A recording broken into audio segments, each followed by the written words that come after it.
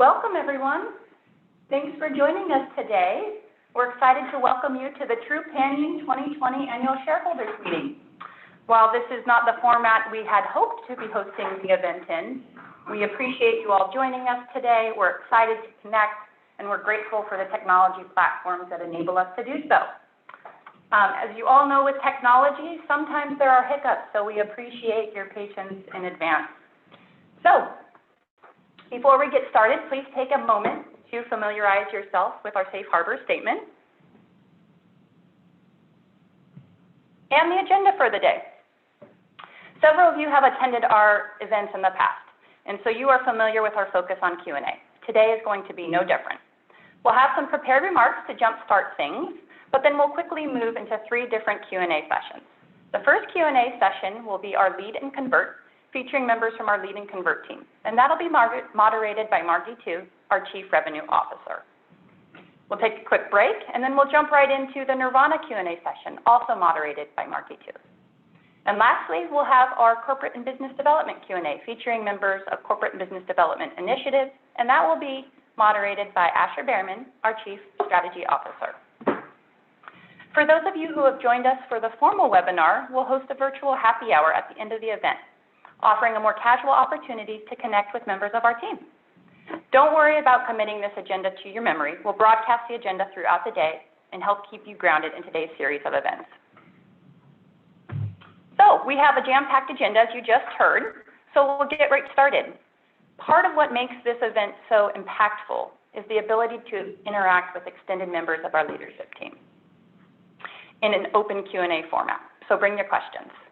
And despite the format of this year's event, we're confident you'll walk away with a feel for all things Trupanion. Last time we spoke in this format, I hadn't been at Trupanion for for more than a year, and hadn't yet relocated my family up to Washington.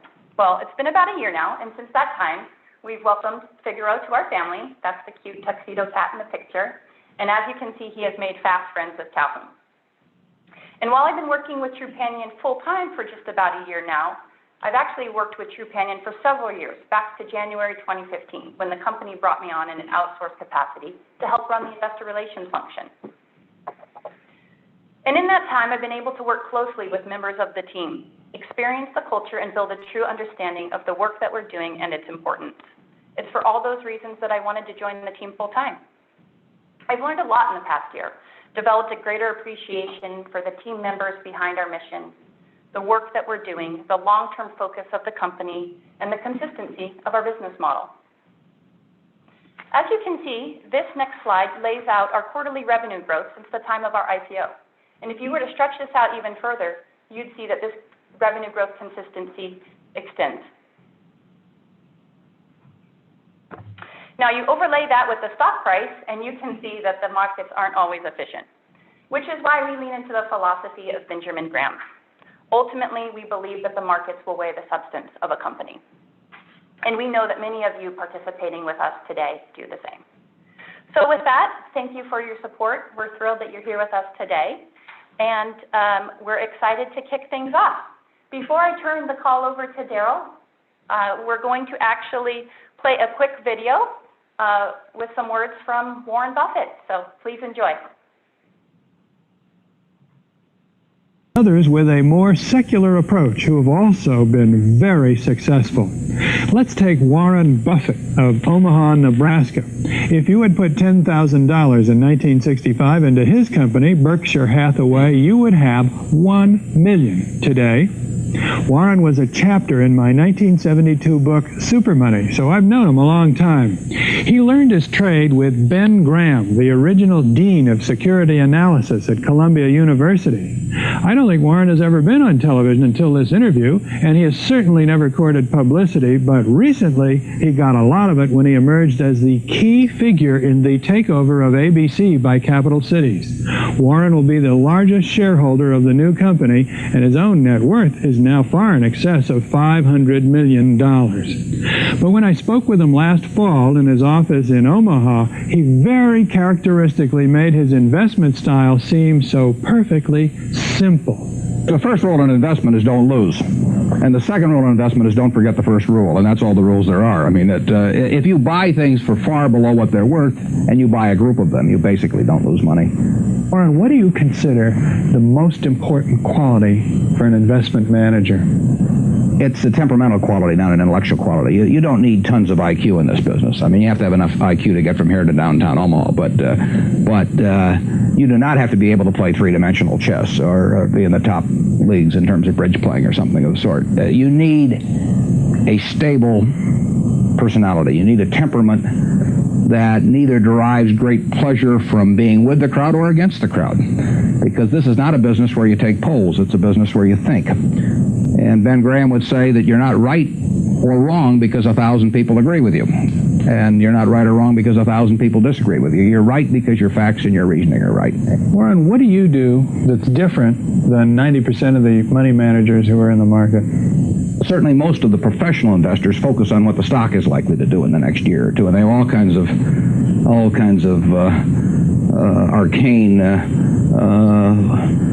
methods of approaching that, but they do not really think of themselves as owning a piece of a business. The real test of whether you're investing from a value standpoint or not is whether you care whether the stock market is open tomorrow. If you're making a good investment in a security, it shouldn't bother you if they close down the stock market for 5 years. All the ticker tells me is the price. Yeah. And I can look at the price occasionally to see whether the price is outlandishly cheap or outlandishly high, but prices don't tell me anything about a business. Business figures themselves tell me something about a business, but the price of a stock doesn't tell me anything about a business. I would rather value a stock or a business first and not even know the price, so that I'm not influenced by the price in establishing my valuation, and then look at the price later to see whether it's way out of line with what my value is.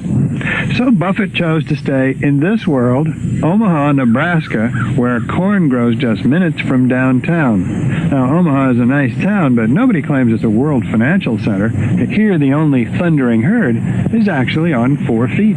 Don't you find Omaha a little bit off the beaten track for the investment world? Well, believe it or not, we get mail here, and we get periodicals, and we get all the facts needed to make decisions. And unlike Wall Street, you'll notice we don't have 50 people coming up and whispering in our ear that we should be doing this or that this afternoon. You appreciate the lack of stimulation here? I like the lack of stimulation. We get facts, not stimulation here. That's true. How can you stay away from Wall Street? Well, if I were on Wall Street, I'd probably be a lot poorer. You get overstimulated in Wall Street, and you hear lots of things, and you may shorten your focus, and a short focus is not conducive to long profits. And here I can just focus on what businesses are worth, and I don't need to be in Washington to figure out what the Washington Post newspaper is worth, and I don't need to be in New York to figure out what some other company is worth. It's an intellectual process, and the less static there is in that intellectual process, really the better off you are. What is the intellectual process? The intellectual process is defining your area of competence in valuing businesses, and then within that area of competence, finding whatever sells at the cheapest price in relation to value. And there are all kinds of things I'm not competent to value, but there are a few that I am competent to value. Have you ever bought a technology company? No, I really haven't. In 30 years of investing, not one? I haven't understood any of them. So you haven't ever owned, for example, IBM? Never owned IBM. Marvelous company. I mean, a sensational company, but I haven't owned IBM. And so here is this technological revolution going on, and you're not going to be a participant. Gone right past me. Is that all right with you? It's okay with me. I don't have to make money in every game. I mean, I don't know what cocoa beans are going to do. There are all kinds of things I don't know about, and that may be too bad. But why should I know all about them? I haven't worked that hard on them. In the securities business, you literally every day have thousands of the major American corporations offered to you at a price that changes daily. And you don't have to make any decisions. You have to make, nothing is forced upon you. So there are no called strikes in the business. The pitcher just stands there and throws balls at you. And if you're playing real baseball and it's between the knees and the shoulders, you either swing or you get a strike called on you. If you get too many called on you, you're out. In the securities business, you sit there and they throw U.S. Steel at 25, and they throw General Motors at 68, and you don't have to swing at any of them. They may be wonderful pitches to swing at, but if you don't know enough, you don't have to swing. And you can sit there and watch thousands of pitches, and finally you get one right there where you want it, something that you understand, and then you swing. And so you might not swing for 6 months. You might not swing for 2 years. Isn't that boring? It would bore most people, and certainly boredom is a problem with most professional money managers. If they try to sit out an inning or two, not only do they get somewhat antsy, but their clients are start yelling, "Swing, you bum!" From the stands, and that's very tough for people to do. Warren, your approach seems so simple. Why doesn't everybody do it? Well, I think partly because it is so simple. That the academics, for example, focus on all kinds of variables. Partly because by academics, you mean professors of finance? Yeah, the data is there. In business school? Sure, and the data's there. So they focus on whether if you buy stocks on Tuesday and sell them on Friday, you're better off, or if you buy them in election years and sell them in other years, you're better off, or if you buy small companies. There are all these variables because the data are there, and they've learned how to manipulate data. And as a friend of mine says, to a man with a hammer, everything looks like a nail. And once you have these skills, you just are dying to utilize them in some way, but they aren't important.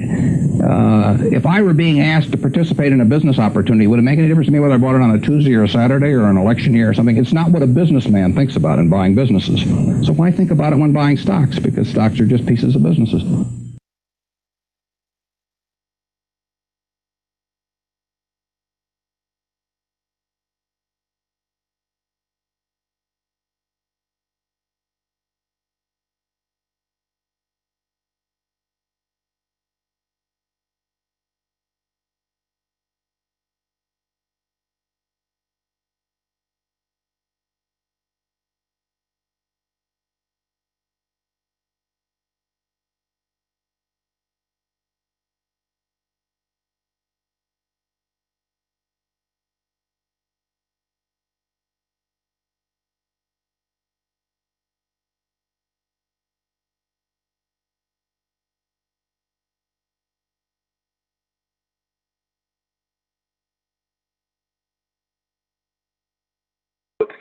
For me, it's about execution and the team.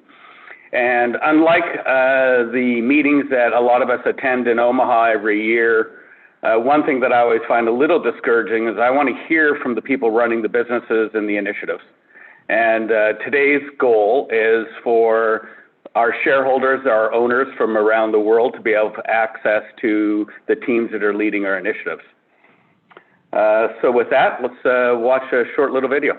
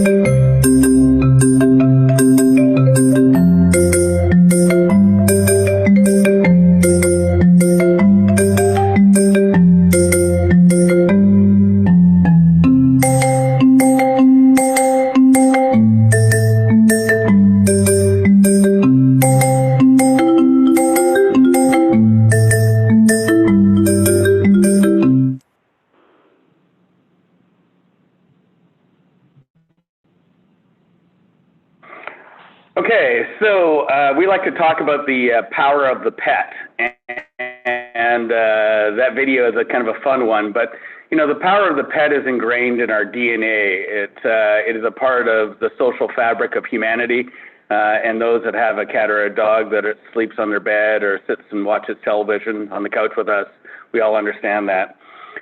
What's more important is that our team really understands the power of the pet. And from that, that's something that we draw a lot of comfort in. In periods of uncertainty, in times of change, anxiety, when people are nervous, when people are scared, the power of the pet becomes even more important. Their unconditional love is what we crave. Specifically in times of a recession, the ability for people to budget and care for their pets for the unexpected accident and illness becomes more important. For veterinarians who are concerned about their clients being able to afford the care if their pet becomes sick or injured, the messaging about Trupanion or high-quality medical insurance becomes a higher priority. And last, our ability to pay hospitals directly in times of recessions are even more important. It's a big differentiator for ourselves and our business. So on the next slide, what you see is kind of our hockey stick slide. This is showing the revenue growth, quarter after quarter. You'll see that, every quarter our revenue exceeds the previous period of time. Now, this is not because we're amazing at execution. It just demonstrates that we have a large, underpenetrated market, and we have a business model built around monthly recurring revenue. Now, in times of recessions, people have asked me what happens. And if you look at this slide, you'll see between 2008 and 9, in the upper box or the smaller box, that we grew right through that. But some people have said that, we were so new into the U.S., it's not a great way to look at the business. So what's going to happen this time? In Canada, where we launched in 2000, you can see that every quarter or every month, our revenue exceeded the previous month, going back from 2000 to today. You'll see that in the Great Recession in 2007 and 8, that we grew right through it. And for those that follow the Canadian economy a little bit closer, you will notice that during the oil recession in 2015 and 16, we also grew through that economic time. So having expanding revenue is helpful. It helps the engine of the growth of the company, but it doesn't help unless we have our operating income or operating profits also expanding. So you'll see since 2015, the amount of profits that we're making from our existing clients continue to grow. And more importantly, is that we're able to reinvest those dollars, all pre-tax dollars, in acquiring more pets at what we consider to be very high internal rates of return. And it is with that effort that we will continue to try to grow this business for the next 10 to 20 years. So we're going to hear throughout the day from the leaders of people running initiatives. It's going to be open Q&A. But I want to take a little time to remind everybody that you as shareholders, institutional shareholders, are the same as every employee in the company. Everybody at Trupanion is an owner. And the level of effort that the team has put in since COVID has been amazing. In early March, we asked everybody to go home to protect our neighborhoods and ourselves and to make sure that we could really service our clients. And the level of commitment and the ability to service our clients has been phenomenal. You're going to hear more about that throughout the day. But we shared this video with the team at the end of April, so I hope you enjoy.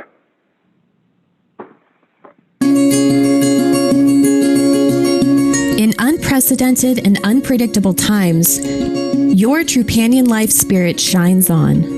Throughout this period of change, you've kept your eye on the ball, helping us keep our promise to be there for our members 24/7, 365, with exceptional customer service and unwavering commitment to help our members give their pets the healthiest and happiest lives possible. So keep taking care of yourself, Trupanion, and give your loved ones an extra squeeze from us. Thank you for sharing your Trupanion spirit each and every day, and for continuing to be Possum. Thank you for providing support and peace of mind to all of our Trupanion partners, and thank you to each and every one of you for your hard work and dedication. I'd like to thank our great legal and regulatory team for all the work on the proxy. I'd like to thank our awesome people operations team. You figured out how to hire, onboard, train, implement a mentoring pilot program, all remotely. Amazing. Hello, you Eastern Market rock stars. I really appreciate all you've done to turn COVID lemons into lemonade. Hey everyone, thanks for all your hard work over the past few weeks. You're killing it. Since we've been working from home, we've helped pets receive over $32 million in veterinary treatment. Thank you for helping make that happen. Hi team, Rudy and I just wanted to send out a huge thank you for all of your hard work in helping us to save pets. We could not do any of this work without you. We appreciate all of your hard work each and every day, and we miss you guys. Hey, Team South Florida says, thank you for all the amazing work you do. Thank you so much for all of your hard work.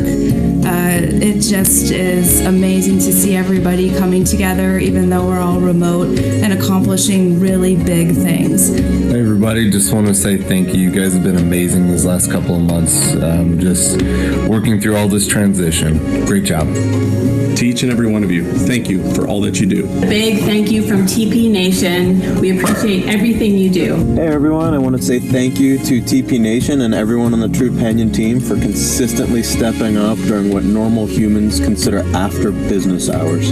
Thank you for rising to the occasion and doing a kick-ass job handling claims for our members. Thank you, Breeder Team. You just do a great job all the time. I'm so impressed and grateful. Thanks everyone for your hard work, dedication, and drive, and a huge shout out to the finance team for crushing deadlines. Greetings from Boston.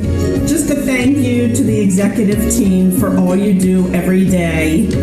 Hey, conversion team, thanks for all of your hard work. Thank you for trusting us and trusting each other. Thank you very much to everyone who has been working round the clock to make sure that we can be there for our members, to continue to enroll pets and support the veterinary profession. You've all been amazing. Thank you.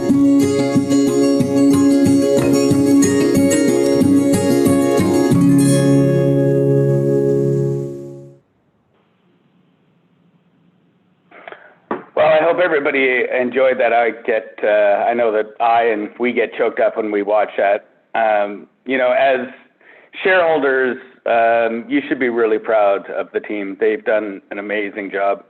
And as you're going to learn throughout today, the job we have done in improving our customer experience is not only helping our underlying growth, but is really creating value for everybody. And so with that, I'm going to hand the meeting over to Trish. Thank you, Daryl. Hey, everybody. Thank you for joining us today. We're really excited that you're here. I'm going to talk a minute about some financial related items.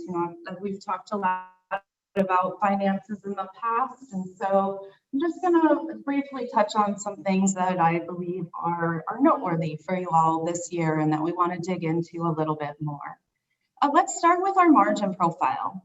We've talked a lot about our margin profile over the years and target margin profiles particularly. As a reminder, we have two segments that roll up into Trupanion Inc. overall. We have our subscription business segment, which is primarily our direct-to-consumer companion product. And then we have our other business segment, where we're participating in other products in a B2B capacity. And these two segments, they have different strategies and they have different margin profiles. I'll talk more about that in a minute. One thing we did beginning this year, because the strategies and the margin profiles are quite different, we began breaking out, starting in our filings in February, some of our key metrics and our more fixed expenses, adjusted operating margin, through adjusted operating margin for both segments. Previous to 2019, we only broke these out through gross margin, as the margin profiles beyond there were not significantly different. So I want to talk more about this and make sure that the why and how we're looking at these two businesses makes a little more sense. And I spoke about this briefly at the last shareholder meeting, but let's dig in a little bit more. So let's start with our subscription business. Our subscription business is about over 80% of our revenue. It's our primary focus currently. And we have a target margin and a target adjusted operating margin of 15%.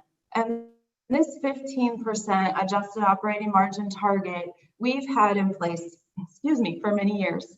And we've been making really good progress. Daryl showed you previously in terms of the income that spits out. and how much that has been growing and how that's been such a strategic focus because that income is then available to invest in growth, which is very important to us. So like I said, we've been making good progress towards this 15%. We ended 2019 at 13%. So good progress in this area and a lot of good focus. So let's talk a little bit more about the charts that go into that 15%. You can see here on the slide, the blue column are our Q1 results, and then right next to it, we have our target. So we're targeting paying out 71% of every dollar back in claims, and we call this cost of goods. And this represents the cost of paying veterinary invoices and the cost of processing those invoices. We're targeting spending about 9% on variable expenses. And variable expenses refer to really the customer experience and relationships. And so it really refers to everything we need to do to maintain our existing book of business at any time. So think about things like customer service, things like credit card fees, certain taxes that we need to pay on premiums, as well as the ongoing payments that we make to territory partners for the book of businesses that continue in their region.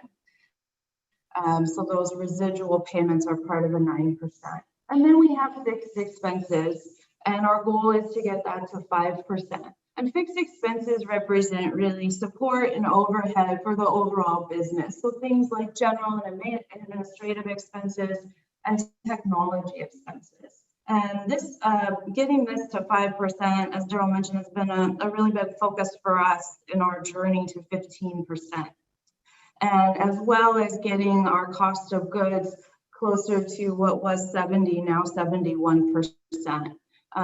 Given the scale that we've had in variable expenses, we're able to target 71% now rather than 70, as variable expenses have been consistently around 9% of revenue as opposed to 10 a few years ago.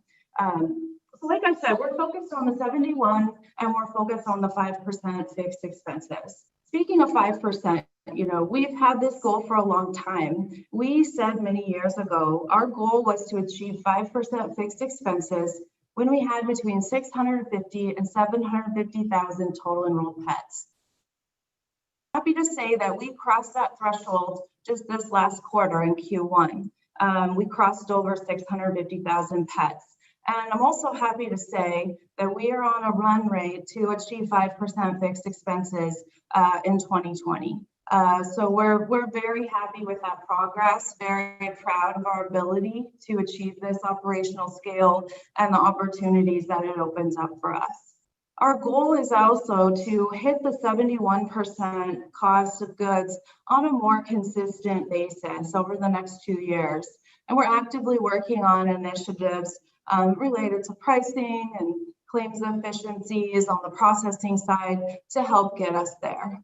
Now, I do want to point out that, you know, due to timing of pricing rolling through over time, and also some strategic initiatives that we have related to get our software installed in more hospitals, as well as getting more claims automation rolled out, it would not be unusual to see variances from time to time. We're never going to be perfectly at 71 every single quarter.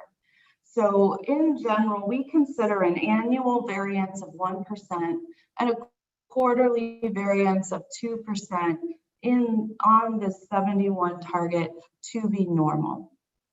So for our subscription business, what I really want to sum up here is we're so close to our target margin profile.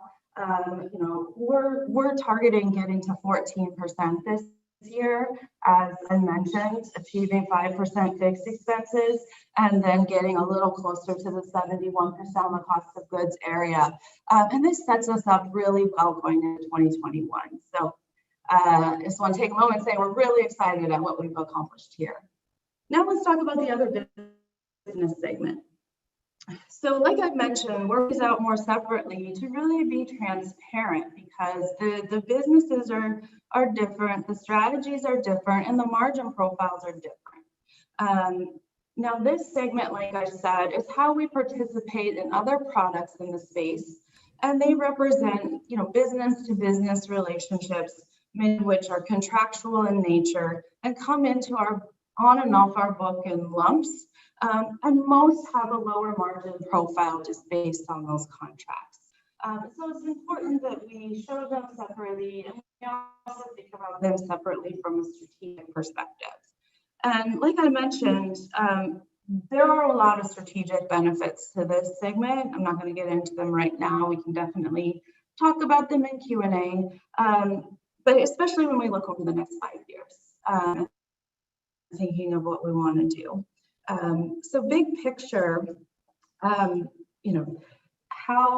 this margin profile lays out is based on the different mix of B2B relationships that we have, and currently is a lower margin profile. But overall, this segment is profitable up to us. It has strategic advantages that we are excited about. We are able to then use the total profit, which will just pop up here in green, our total business in a minute, and you will see total adjusted operating income of $12 million for Q1 2020, and that's growing 26% year over year. So overall, we have two profitable segments when it comes to our existing book of business that generate funds that we can then turn around and invest in growth and other strategic initiatives. Now, I do want to take 1 minute, because I've gotten this question a lot over the past 6 months, of kind of the methodology that we use to break out our fixed expenses between segments. And we've done it currently based on the revenue that each segment contributes, and whether and why we did it that way, and whether it's appropriate. Big picture, we do think it's appropriate. Although as the mix of business in the segment changes, we will obviously continue to reevaluate and make sure that it makes sense. But the reason that we did it this way is because there are a lot of indirect costs within our fixed expenses, meaning, technology to keep systems running, systems that support both business segments, people like me and Daryl who oversee both business segments, actuary team and regulatory teams that spend time on both business segments, audit fees, which we incur from external auditors, as well as us doing internal audits, cover both business segments. So you get my point, that there's a lot of things within here that are expansive into both. And so we felt that that was appropriate. All right, let's talk a little bit more about the 15%. I just talked about how, we've talked so much about hitting 15%, and that is obviously very important, the dollars that spit out. But I also want to talk about how we hit 15%, and the how is also really important. So hopefully this chart, this little image here looks familiar. This is from our most recent shareholder letter. There's a lot of numbers in the shareholder letter, but and it was a little lengthy this year for good reason, of course. But hopefully you noticed this chart, and I want to spend a minute on it because I think it's really important information, and that is in all three columns here. We hypothetically, so these are just examples, we hypothetically achieved 15% adjusted operating margin. We achieved our goal, but we achieved it in 3 different ways. And the 3 different ways that we achieve it actually matter quite a bit. You can see in the middle, this is our target margin profile that I just talked about. But there would be 2 other examples of how we could have achieved this or achieve this in the future. Example 1, we're paying less back to our customers, and we are more inefficient in our expenses, both variable and fixed expenses. And so while paying 15%, our value proposition to our customers is lower. Example 3 is essentially the opposite. we are paying 73% back to our customers. So they're getting more value. They're either receiving more coverage or the same amount of coverage at a lower price than example 1 or 2. And we are more efficient in our customer experience, variable expenses, as well as our fixed expenses. And so we hit 15. And we've said for a long time that while the example 2 is our target, example 3 is something longer term that we really strive to do, because example 3 is a company that has a lot of competitive moats, is harder to replicate. And that for us means higher retention rates, more member referrals, and it's a really great business. And so that is what we strive to do. One thing I'll note is, we bought our building a few years ago for many strategic reasons. It's capital within our insurance entity, as well as saving us on expenses. And this would be a path where we could see, because we did that, being able to lower our fixed expenses to 4% of revenue over time rather than our 5% target.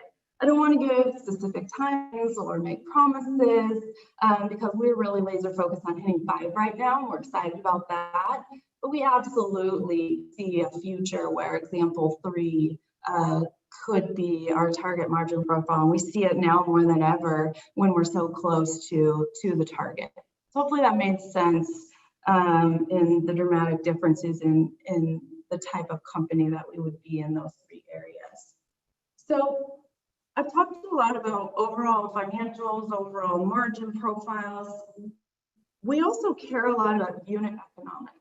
And one of the reasons that we care a lot about unit economics is because at the end of the day, we have a certain amount of profit, which I just talked about, adjusted operating income, from our existing book of business and all the expenses related to the existing book of business at any given time.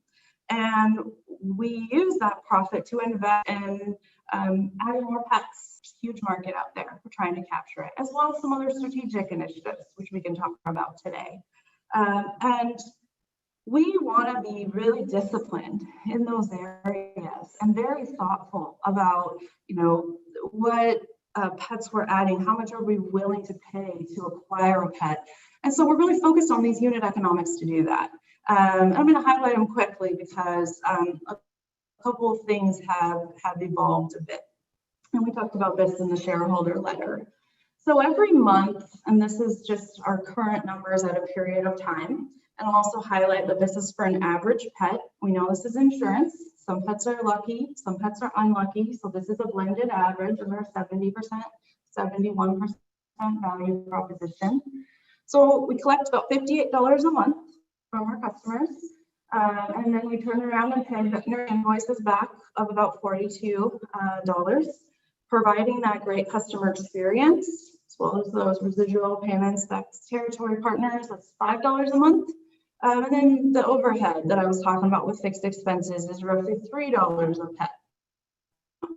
So, on a cash basis, EBITDA basis, it's about $7.50 a month. And then on average, based on our current retention rate, we keep pets for about 71 months. And so that comes to $535 lifetime value. And that lifetime value includes our fixed expenses. That's one update we made at our year-end 2019 information. We are now including fixed expenses in our lifetime value. We feel it is very appropriate for that to be a fulsome metric.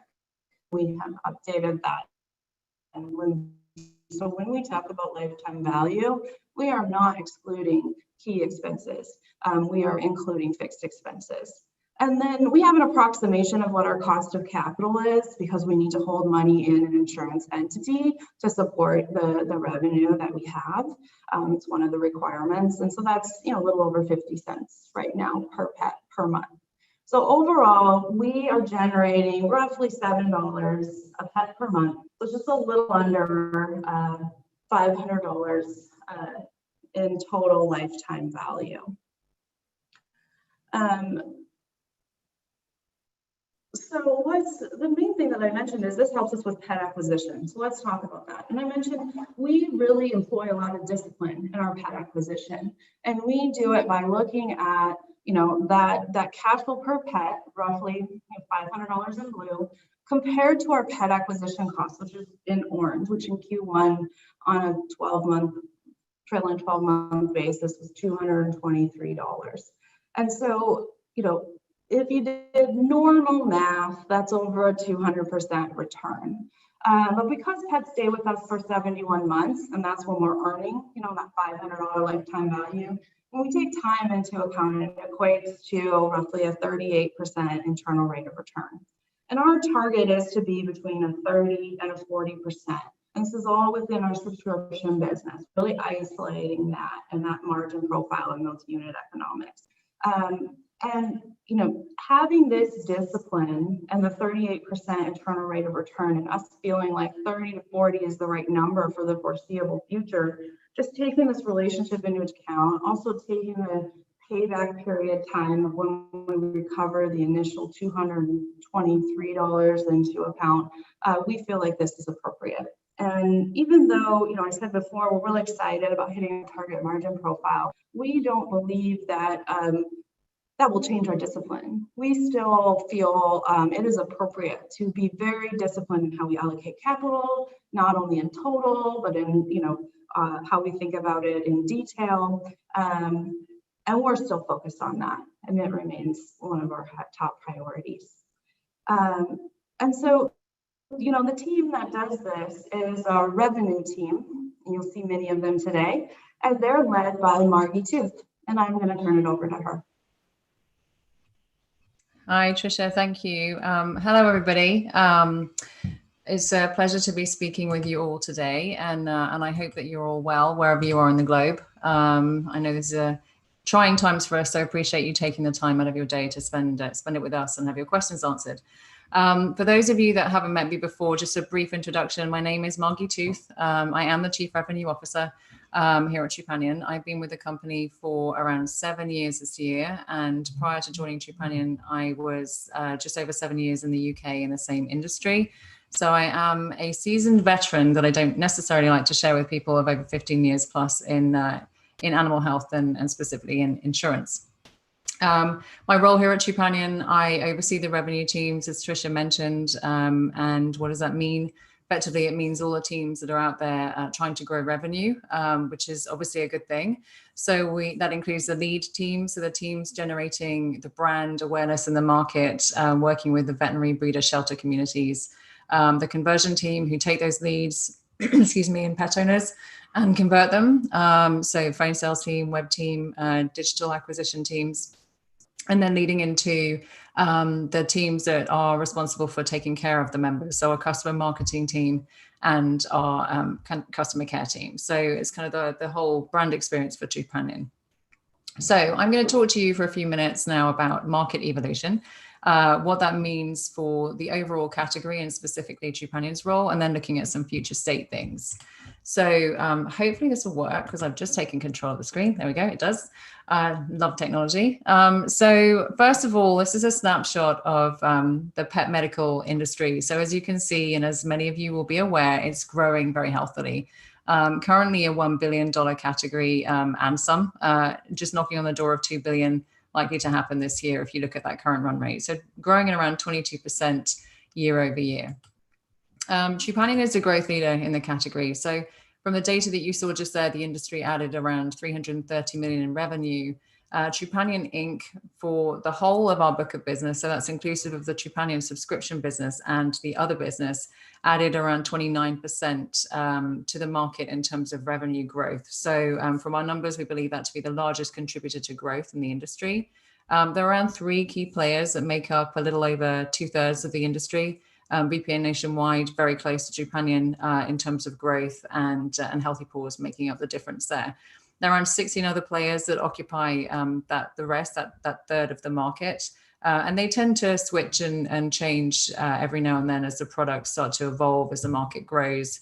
We have some great competitors there that really help the industry to get better and improve and help as a brand collectively.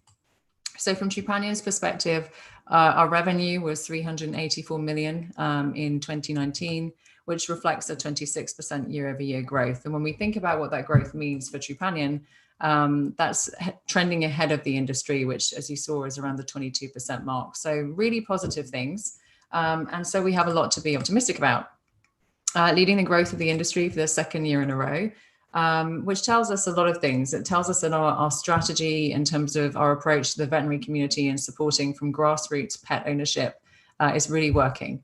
And other things that we know, our key metrics are trending well. So what do I mean when I talk about key metrics? So we have that we're in a fortunate position where we can reflect on our performance as a company with other markets that may be more heavily penetrated that we all have experience of. So if we take, for example, our current run rate is that 1 in 4 pets will convert when they come to us with the right messaging. So they've had the right understanding and education that we can then take on to convert them. So that's really great. That's coming from the vet channel, and 1 in 4 is good. So in the UK, we can compare it to around 21% time penetration in the market, so significantly ahead of us. But the like for like in terms of comparison was 1 in 5 pets. So we're 1 in 4. The UK at that time was 1 in 5. So already a real positive. The next metric that we can track to is our conversion rates when people call. So we've spoken a lot before in the past about how when someone gets through to one of our guys on the phone, they do a brilliant job of giving them a brain cuddle and really helping to bring them through to explain the value proposition, why Trupanion. 1 in 2 will do that. There are some cohorts that will be higher than 1 in 2. So an incredibly effective sales process that our members go through. In the UK, at around 21% penetrated, it was 1 in 3. So again, much better. And then the one that really kind of drives the most value when we look at the lifetime value of our members, our average member stays with us, as Trisha just alluded to, 71 months. If they get beyond that first year, they stay with us up to 100 months. If you look at products in the UK market, they're there between 30 and 60 months, the top end being the 60 months. So again, we're converting better and we're getting really good lifetime value. So lots to be optimistic about when you compare us to the more mature markets out there. And then if you take a fun fact for you, and I'm sure there'll be many questions coming up later regarding COVID and the impact of COVID on the industry and on Trupanion specifically, we've had some really, really strong performance over the last couple of months in terms of conversion rates. And from what we can see, we're doubling where we were before and doubling in terms of the industry average. So that's exciting too, and more on the COVID metrics to come. So when you take all of these things and you combine it with the fact that our adjusted operating margin is expanding, it means that we can start to do some more testing, controlled and disciplined, as Trisha mentioned, and ensuring that we can take advantage of the situation we find ourselves in with new channels opening up. So there's a lot to be thinking about, a lot to be optimistic about there. So with all of that happening, what happens with higher penetration? So what should we expect overall as the market starts to go beyond 2%? And so we're going to have a quick look at that. We have a handful of territories today, and one of the benefits of having such a sustained and well-trodden pathway with our territory partner model is that we have a lot of data that will tell us what works over time and how can you get that penetration rate higher. And you can see here on the chart just a handful of territories that are already trending over that 2% penetration rates with new pets coming in that are enrolled with Trupanion. So these are new Trupanion pets in a particular territory. And you can see here that there are just as a sample, you've got markets that can go as high as just over 8% penetration. So we've got some data points that will allow us to understand, well, what happens when you get to that point? What should we expect, therefore, when the whole book gets to that point? So very quickly, let's have a look at this. So this chart shows you the year-over-year growth rate by market penetration in new pets, which I'm sure you could have all read. And as you see here, the yellow dot, this is your 8% penetrated market. The growth in new pets is significantly higher than the growth that you have with a lower penetrated market. And there's a little bit of difference depending here. So keep in mind that these territories are across the whole of North America. So there's some geographical factors to consider. But you can see growth rates, a trend line. The higher the penetration, the quicker we grow in new pets, which is good. A good sign. So what are the factors that contribute to that? So first thing, higher conversion rates. The value proposition is better understood, the experience is better understood, and so we're able to convert higher. As a result of that, the cancellation rates are less than half of the average. So when you look at markets that have that higher penetration rate, again, it comes down to really good understanding of the value proposition, both from a vet perspective, but also from the member experience point of view. And then couple that with the more highly penetrated market, we see a much stronger referral rate. And remember that referral rate we measure on percentage of total book. So just to kind of show you what this looks like geographically, because you've got territories. This is our overall from a conversion rate perspective, and then how that trends depending on the penetration rate. So territory Z is our highest penetrated territory that we're looking at here. And you can see conversion rates nodding close to 25%. So really effective conversion. If you look at the overall, just under 15%, which is improved and is really good. And then you can see here that the penetration rates of these markets is, again, nudging 20, just over 20%. So really strong, really effective. And it means that that adjusted operating margin that we continue to invest into these spaces goes a lot further because we're able to convert at a higher rate. So then let's look at refer a friend, add a pet, and cancellation. So you've got two things on this chart. First of all, let's have a look at the blue boxes here. This is a percentage of people in these markets and these territories, the percentage of add a pet and refer a friend as a total of their pet book. So you can see the average for the business. And then what you can see here is what happens for the territories that are in growth mode. So they're really in that full-on growth mode as they start to mount up a higher penetration rate. And this is what you would expect to see if you're starting to see an awful lot of pets coming through from our core channels as word gets out. So there is a tipping point where the refer a friend and add a pet starts to take off, which we can see because when we get to an 8% penetrated market, you really start to see that accelerate well above the average for the book of business. And then if you look at the cancel rates here, you can see how overall as a cancellation for the overall book of business, where that typically would trend. And there's a massive difference in the market when you get to a heavy penetration, again, alluding to the fact that people understand the product they're buying and they understand the value proposition. So with maturity, we believe the market will bring opportunity. These signs are there for us to look at, to learn from, and to understand how to apply. So let's take a look very briefly at what those opportunities are, and then we'll dive into what it means for Trupanion in general. So increased investment into the category, not just from Trupanion, where we have our increase in adjusted operating margin, we can put more money in, and we will and have been investing far more into the category. We should expect more investment to come in from other players, other people that have seen what an impact this industry is having and want to join the party.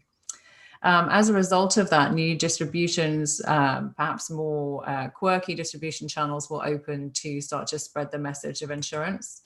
New customers, as a result of that, will enter the market. So people who are otherwise unaware of insurance and what it could do for them and the problem it solves.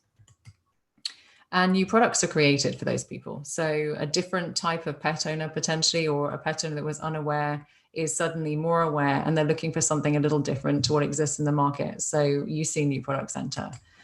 And what that means for us, as much as it's opportunity, it continues to be opportunity with the partnerships that we have. So as we think about the moats that we build across the industry with our territory partners and with our patented software, those relationships matter more than ever as more opportunities come our way, because naturally people become a little bit hesitant with so much change in the market. So that for us is a huge opportunity to maintain and support those people in the veterinary community.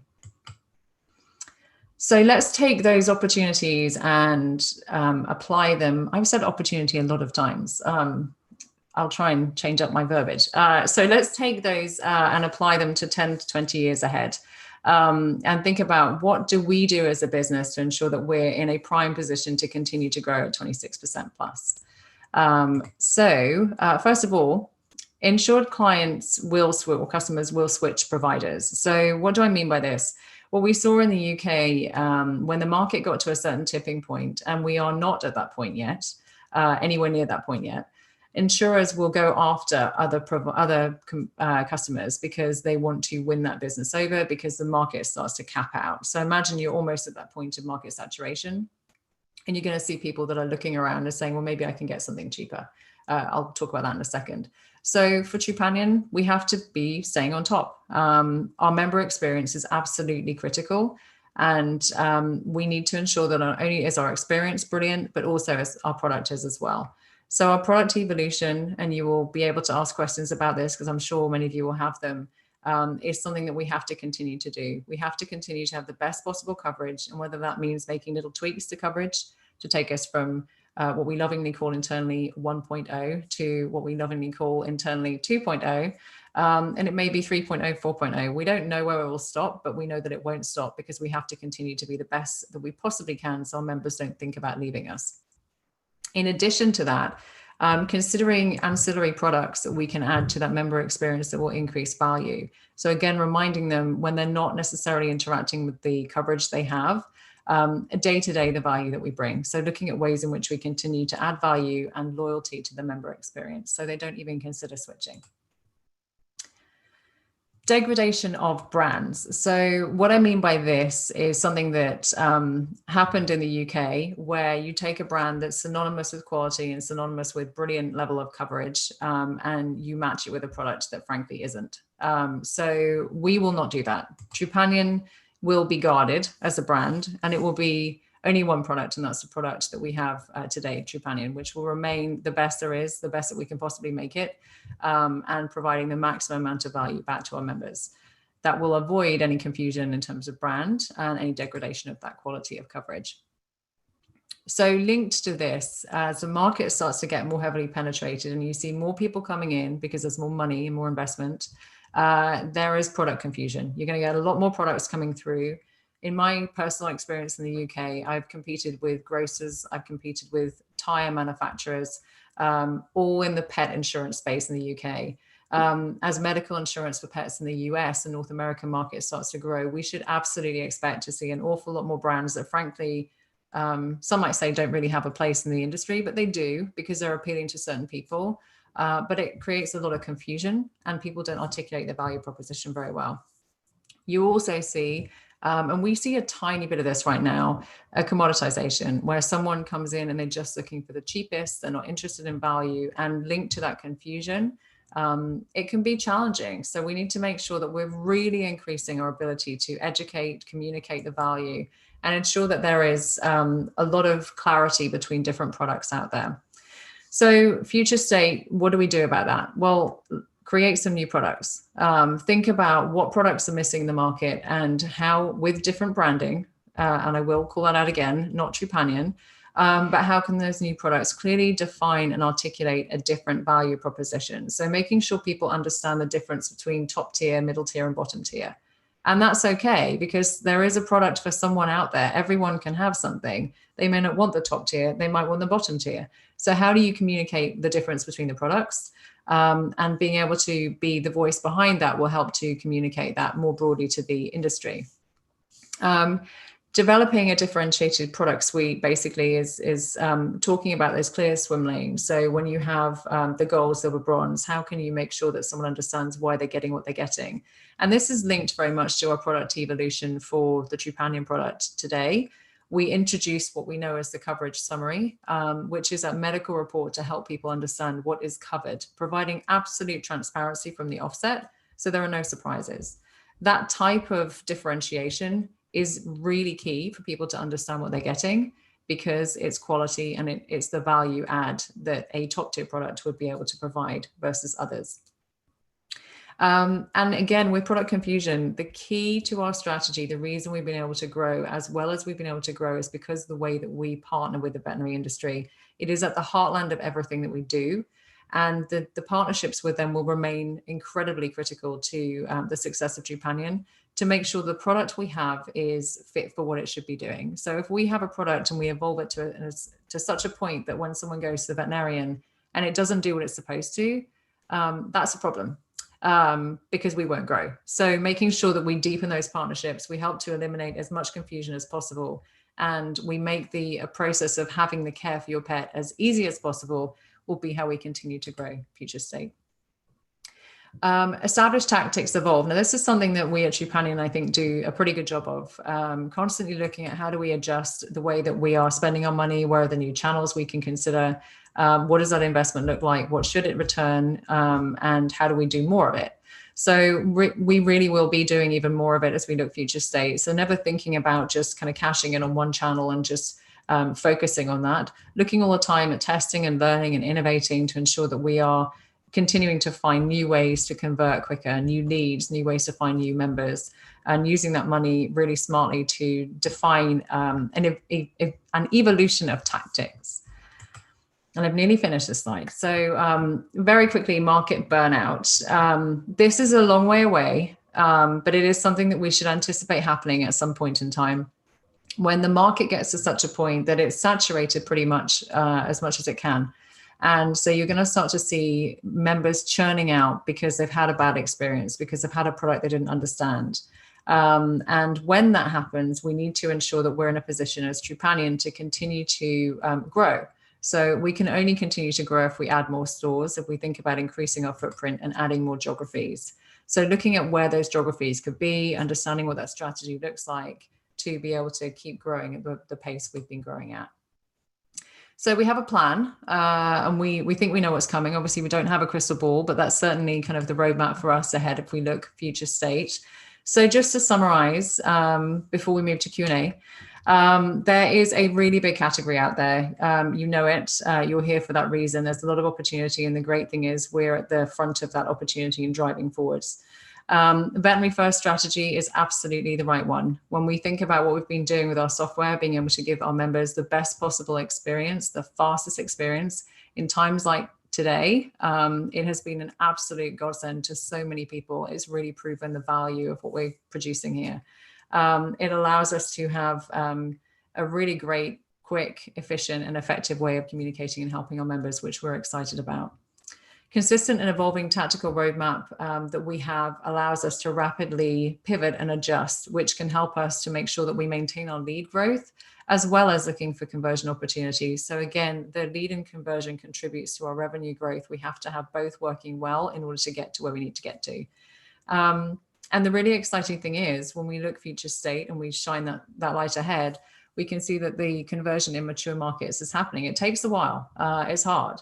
But that curve is picking up. So as you saw from the charts, we're seeing that acceleration come through as the market becomes more heavily penetrated in general, which is a great sign. And finally, we understand the future opportunities. So, we have a pretty good understanding because of our model, because of the data we've been collecting in markets now for over 20 years. It allows us to see the different stages and life cycle of a model and how we can hopefully make sure that we are armed and ready and poised to move forwards in a way that will allow us to continue to grow at the rates we have been. So that is it from me. You'll be pleased to know. So I'm going to now just kind of very briefly summarize what's coming up before I hand over to Laura. We have several of the teams, so many faces that are new, many faces that you may never have met before that you'll meet today. We're going to be going through Lead, Convert, Nirvana, and our corporate and business development. The topics on the screen in front of you are topics that we would love you to ask us questions about. There are obviously many more than you see, but please note them down. I know it can get confusing between the different groups, so we will do our best to make sure that the right group gets the right question. But we can't wait to hear from you, and thank you. Laura, over to you.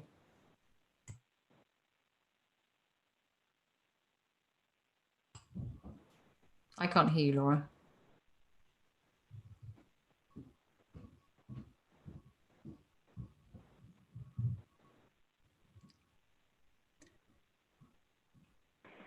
Thank you, Margie. We're going to take a quick break now and come back for the Q&A portion of today's event, starting with our lead team. You'll see a timer at the top of this screen. That will actually fill up as the time passes and will be completely white after 5 minutes. That's your cue to be back here and ready to start with the Q&A. So with that, we're going to take a quick break.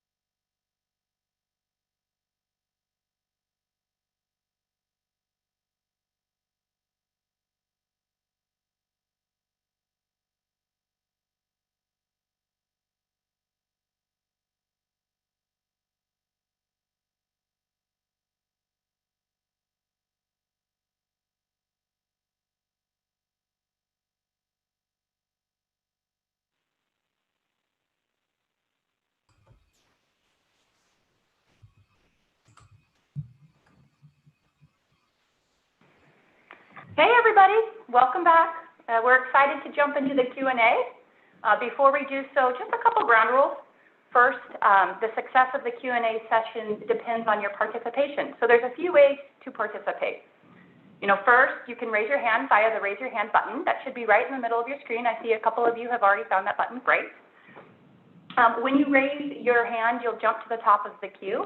And when you do that, I can actually unmute your line. And I will also try something a little bit fun, try and move you onto the screen. So I'm going to promote you to a panelist, and that will bring you on screen. And if you feel comfortable, please feel free to share your video. We found that face-to-face helps, and we would love to see some of your faces. The other option is to submit questions via the Q&A box.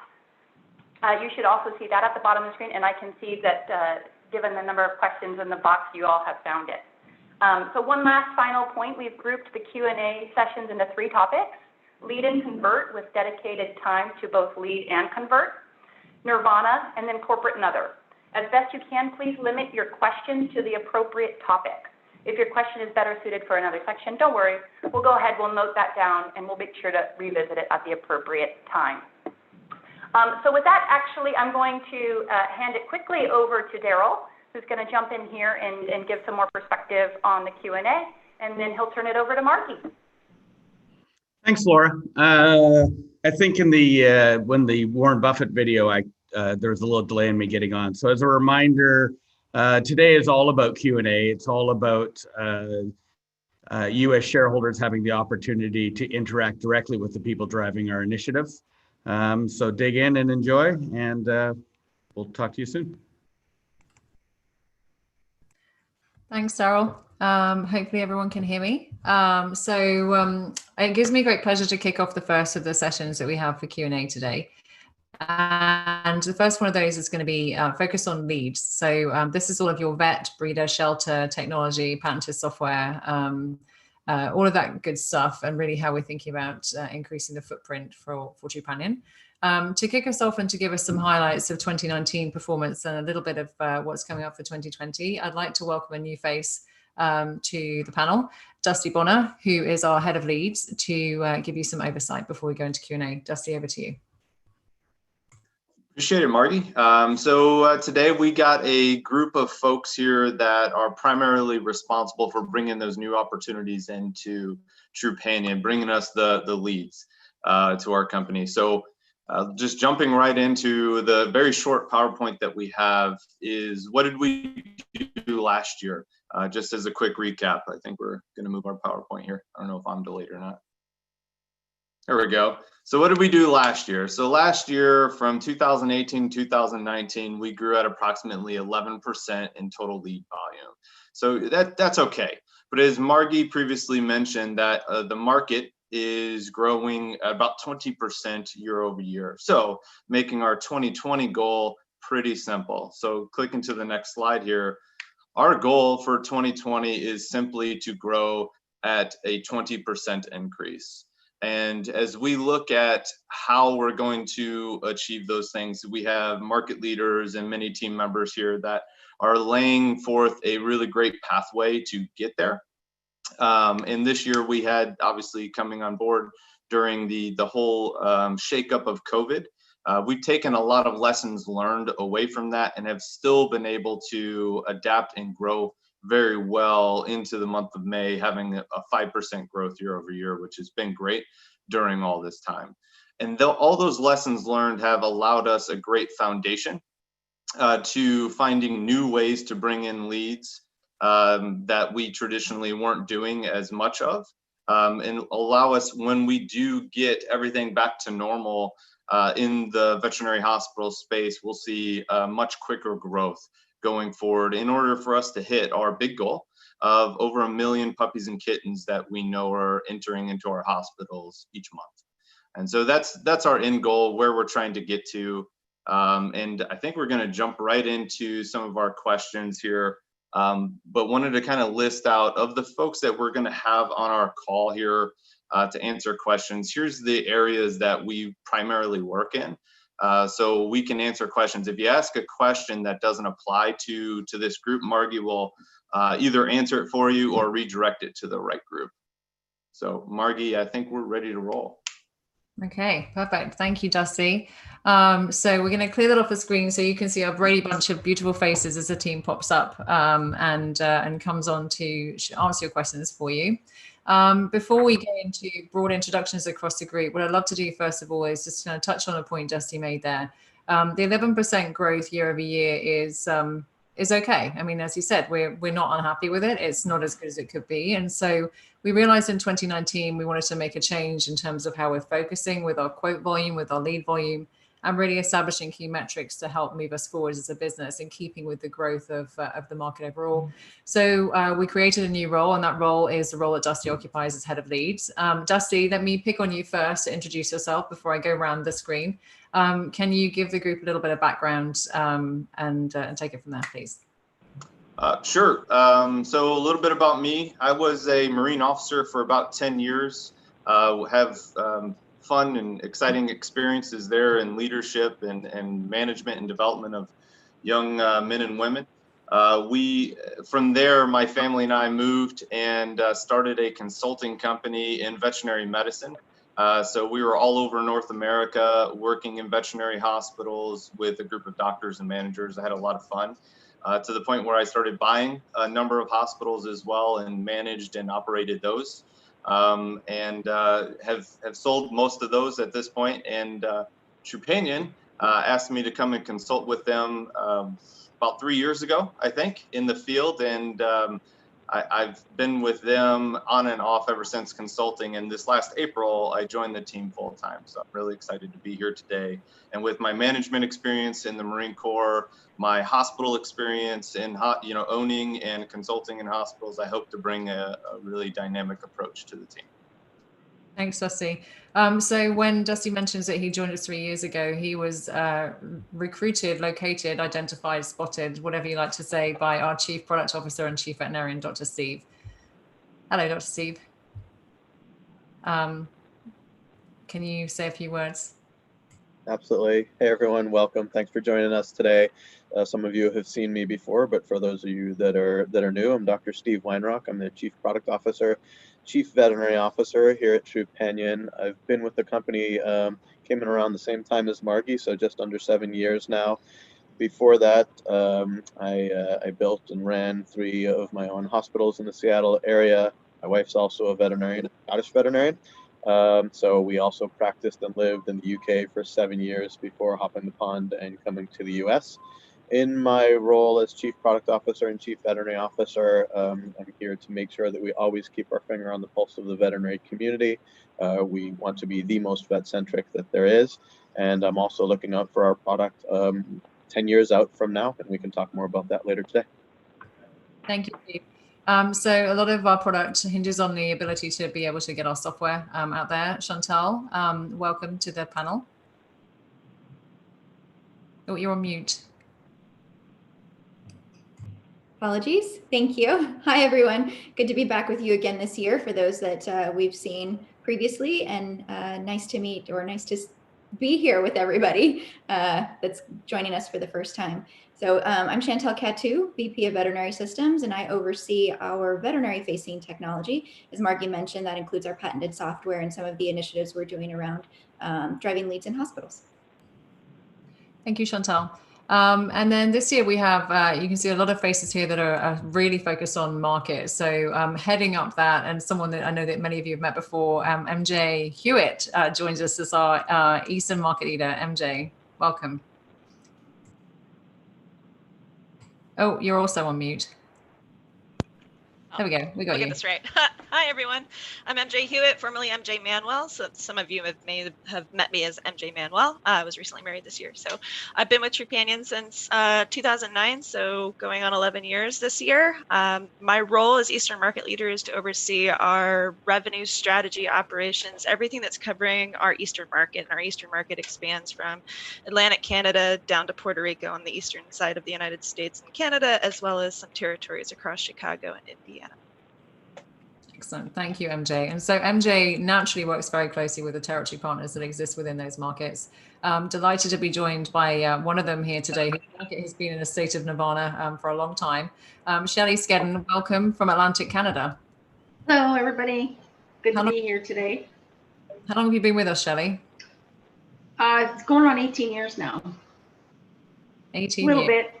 Yeah, a little bit. So the real Trupanion veteran on the screen here, because Daryl's not here. So welcome to, and thank you for joining us, Shelley.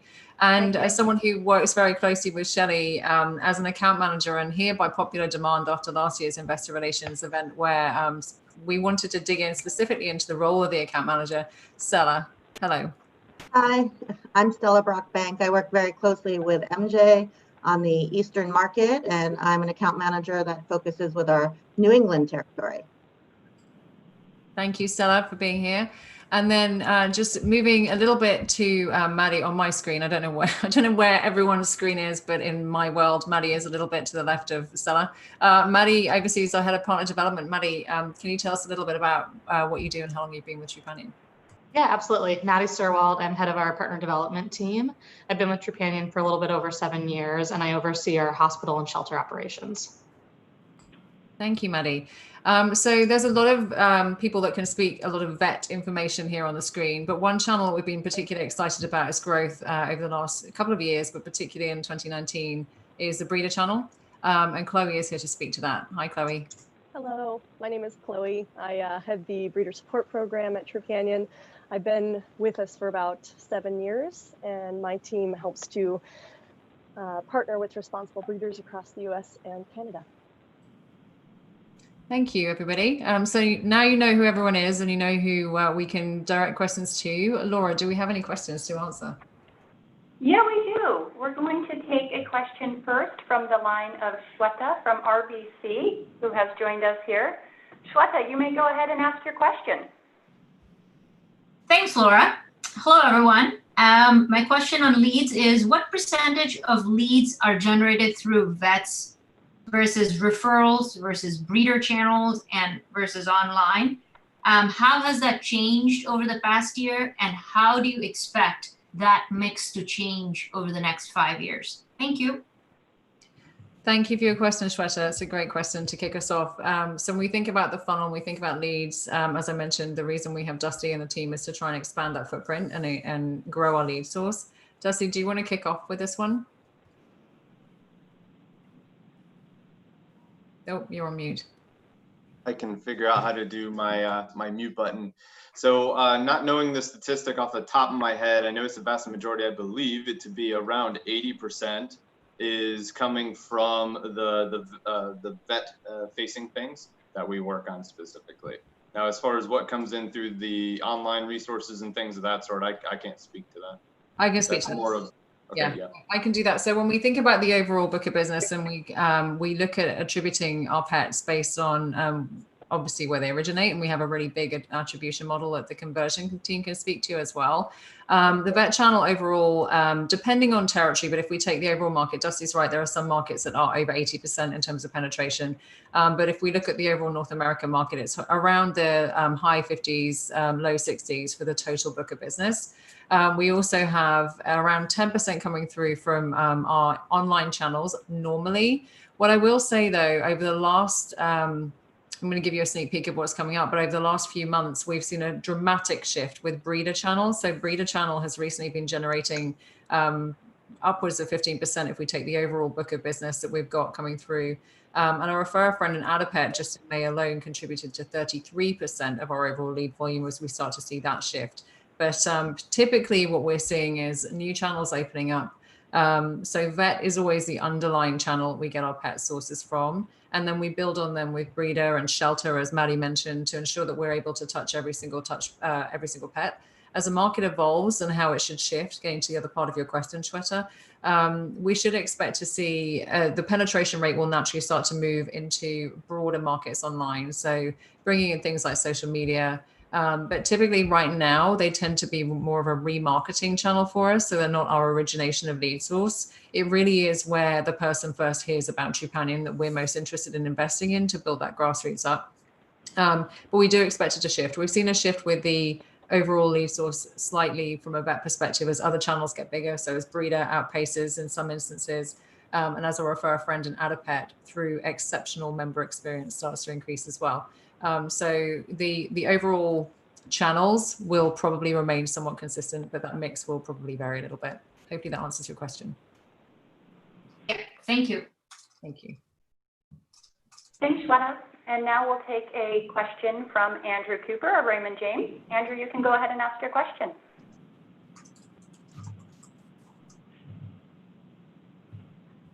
Thanks, Laura. Hopefully you can hear me. We can. Hi. Everybody. I guess one, you announced sort of the broader rollout that's starting with State Farm. When we think about that and lead generation, how do you think about that touching maybe a different group of customers and potential?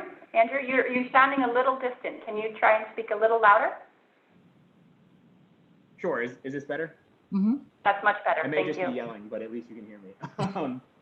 I guess just trying to get at, when we think about the State Farm, pilot rolling out to something broader, how is that sort of touching a different group maybe, or a different set of potential customers relative to the typical vet channel? How do you think about that? And then can you give us any sort of numbers or improvements or metrics around what you saw in some of the earlier pilots that gave you the confidence of, hey, let's go ahead and roll this out at a national scale? Yeah, that's a great question. I'm not sure if everyone was able to hear it, so we'll just repeat it at a high level. So hopefully I've captured this correctly, Andrew, and it's lovely to hear your voice, albeit faint. So the question was around State Farm and new channels and what have we learned, what data do we have to understand what does that do in terms of channel mix and what do we expect it to, how do we expect it to perform? I'll kind of kick this off, hand over to Dusty, and I will just note that the State Farm specific questions, when we're talking about the metrics and performance, we will hold on to them until conversion space. But when we think about our lead strategy, we've been working with State Farm now for a while. And so a really great relationship with a brand that's very intertwined with the way that Trupanion operates. And we wanted to make sure that we could initially test it to see kind of how does this work? What does it look like overall? We made the great step recently to go wider with it. And it hinges on the strategy that Dusty talked about earlier, where we're looking at how do we get access to all of the pets out there. So Dusty, can you speak a little bit to the way State Farm helps to interweave with what we're doing in the vet channel and what we think that can do for us as a business overall? Sure. So when you talk about interweaving what we're doing, it's all about helping bringing insured clients to those hospitals, creating a really great experience in the hospitals, and then those veterinarians that are there are going to have a better experience and also continue that recommendation. So it will build on itself. And what State Farm has really brought for us is access to 27 million households. Just a tremendous amount of new pets that can come out of that. We know about half of them will have a dog or a cat in their house. So we have the opportunity to interact with them, to get the messaging out to them. And we're going to do that through a multi-phased approach. So like Margie said, we started out with a test.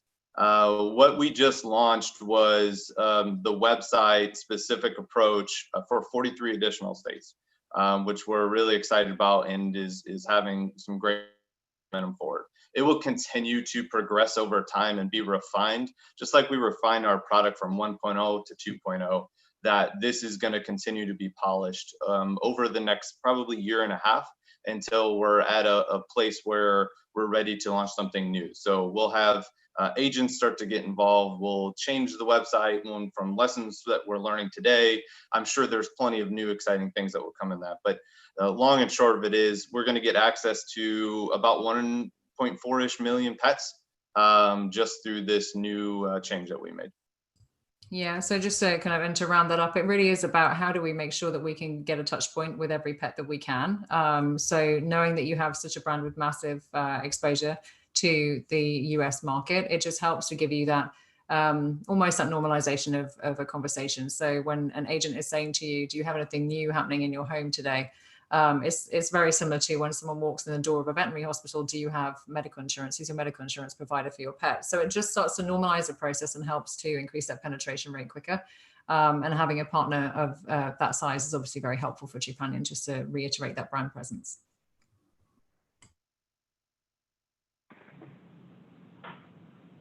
Great. Thank you, Andrew. And we'll take the next question from Dave Westenberg. Dave, you can go ahead and ask your question.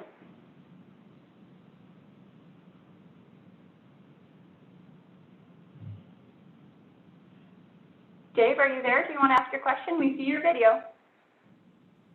All right. Thank you very much. Did COVID change the competitive environment at all? The sales force has always been a big barrier to your company, but it seems like detailing via phone isn't as difficult. So if you hadn't seen any change in competitive environment, why do you think that some of the competitors might not have took this opportunity here? Yeah, that's a great question, Dave. I'm really intrigued by your picture, but that's a different conversation. I will kind of kick it off in terms of how we fared. Daryl alluded to this earlier today. The teams and the relationships that we've been able to build are absolutely the flagstone of the company. And as we all know, having relationships with people that we then can't meet and physically interact with, being able to do it remotely is a lot better than meeting new people remotely. So I think I'd love to get MJ and Shelley's perspective on this, on kind of what are we seeing from a market perspective in light of COVID? How is that changing? And then Shelley, as I think our longest serving TP, if not one of them, could you speak a little bit to how you've seen COVID impact you in your market in the day-to-day? And hello, Dave. There you are in the camera. So Shelley, I'll kick this off. So across the East, what we've seen is we did see a hit as far as those wellness appointments coming in, those routine visits. We also knew that we had to kind of take a pause with these partnerships that we've had. You know, we have account managers who focus on calling these hospitals. They've built relationships over time, as well as our territory partners. And we had to give them a little deep breath when this first hit to understand what that new environment's going to be, right? So are they moving to a curbside? Are they losing members of their staff? Are they going to more of a condensed hours? How did their environment change? Ultimately, what we saw is about a 2-week dip. And then slowly but surely during those 2 weeks, we got our field force not just comfortable with walking in the door that they've done for years and they do a great job with, but also comfortable calling. So we started working with our consulting team, getting education on what does an over the phone relationship building conversation look like? How can you continue to build the relationship, continue the relationships you have in a remote world using the systems that we have? So we stopped, dropped, and did a ton of training across the board, and people adapted and overcame to a more remote support environment. As we started to see that curve come out, our account managers were seeing a different, having different conversations. It wasn't just about, how many, young puppies and kittens are you seeing each day, but it was about, hey, how are you doing? Let's just check in with you as a people, as an industry, and say we care. And ultimately, what we've seen is that curve has come out that with that focus, with those already ingrained partnerships, that we've been really seeing that curve come through. And right now, we're trending very well as far as that activity is starting to build back up. And they've gotten comfortable in that environment, and they know that we were there through it to help support with whatever it was they needed. Thanks, MJ. Shelley, how has your experience been? Well, I'd like to maybe think about it as a friend or a group of friends that you have that are going through a tough time, and you kind of give them a little bit of a breather. Because when it hit, we were probably the last area to get hit in Canada. And so really panic kind of set in the hospitals where, we didn't want to bother them at that time. But as soon as we started picking up the phone and saying, how are you doing? How can I help? It really made a difference because we had built those relationships over the years. So it wasn't like a stranger was calling and saying, hey, we were actually, they knew we cared because we'd been caring for me over 18 years. And even my TPAs that we have, they've been with me for 3 years. I mean, we all have relationships. So the biggest thing I can say is, getting them through this tough time is all about the relationships we built before. And now we're starting to see, we're only in phase 1 here. So everybody's in different phases. So right now we're figuring out phase 1 with the hospitals and trying to make them, just basically be more relaxed around their clients and things like that. So yeah, it's just about relationship building and moving forward with that. Yeah, thanks, Shelley. And I do just want to, I know we have lots of questions to answer, but I think a couple of things, and I also want to get Stella's perspective on this, Dave. Specifically to answer your question about the competition, as Shelley and MJ both said, that relationship that we have there, you can't build that dialogue over the phone. So from a competitor perspective, we haven't really seen anything on that front. Stella, you're an account manager for many of the areas particularly hard hit by COVID. Can you speak to your experiences that you've seen as the extended part of the field team, and what you've noticed differently and how you've been able to react to that. Yeah, absolutely. So I agree with Shelley. We have these relationships. We've been working with these hospitals. I've been working with them for 5.5 years. So 4 months was not going to change a relationship. Calling and seeing, oh, they're homeschooling their children now. There's a skeleton crew, and being empathetic and helping them to adapt, and not calling about how many puppies and kittens are you seeing currently, but like Shelley said, calling as a friend. You have this relationship. What are their pain points? What are they having a hard time with? Is there something I can do as an account manager? Can I gather medical records? What can I do to be a helper during this time? As well as my field, same. Can I drive, stand 6 feet away from you, drop something off? How can we help? What can we do? And now we're seeing, this is going to keep changing, and how do we adapt with the hospital to help them? If it's a skeleton crew, if they're working in cohorts, what can we do to support them and be there for them? And it's just been, I think it's only created a stronger bond, quite frankly. Thanks, Sarah. Dave, does that answer your question? Great, thank you. Okay, great. We're going to go take a few questions from the box. We have several. I want to just remind folks that we'd love to hear from you directly. So those that are brave enough to raise your hand, you can go ahead and skip the line. Otherwise, we'll keep pulling some questions from the box. So we have a question from DF Dent here. Why is the core business or the subscription business growing at a slower rate than the overall pet insurance market? Is this largely due to the law of large numbers and the 30 to 40% target IRR constraint? That's a great question. So if I understand it correctly, one of the things that's really important to notice is the pet count business in terms of how we're growing that. We're not growing. A wise person once said to me, you can't spend pets. So we're looking at revenue. We're looking at lifetime value. We're looking at how do we take what we're doing today and build on it sustainably. We could absolutely adjust some of the things we're doing, and we could grow much quicker. I have no doubt about that. We could go out there and do all the cheap gimmicky things and create a really rubbish product, frankly, that would allow us to grow far quicker. But what we have, and what you saw earlier in the charts that both Daryl and Tricia went through, and Laura went through, is that up and to the right, beautifully predictable monthly subscription recurring model.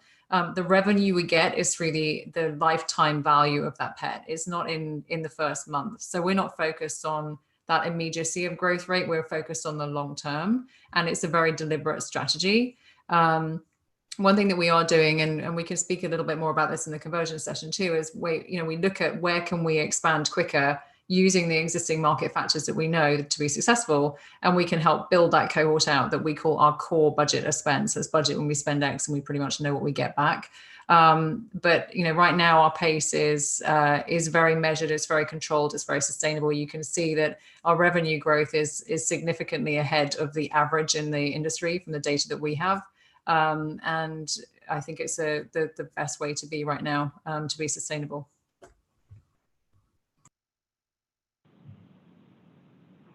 That's great. And we have another question from Zach Eric of Finvest. Can you give us an update on Trupanion 2.0? Yes, we can give an update on Trupanion 2.0. I know there are a couple of very eager people there. We'll kick off with Dr. Steve, who you can see is our Chief Product Officer. Steve, can you give us an overview of 2.0 for those that are a little less familiar with the concept and the product that you created? And then perhaps, MJ, you can speak to that from a market perspective and how that's going so far. Sure, thanks, Margie. Happy to. So the concept here is you don't stay great by staying stagnant. We always want to be in front of everyone else out there, and we want not 1 or 2 or 3 or 8 moats. We want more and more and more moats. So the concept here is we need to take insurance from being a dirty word to being something that people get really excited and happy about. So we already know that we have the best product out there, period. What we wanted to do is iterate. So we're looking for more simple, more transparent, broader coverage, and really what it comes down to is a better member experience. If a member has a great experience, they're going to add pets, they're going to refer friends, the vet's going to see that excitement, have a great experience as well, and we'll have veterinary advocacy continuing from what we've had before. So the two biggest things that we've done is we've removed deductibles in favor of having a payout percent and added coverage summaries to help us be more transparent, which Margie talked about a little bit in the opening statements. Basically what that means is if it's not listed on your coverage summary, which you get in the first 30 days during your free look period, then it's covered. That's our promise to you. It'll be covered for the life of your pet. So we've been testing this in Florida. The plan was to look at this over a 6 to 18 month period. And we're looking at really three factors in general. We're looking at combined conversion rate. What I mean by combined conversion rate is conversion over the phone and conversion over the web. Also ARPU, which is our monthly price. And we're looking at retention over time. So if we have a long-term retention and we have, for instance, the same or a higher ARPU than the customer has spoken, that's a really good thing. So far so good feedback. And maybe I'll let MJ dive a little bit deeper from here. Sure. So I'm making sure I'm off mute. So we launched 2.0 in Florida. Florida, has 5 territories that cover the state of Florida. There's 2,000 hospitals. There were 12 people on the teams in the field when we launched. And the feedback from a subjective perspective was we heard, we listened, and we answered. And the improvements that we made in 2.0 were what the vet community wanted, what they needed. As far as those categories and numbers, ARPU's up. There's still time to look at that retention rate. We need a few months to really understand what that's doing. But the conversion point is where I specifically have focused. From a Florida perspective, last year, same time, Florida across all of our states and provinces was number 3 as far as quote driving, lead driving areas, but it was bottom of the list when it came to conversion. I mean, it was 26% lower than our top lead driving states and provinces as far as conversion rate. And as of the last 3 months since 2.0 launched, that conversion rate has grown to supersede where those other markets were. So what I'm seeing is we were hit a little bit by the timing of the launch because with the changing of the world. So we did see a little bit of dip in those leads, but since then, with that growth curve out and that conversion, when the world starts to come back live again and our lead volume hits where we were last year, if we can continue this conversion rate, which is fantastic, we're going to be in a great spot. So to me, that's the product is starting to sell. The lead and the interest is already there, and our territory partners in Florida have done a very good job of creating that network of interest and that network of driving leads, and now we're able to convert them.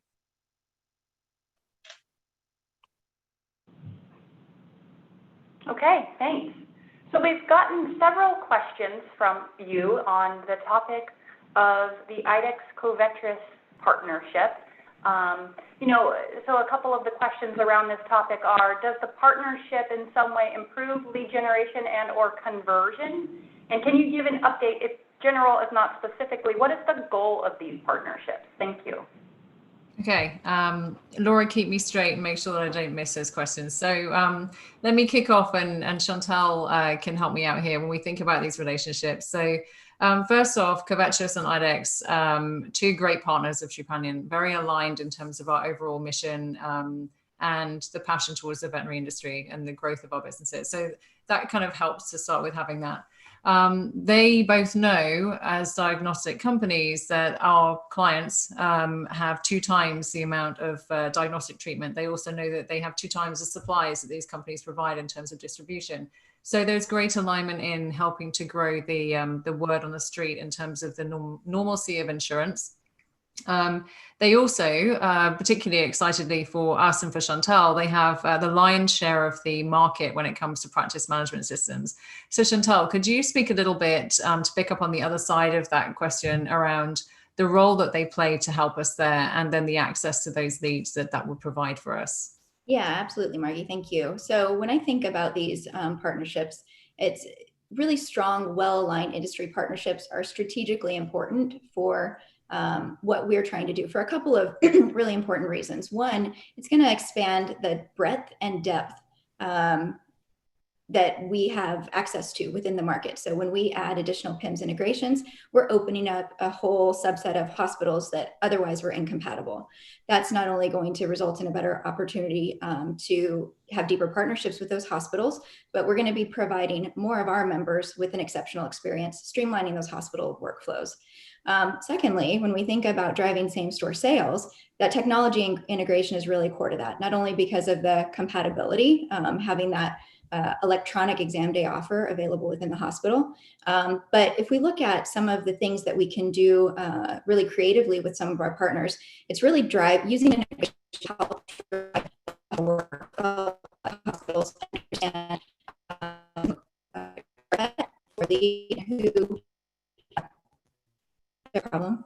Your audio. Oh no. What did you hear? Where should I pick back up? Just, I think, talking about the unique nature of the partnership. Go back about 30 seconds. Oh boy. You guys heard everything about the compatibility, expanding depth and breadth in the market? Okay, so I'll start at same-store sales. So with same-store sales, when we look at technology integration, from that perspective, we are able to do some creative things in helping to identify ideal. Oh, same point again. Really? And I have like the best internet on the face of the earth. Sorry, guys. Perfectly now. Okay, we'll keep trying. So to repeat myself again, those technology integrations allow us to do some creative things around helping to drive hospital workflow and helping those hospitals to identify ideal pets for a Trupanion exam day offer, which of course helps to drive same-store sales and helps drive those leads. Thank you, Chantal. We got there. We got there in the end. Sorry about that. That's fine. So just to kind of to wrap this up as well quickly, because I know there are lots of other questions. I think the point that Chantal touched on is so critical, and one of the roles that the value, huge value that Chantal's able to bring to those conversations is how do you think about that workflow and making sure that the insurance is communicated effectively in terms of this is why you should consider insurance for your pet. And just having that conversation and nothing more than that, nothing more in depth, but popping up throughout that workflow process is a really important part of that. And then to answer that second part of the question, does it help conversion rates? Absolutely. You saw that stat earlier on that I presented where 1 in 4 pets, if the messaging is right, will convert with Trupanion. That's where it starts. It has to start with the vet space. It has to start with the understanding when you walk in the door, who is your medical insurance provider? And that's where the practice management systems really play a part with Trupanion. So we love IDEXX and Covetrus. They're fantastic partners of ours, and we look forward to doing more fantastic work with them from a data perspective for the foreseeable future. Great, thank you. Okay, another question from Zach Eric of Senvest. As a reminder, though, I'll continue to pull from the Q&A box, but if you want to cut the line and join us here on screen, we'd love to hear from you. You can do that by raising your hand. Okay, question from Zach. Is there any way you could describe vet cohorts, talking about the older cohorts and how they may have higher new pets per month penetration than the newer ones? And while the newer cohorts are diluting the overall base, they are still growing new pets per month. Any additional detail around there would be appreciated. Thank you. Well, I think that sort of sums the whole thing up. But yes, and I know a lady who is very passionate about this as we've been working together on figuring out partner hospitals for a long time. MJ, could you speak to what you see in the Eastern market and generally kind of what you see in terms of that penetration cohort there? Sure. So, I mean, the question actually summed up a lot of what the answer is. So when we kicked this off and we started adding hospitals onto our partner program, between 2016 and 2017 was about 20% of what represents our total software hospitals right now. Those hospitals, when we kicked them off, they were performing 3 times better than the hospitals that we've been onboarding in the last year to year and a half. Their average enrollments per month when we kicked them off was well over 1. And what we saw post, obviously, installation, post support from account management, post support from the whole program itself, was that we were seeing a good 1 enrollment, 1.5 enrollment list. But what we were talking about across maybe less than 1,000 hospitals between those 2 years. In the last 2 years, between 2018 and 2019, we're onboarding 1.5 to 2K hospitals per year. They're making up about 75% of our hospitals overall in our partners program. And between that, and in that 75% cohort, when we're onboarding them, they're more at a 1 enrollment. And even if you look at 2019, sorry, 1 enrollment per month. And even if you look at 2019, the average enrollment per month for the hospitals we were onboarding is 0.6.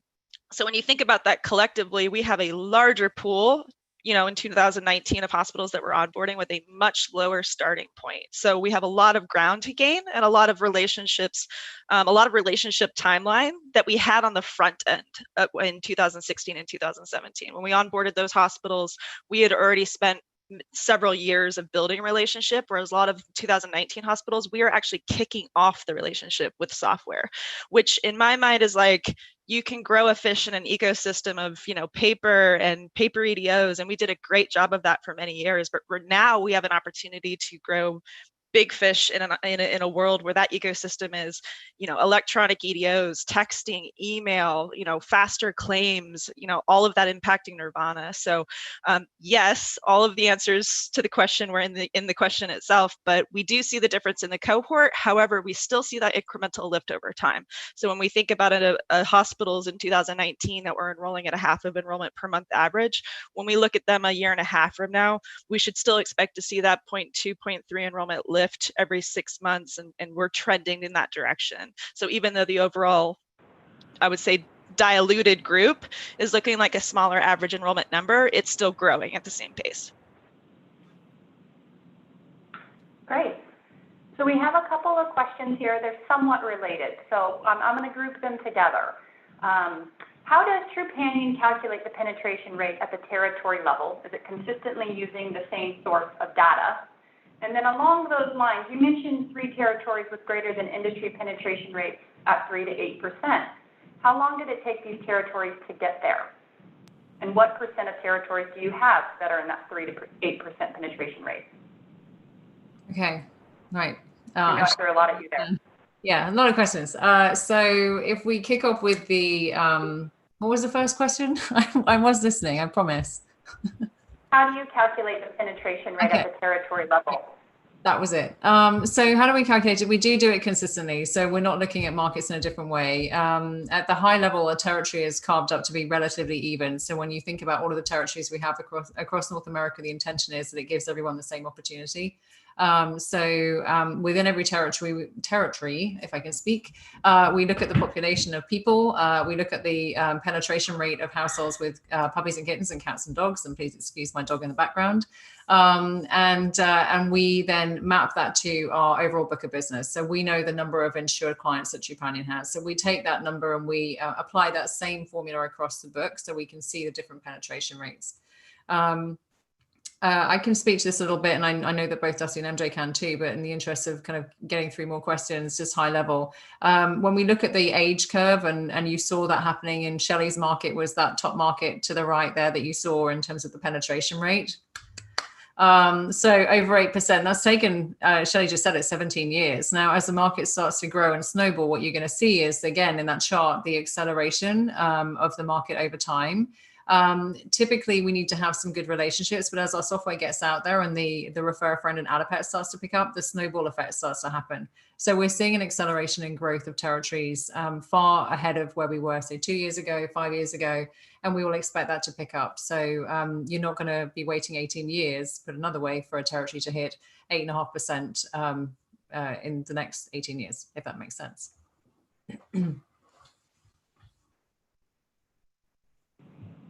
Great, thank you. So when you look across your data, what are some of the more impactful drivers of leads? Is it the territory partners, the inside sales reps, or express deployment? And that comes from the line of people. Okay, Dusty. So what do we see the most focus of leads coming from? Can you restate the question, please? Yeah, when you look across your data, what are some of the most impactful drivers of the leads? Is it the territory partners, the inside sales reps, or express deployment? Sure. So what we see is the greatest factor is having the combination of our software and that territory partners relationship. I think the combination of those, as we kind of launch into this, And then we have our account manager coming in, and we'll have MJ talk to this a little bit here, but our account manager continuing to support that while the territory partner is going and creating new relationships. And I think that that's been the most powerful thing that we've had. So MJ, anything you want to add? I kind of stole some of your thunder there, I think. That's okay. Not to repeat the answer. Said differently, I think of it like a layer cake, right? Our widespread most important factor of driving leads in hospitals is our territory partner relationships, period. There's nothing better out there. What we can do to enhance that ability to drive leads is we can layer wonderful things on top of it. We can layer our software on top of it. We can layer account manager support on top of that. We can do that so that they can actually focus attention elsewhere as well. So it's not just about lift and same store sales only, it's about lift as well, and at the same time as going wide and increasing that footprint. So if you take away everything else, our territory partners are the foundation of being able to drive leads in hospitals, but everything else is enhancing that world, and which is allowing us to do more of it over time. Yeah, and I would say it's really simple. When you get our software in a hospital, not just the pet owner, but the hospital team sees the benefit to them and the way they can practice best medicine. That's your source of leads. You don't need to do anything because they want to be able to practice the medicine they trained years to do. And that's what changes the game. The software is a game changer. Having that relationship up front is what allows you to then get the software in there. And that really is our moat. It's no more complicated than that. You have territory partners like Shelley, and there are many of them across North America. We're fortunate to have them, and they can take in our software, which is a very easy solution to a very difficult problem. Awesome, thank you. And I'm welcoming Russell Mullen into the conversation. Hi, Russell. You can go ahead and ask your question. Can you hear me? We can. Hi. How you doing? We're good. How are you? Good. All right. My question, I think, is maybe for Chloe. Just kind of curious on, some of the things going on more recently with the pandemic around. We've seen in the media just like an increase in activity of pet adoption. Maybe that's more in just the specific in the shelter as opposed to the breeder channel, but just kind of curious to see what you're seeing out there as far as that activity, and then if that is kind of the case with more activity, and then what are your conversations like with breeder shelters these days? Maybe some challenges, or what's happening or what's different today from before. Absolutely. Great. I wonder how many of you guys watching have adopted or purchased a pet in the last 2 months, because it certainly is something that a lot of us at Trupanion have. In the breeder space, this is a relatively new channel for us, and so we are kind of proving out this year what's really working. We have so much to learn from the relationships in the vet space, and we have a system that's similar to the vet relationships that we've built across US and Canada. So it's one-on-one support. You can, from what Margie was saying earlier, the distribution of leads has shifted over COVID to be a little bit heavier in the breeder side, which, I think is testament to breeder is a biological process, right? The puppies are born, the market exists, and in a lot of ways, being able to recommend Trupanion adds a level of peace of mind that a lot of buyers really want to have right now. So our team has really been working hard to have great relationships with the partners that we're working with and maintain a level of normalcy through an uncertain time. Similar in the shelter space, I would say, although I think Maddie can speak a little bit to that, but in that space, it's a little bit different because there's a brick and mortar element where you have a location that's either open or not open. So certainly adoptions have increased, and we are trying to support one-on-one, just like Shelley's mentioned, just like MJ and Stella. Every partner is different right now, and it's all about partnership and relationship to make sure that we're matching what we're doing in the best way we can. Yeah, thank you, Chloe. That's great. Maddie, would you mind speaking a little bit about how we work with our shelters and the relationship between shelter and veterinarian? Absolutely. So we're continuing to build relationships in the shelter channel, and we've seen that maintain and grow even through COVID. Really, our main focus is getting adopters into the veterinarian. So they're getting an introduction about Trupanion at the shelter. Our focus is to get those adopters into the vet hospital where they're hearing about Trupanion again. So even through COVID, we've seen that maintain and grow within that channel. Great, and we're coming up pretty quickly on time here, so we have about 5 minutes left for this Q&A session. So we've had a couple of questions come in from folks on the conversation and partnership with Vetter. So just looking for more information around that partnership. Is it broadly similar to the partnerships you've previously created with other practice management vendors, or is there something new and unique, and how does that partnership help you with your software? Great question, Chantal. Yeah, it is a great question. So broadly, it's similar. Ultimately, looking to open up more market opportunity for compatible hospitals. And so with Vetter, we were able to now access 1,300 more hospitals in North America than we had access to previously.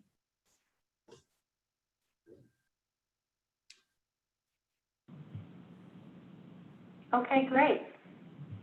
And next we are going to take a question from the line of Maria Ripp. Maria, you can go ahead and ask your question.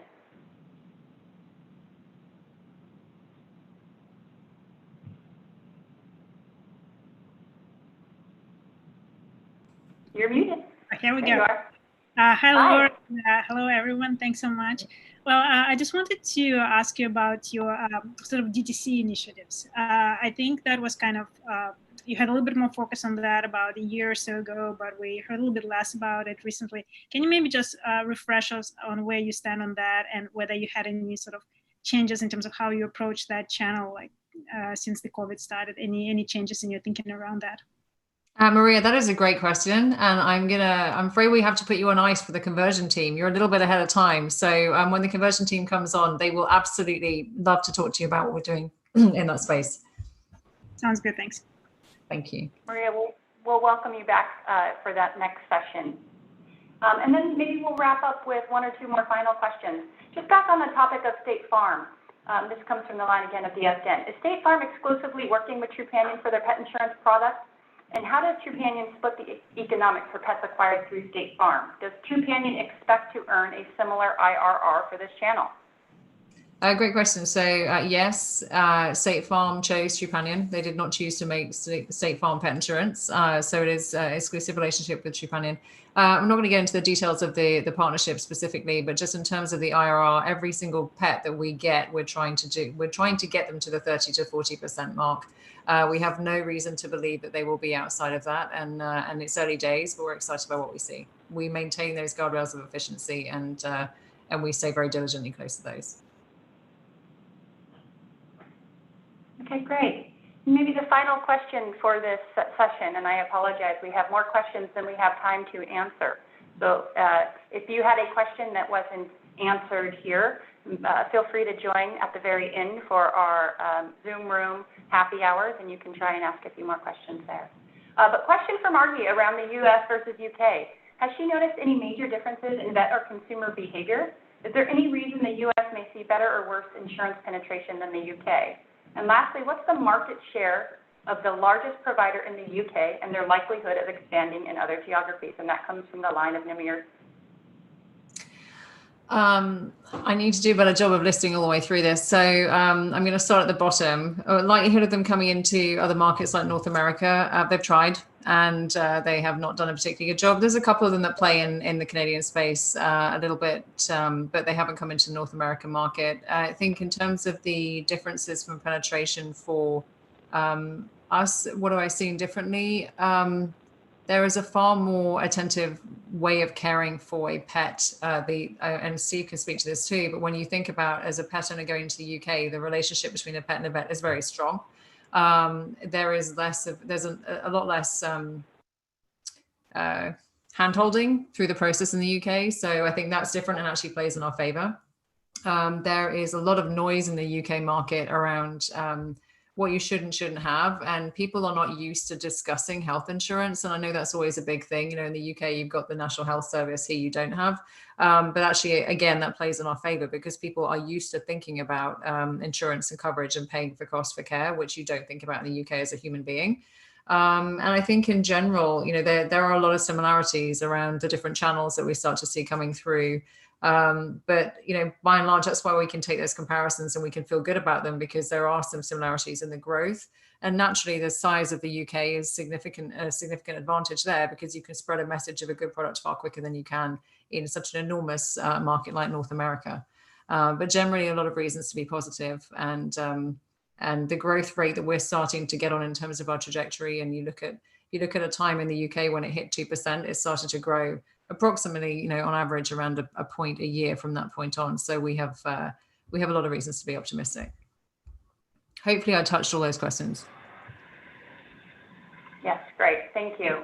Okay, everyone, thank you so much for joining for this portion of the Q&A session.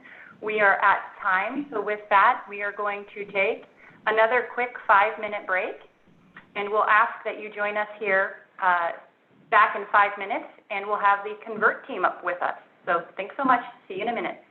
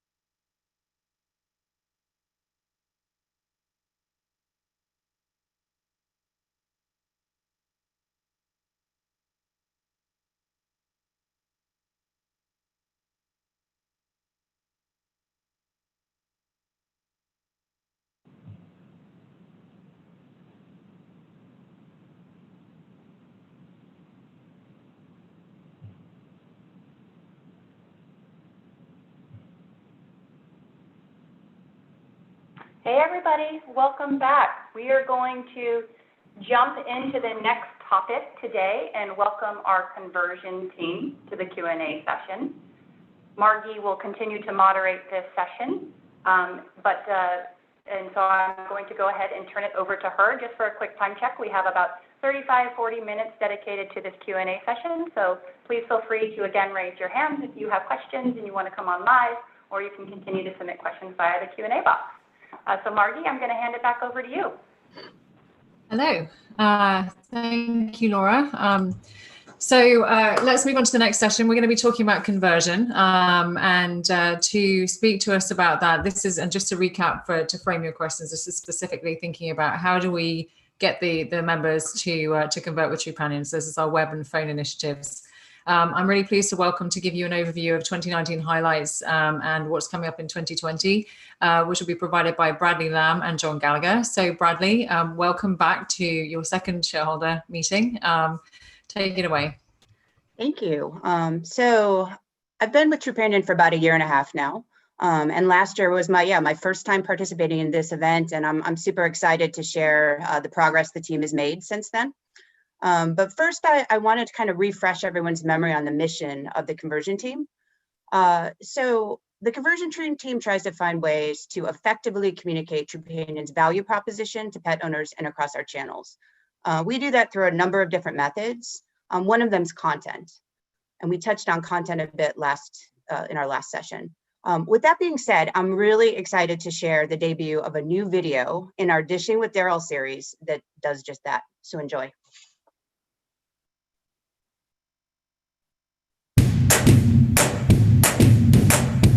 They should have got somebody younger. There's a few things in life that you don't want to buy the cheapest of. I use sushi as an example, and health insurance for your cat and dog is no different. I often use the analogy that it's almost like buying a can of tuna. You often see 4 things that look the same, and all you see is a difference in the price. If I think about this can, it's a nice can. They have a nice font. This does not resemble tuna. The $2 can, looking at it, I wouldn't feed this to my cat. But when I look at what this one is, looks like real tuna.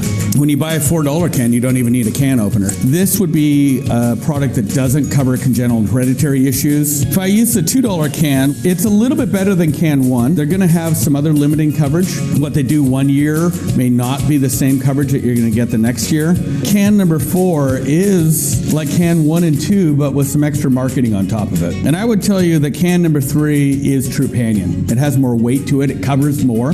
It has the broadest coverage in the industry. And as you can see, for the price, you're getting the best value. I think I'm gladly going to have a piece of tuna from can number 3. Thank you.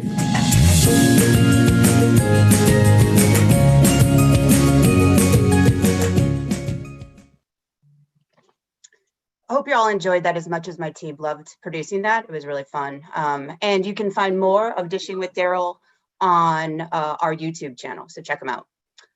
So I just wanted to take some time before we dig into this chart to provide a bit more context on what our team does.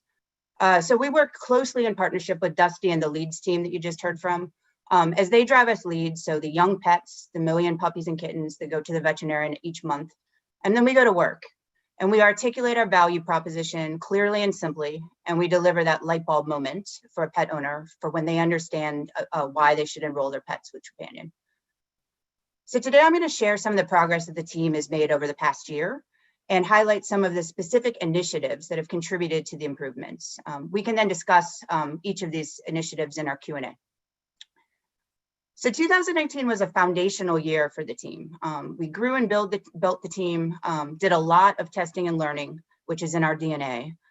And we experienced some peaks and valleys along the way, but we learned a lot and have been applying what we learned to our 2020 initiatives. And we're seeing some very positive results. So I want to quickly take a look back via this chart at 2018 versus 2020. So we're going to look at blended or combined conversion rate in this chart. Why we look at combined conversion rate is it shows how we're performing from both a web and a phone perspective on conversion. So as you can see at the beginning of 2018, blended conversion was trending around 12.1%. In 2018, you'll also note that blended conversion increased and then took a bit of a dip. This was largely tied to some changes in the comp model for the phone sales team. And John Gallagher can speak to that a bit later. So it did impact conversion, but it also had an immediate impact on LVP, or lifetime value, as well as 90-day retention. So it had some positive impacts on both of those areas. So then if we go to 2019, you can see the blended conversion rate was 12.9%. So that was a 6.6% year-over-year increase, or an 87 basis point improvement. Looking at 2020, we started the year at a 13.9% blended conversion rate, which was a 7.8% increase, or 100 basis point improvement. So we're currently quarter to date tracking at 14.7% blended conversion. So solid progress continues.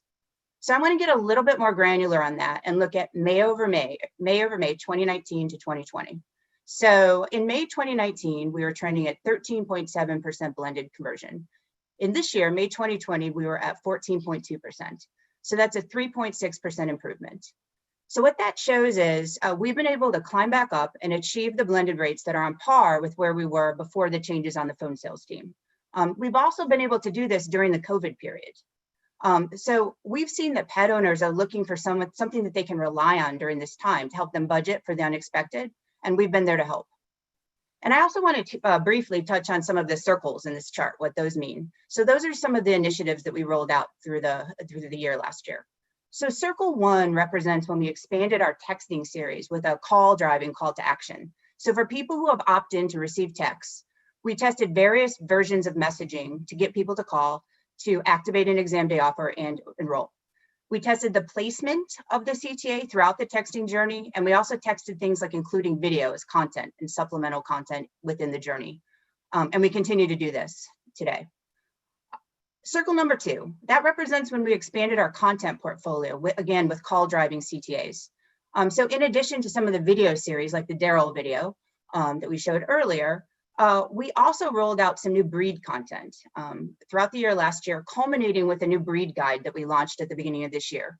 The new breed guide has a focus on breed conditions and illnesses, and we layered on our claims data into the guide.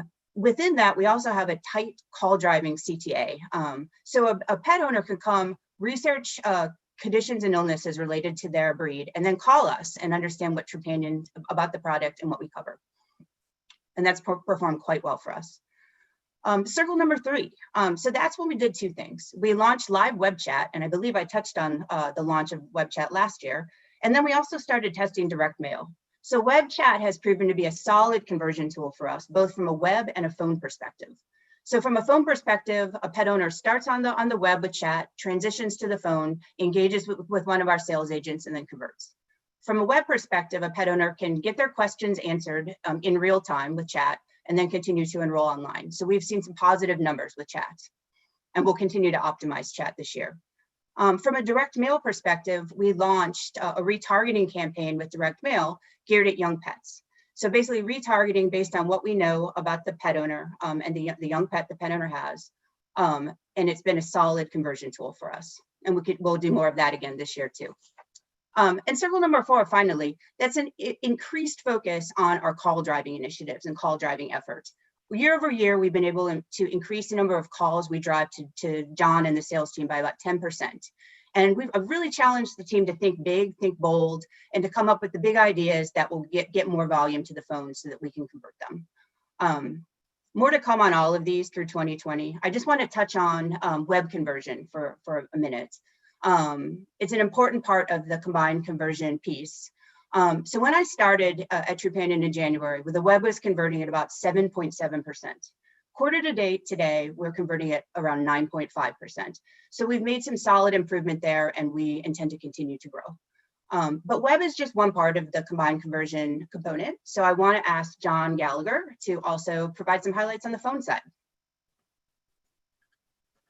Thanks, Bradley. As Bradley mentioned, I think last year when we talked about phone conversion, we talked about conversion, ARPU, and also 90-day retention. And so we've made some pretty significant strides in all 3 of those areas throughout the past year. As Bradley mentioned, she's been able to drive 10% more call volume to my team, and we've actually been able to find our footing and starting to convert those leads, which is showing some really positive impacts on conversion. With COVID happening in March, we actually took that opportunity to really train up our sales team on competitors and anything they may need to know about the value of Trupanion. And we're seeing that paying off very significantly in conversion rates over the past few months. In terms of ARPU, we've actually seen ARPU increase very steadily over the past year. Again, going back to more training and value-based training on the initial sale of the enrollment and policy. 90-day cancellations continue to make the biggest improvement out of anything from the phone sales team. This is a multi-team effort. Not only is it also the phone sales team responsibility, but also the nurture team, which we can speak about later in the Nirvana section. So that's a really brief update on the phone sales team as it stands now. And if we go to the next slide, I'll be joined shortly by a few other members of the conversion team. So I'm going to pass it back over to Margie to introduce them. Thank you, Bradley. Thank you, John. So that we can make sure that we keep moving quickly with time, I want to do a quick whistle-stop tour around the screen to introduce the folks that you have in front of you now. You've met Bradley. Bradley, you've already mentioned you've been here for 18 months. Anything else you'd like to add to your intro? No, glad to be here. Let's move to the team. Okay, perfect. So Kara joins us. You had lots of questions before about State Farm. Kara, how long have you been with us and what's your role? Hi everyone, I'm Kara Butler. I've been with Trupanion for about 1.5 years and I lead our corporate partnership with State Farm. Thanks, Kara. Paul, there's a question coming up for you in D2C. Welcome to the team. Thank you, Margie. I'm Paul Piggott. I've been with Trupanion just under 1 year. I look after D2C and social PR and a couple of other functions under the conversion team as well. Perfect. Thank you, Paul. And part of Paul's team, Willis joins us. Willis, welcome. Thank you, Margie. Hi, I'm Willis. I've been at Trupanion for almost 2 years, and I am a digital customer acquisition specialist. So you can talk all about Google and search and all those great things. And then another member of Paul's team, Michael Nank, is joining us. Hello, Michael. Thanks, Margie. Michael Nank. I've been at Trupanion about 3 years now, and I head up the PR efforts, earned media, working with the press with all the national dailies, local, regional. And a lot of what we do from a PR perspective requires data, as does attribution and D2C and everything conversion related. Monica, welcome to the team. Figuring out how to unmute. Hi, I'm Monica Pritchard, and I'm the Director of BI within the analytics team. And I've been at Trupanion about 9 years now, and our team works with conversion team and other departments for everything on their metrics. Thank you, Monica. And last but not least, John, we've already met you. How long have you been with us? And can you just briefly introduce yourself? Yep. So I've been with Trupanion 4 years, and I oversee the contact center, which includes sales, retention, and member experience or customer care. Thank you. I see Maria has joined us again. Yes, I welcomed Maria back. Now that we can, Maria, would you like to just repeat your question for the benefit of this team? Yeah, hello everyone again, and I really feel lucky to get to ask my question twice. So can you just please refresh us again on where you stand with your DTC initiatives? And again, it seems like there was a little bit more focus on this, like at least we heard a little bit more sort of focus on this like a year or two ago, but just refresh us again how important it is for the company and whether there were any changes in terms of how you think about it, like due to this recent developments due to COVID. Yeah, it's a great question, Maria. So just as a reminder, Bradley, would you mind kind of helping people understand, again, kind of what the role TV plays for Trupanion? And then perhaps, Paul, you can speak specifically to what we've been doing, what we've been seeing, and where we go from here with it. Yeah, absolutely. So yeah, you're right. We have used D2C as a channel in the past. D2C has been a great way for us to get our brand out there from a brand awareness and visibility standpoint. We have traditionally focused on a regional approach to linear TV and radio. We've focused on areas where we have a high percentage of active hospitals, large number of new pets coming into the market, and strong LVP. So that's been kind of the factors that we look at when we invest in this area. This year, and Paul will go into this, this year, we've kind of doubled down on our look at D2C. Paul and team have put together a strategy that includes new elements like connected TV, which you can go into, which gives us more of a national reach, and actually from an attribution standpoint, helps us to understand how the dollars we're investing are more apples to apples relating to the number of pets we acquire. So with that, Paul, I'd let you go into a bit about both the linear and the connected TV strategy that we just dug into this year beginning Q1. Thanks, Bradley. Yeah, we've continued to play both regionally and to some extent nationally in both linear TV and radio. As Bradley mentioned, one new channel for us, or one new tactic, is connected TV. So connected TV is TV that you can watch in connection as opposed to a traditional linear method. As Bradley also alluded to, what that gives us is a really strong lens into who is watching those TV ads and other ways that we can communicate with them on a retargeting basis as well. We can get far closer in targeting terms to pet owners. That's something that clearly we can't go and do in a more linear environment. In terms of how COVID changed, I will say Q2 was expected to be a little bit of a quiet quarter for us in D2C terms. It didn't end up being that way. So we did invest quite heavily for a couple of reasons. One, people were consuming much more media, and two, the cost of media actually came down a bit.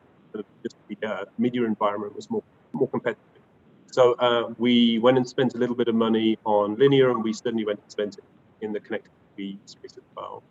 And then on attribution, I'm going to hand off to Monica, if I may, who can talk a little bit about how we measure performance in this space.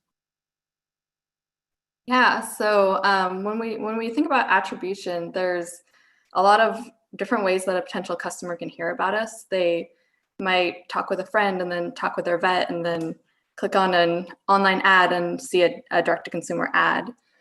So we're always looking at this on how do we appropriately allocate these pets to a channel. And so we have a hierarchy of how we attribute a pet to a channel and then look at all those touch points that a pet experienced. So maybe a pet clicked on TV ad, and now with connected TV, we have more insight into being able to tie that back to a specific policy rather than just looking at the overall market approach for the lift. So we're always using this to monitor our spend and look at the different guardrails for, is this test successful, and yeah, how to best use our resources there. I think if I can just kind of sum all of that up, the main, Maria, when you were referring to what we talked about a couple of years ago, the overall approach to using the tactic of TV is exactly the same as it was 2 years ago. It's very much a conversion driving tool. That's why it sits in the conversion team. That's not an intuitive reaction to most people when they think about TV and what it can do for us. But we know that if we put it in a market where we are already generating to those points that Bradley mentioned, high penetration of software, really deep relationships with the veterinary hospitals, already high lead generation growth, and conversion rate is already above the average. We see that really help to give us a halo effect and push it through, which then leads into the guardrails that Monica talked about. So very much a conversion tool, and the market isn't at that point where we could put TV on and everything would go up. Thank you so much. That's very helpful. Thanks for the question. Thank you, Maria. So our next question comes from the line of Greg. What new channels are you most excited about to expand conversion rate moving forward? Yeah, no, it's great. And Bradley, I mean, we've got lots of opportunities with us that COVID has opened up that we weren't necessarily expecting. So yeah, channels yeah, absolutely. So I think one of the things that we're most excited about is paid social. So you know, COVID has actually opened up, you know, a lot of new doors. Paid social is the one that we've been, you know, kind of focusing on our efforts on. You know, we've always used paid social historically, like a year and a half ago, as more of a brand awareness visibility tool. We know now it is a conversion tool. So it's a solid conversion tool. In COVID, we've been seeing that as the, you know, vet channel, as people aren't going in or hadn't been going into their veterinarian as often, and we saw a little softer EDO volume, we've been able to tap into things like paid social to keep our, you know, both our lead volume and our conversion volume steady. And so we've been using both a prospecting and a retargeting approach to paid social. And Paul and team have kind of focused on that strategy and refined it. And we're excited about continuing to use it throughout the rest of the year and get stronger and stronger and more efficient as a growth into a core channel for us. With that, Paul, do you mind telling us about a little bit about the strategy there? Yeah, thank you, Bradley. I mean, again, it's a place where we can get pretty close to pet owners, right? And that's not always true of all of the tactics that we play in. I think our ability to reach pet owners at scale and in an efficient way is what excites us most about paid social. We, as Bradley mentioned, we've played a little bit there before. We are seeing, or we are deliberately increasing our investment in that space. We don't yet see a significant decline in efficiency, which I think is incredibly positive. So it's an area that's really exciting to us. We will continue to test creative messaging, some of our targeting tactics, and then our ability to retarget, I think, has got much stronger in the last 12 months as well. So yeah, really, really exciting to us, one to watch. I think we have a big opportunity ahead of us. And I think the data that Monica alluded to there, Paul, as well, is really helpful in understanding more about the markets where it's effective. So making sure that we've got that kind of broad enough footprint. Is that how you're working those plans through as well? You mean in terms of regional focus? Yeah. Yeah, so our primary channel really is Facebook, and Facebook enables us to optimize for conversion. So even when we deploy our budgetary spend nationally, Facebook is smart enough on the back end to go, okay, like we're seeing the greatest commercial uptick in Ontario, let's say. We are a little bit more deliberate than that, albeit Facebook does a really great job. So where we have markets that we feel are hot, we can double down on investment even beyond what Facebook enables us to do as well. Thank you. Great, and we have a question from Shweta. Shweta, you can go ahead and ask your question. Thanks, Laura. Hi, everyone again. Let me try two quick ones, please. Where do you think can conversion rates go over the next, call it 2 years, from 14.7? That's a very good improvement from 12% that you showed on the chart. Where do you think can it grow? What is your target for near to midterm target? And second is, you also mentioned that calls that were coming in, that grew 10%. What were some of the initiatives that worked that drove call volume? Thanks. Great questions. So from I think John and Bradley can both add some color to where can conversion rates go to. It's a little hard when your conversion rate is already at over 50% in some instances, but nevertheless, I'm sure we won't shy away from a challenge. So let's kick off there and then hand over to Bradley, who can pick up the rest of the conversation as well in terms of call driving tests. So John, where do you think conversion rate can go from the phone perspective? And as a reminder, when we talk about that blended conversion rate, we are taking the phone and the web together to create that blended, the 14.7. So John. Yep, it's a good question. I think honestly, right now we're seeing that conversion rates are starting to hit all-time highs. The last couple of months, we've actually had our overall conversion rate on the phone go a little bit over 50%. And when we look at the younger pets and the pets that we're really trying to bring in, it's even higher than that. So, I mean, I do think that it can go higher, but then we also want to think about being cautious in terms of bringing in the right mix of pets, because ultimately the long-term lifetime value, the value that that person is going to see from the Trupanion policy and all of those things are something that I want to weigh back and forth, because if we go back 2 years, we kind of put the foot on the gas in terms of conversion. And then it also, there were repercussions on the back end in terms of 90-day and long-term retention. So kind of weighing both of those, it can definitely go higher. How much higher? It remains to be seen, but I'm confident that we can push it a little bit higher. Thank you, John. Bradley? Yeah, so from a web perspective, so we've seen markets with a higher penetration, so penetration of upwards of 20%. We've seen web conversion in those markets go as high as north of 20%, right? So we're working every day on the website to continue to optimize our web experience and provide a best-in-class experience. Like I said in my comments, we've already made improvement from 7.7 to around 9.5%. From a web perspective, we've had a few days this quarter where we've converted between 10 and 12% on the web. So the progress is being made. And so we'd like to get as close to that, that 20% mark as we can. It's going to take time. And as the market matures and as an understanding of our product and awareness of our software grows, I think we'll see that improvement happen from a web perspective. Thank you, Bradley. And then in terms of the call driving initiatives, can you speak a little bit about the things that you know are working to drive that volume into the contact center? Yeah, so sure, absolutely. So it's a combination of a number of things. It's not any one thing. So one of the biggest things that we've done is the enhancement of our messaging. So explaining the why. So why is calling a better experience? So it's the interpersonal engagement with a pet passionate agent. It's the ability to have your questions answered in real time. It's just all of that lending itself to like that interaction with a phone sales agent, and of course John's talented phone sales agent. So really hitting that home. As a matter of fact, we just revamped our homepage. We're doing a test of our homepage, and we have an entire module dedicated to the why. So if you might want to check that out. We also are doing similar messaging optimization in our digital communication. So Paul's team is doing a similar testing pipeline of different types of why messaging with digital communications. Also, our texting initiatives. Honestly, they're driving a lot of volume to John's team. And we have more to come. So it's just a combination of a number of things, and we're always testing and learning. So once we find an approach or a tactic that's hitting the mark, we expand that more broadly, and we'll continue to do that throughout the rest of the year. Okay, thank you very much. Great, and we have a quick kind of follow-up question on that topic from the line of John Young from Karani. At last year's meeting, the company talked about 85% of people coming to the website and 15% coming to the call center. Can you give updated metrics on what percentages are going to the call center today? Yeah, absolutely. Bradley? So I might need John's help, but I think it's improved a bit to about 90%. 90% sorry about that. About 20%. Excuse me, I got my numbers backwards. Yep. Yeah, so it's improved a little bit.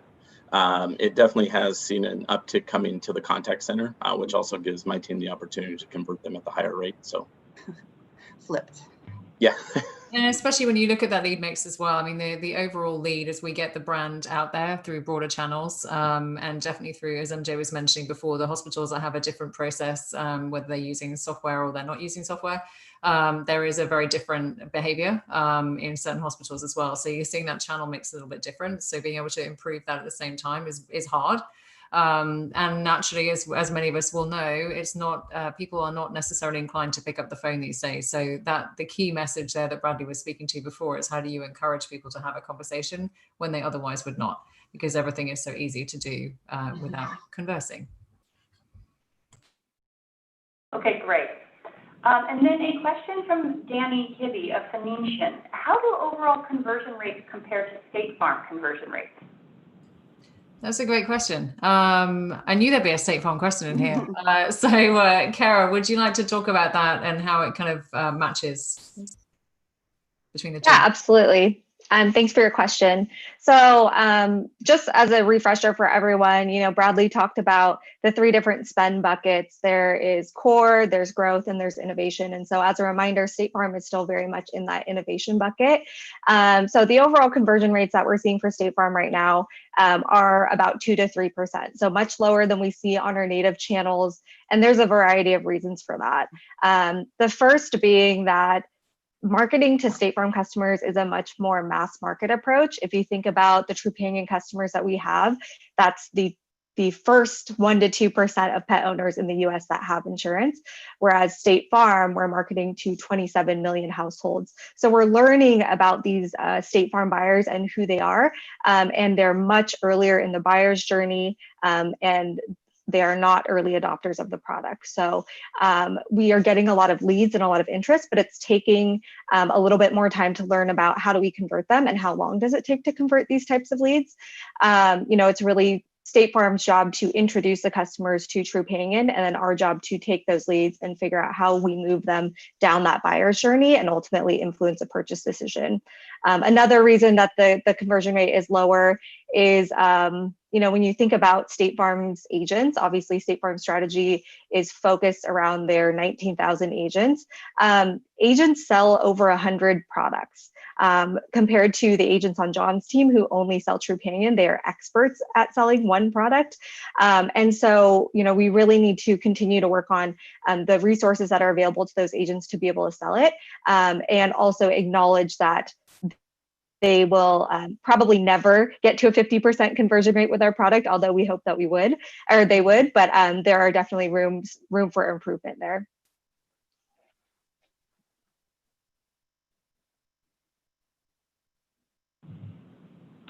Great, thank you, Kara. Okay, we're now going to take a question from the line of Dave Westenberg Dave, you could go ahead and ask your question.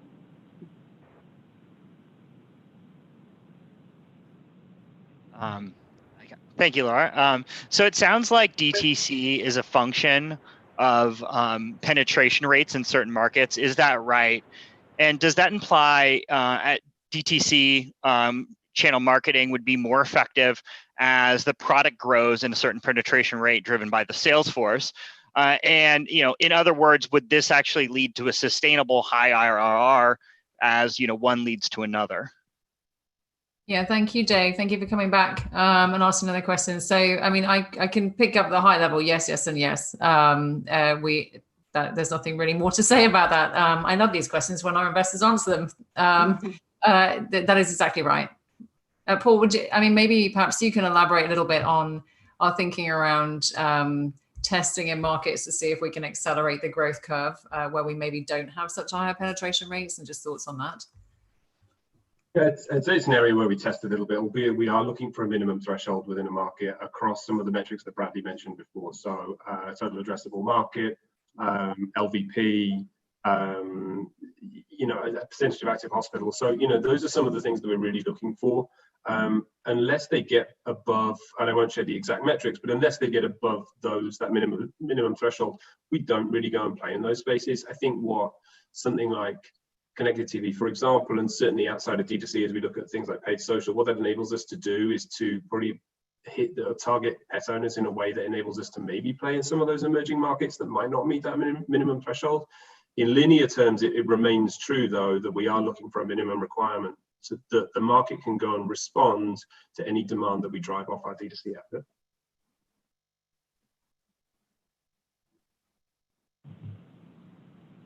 Okay, great. We're going to take another question here that I think is related to that the conversion team can help address more broadly. Have you ever tested, printing Trupanion marketing info on doggy bags or in dog walking locations or outside vet offices or outside locations such as Pet Value to help drive conversion? Yeah, great question. I'll take this one. So we don't have a territory partner on the line. And if we did, they would talk to you about all of the things that they do in their local territories. And it's one of the reasons that we have a territory partner. They really are they're the heart and soul of the community from an animal health perspective, which is, one of the ways in which they build those relationships because they really do care. They are the most creative people that you could ever possibly imagine. And I assure you that if you can think of it, they've done it in terms of branding. So doggy bag, benches, all kinds of things and all kinds of locations to ensure that the brand is in a place that's fitting and appropriate and meets with the audiences. So always testing it. We haven't tested it on a grand scale. There are certain things kind of that we are testing all the time in terms of merchandise to ensure that we can push the brand out there. The main point of focus for us is really making sure that we have that software, that we have the messaging at the point when the pet goes to the hospital for the first time. And from that perspective, we'll continue to do that so we can keep an eye on our guardrails, because some of those things are pretty expensive to do without a direct attribution of cause and effect.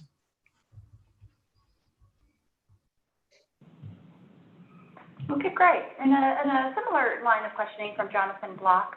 Are you testing dollars when you're thinking about it from a conversion perspective consistent across all regions, or do they vary by market? That's a great question. Bradley, would you like to speak to our regional differences? Yeah, and so first I want to just briefly go into how we allocate, our budget between the different buckets of spend, just so everybody understands how we allocate test spend.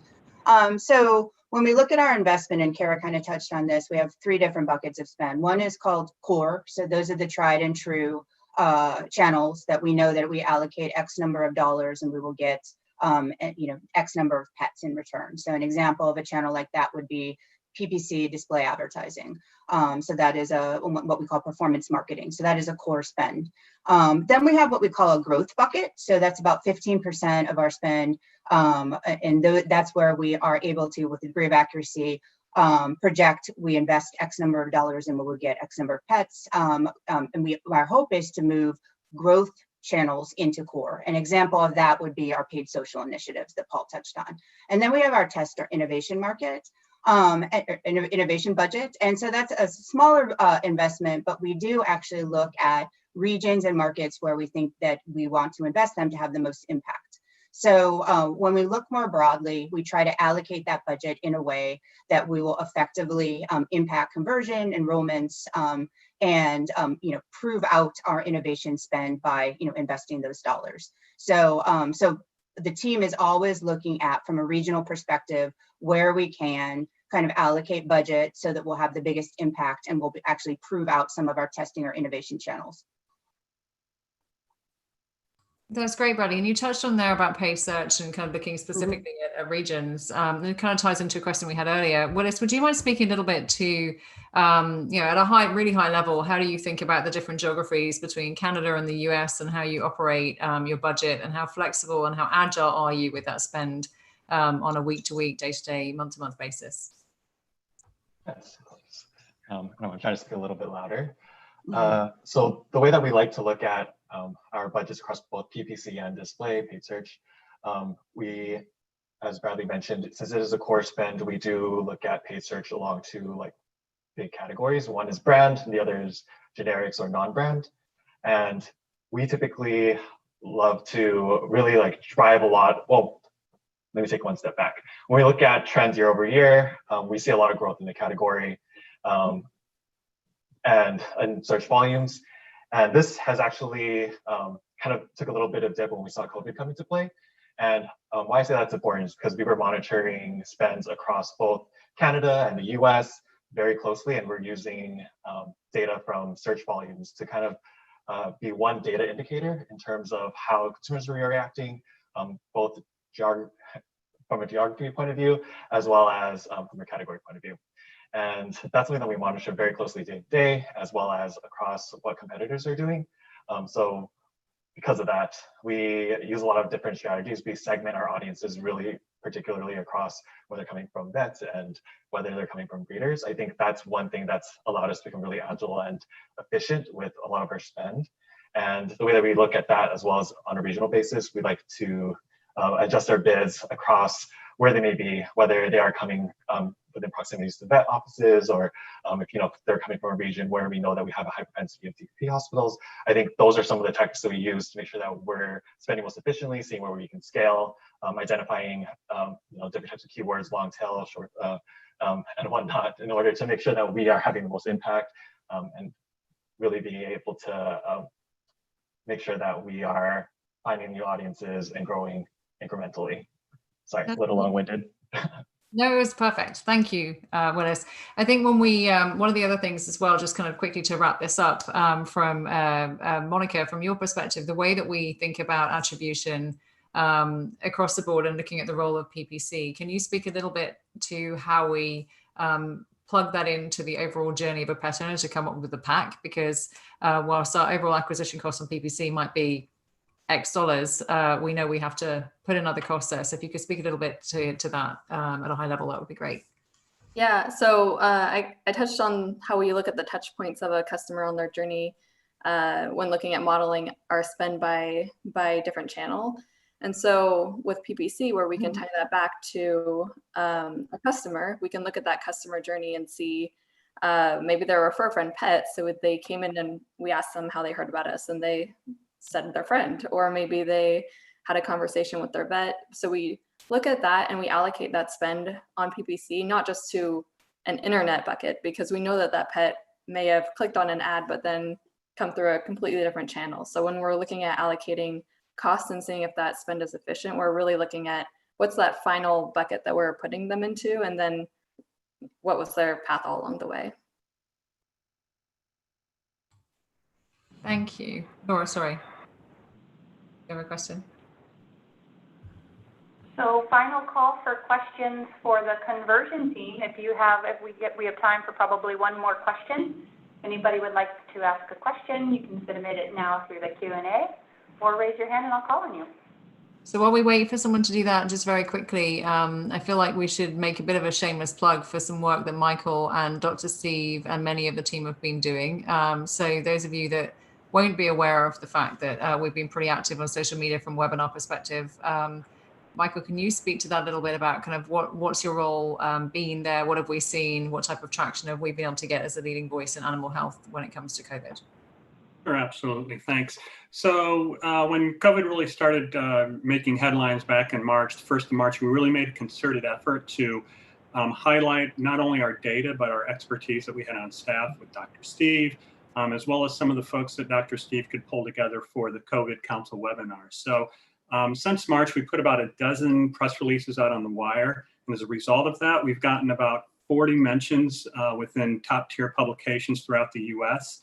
And we've really seen a growth in kind of consumer as well as veterinary trade press picking up kind of our expertise and using us as subject matter experts. So it's been a really productive time for us. Thank you, Michael. And I think kind of Bradley, if you can touch on this very quickly, it's been an effort that really we wanted to make sure we could put something out there that combines the benefit to our members to allow them to ask questions and, full credit as well to the customer marketing team for playing a kind of an organizational approach to this. But what have we seen in terms of volume from that webinar and kind of if you can speak to that? Yeah, absolutely. So we've had some great success with pet owner member facing webinars. We've produced 2 so far. Collectively, the 2 webinars have had over 770,000 views. So that's enormous. And so we've been really pleased with that success. And we've had the ability to pre-promote and then post-promote these webinars and continue to drive engagement. And so from a web promotion, digital communications, social standpoint, we've really gotten a lot of great visibility and actually helped a lot of pet owners and members to understand topics related to COVID. And we actually have another webinar coming up on June 17th that is related to myths about COVID. So tune in. Great. With that, we'll take one final question from Danny of Phoenician. Can you elaborate on the improvement in conversion in Florida? Did the fact that they not shut down improve the conversion in that market? Yeah, so we can speak to this at a high level. MJ is also going to be back on in the Nirvana session. MJ is really our expert when it comes to Florida. Conversion overall in Florida is literally the day that we launched 2.0 in Florida was the day that COVID kind of really struck and took hold of most of North America. So the timing on that one was ironic. But when we look at how we're progressing in the conversion rate improvement, John, perhaps you can touch on this a little bit from what you're seeing from your perspective in terms of the contact center and the ease of being able to sell a product that is just so incredibly transparent. Yeah, sure. 2.0 has been great for the contact center team. We put a lot of resources and time in training and making sure that they understand the key differences in the 1.0 and the 2.0 policies, and it's been well received by the people that are calling in. The conversion rate, like MJ mentioned earlier, has seen a significant improvement in Florida, and really it is coming down to just how easily understandable the policy is. And we're answering all the questions that they're calling in about, and they're really comprehending what that product truly is. So early signs are very, very encouraging from a conversion rate standpoint. Great, thank you. Okay, great. Thank you, Convert team, for joining us. That wraps up this portion of the Convert session, and we will be back here in just a minute with our Nirvana team. We're going to take a quick 10-minute break here. It says 15 minutes up on the screen. I think in the interest of time, we'll do our best to maybe start back up here in 10 minutes. So again, we will see you all shortly. Thank you.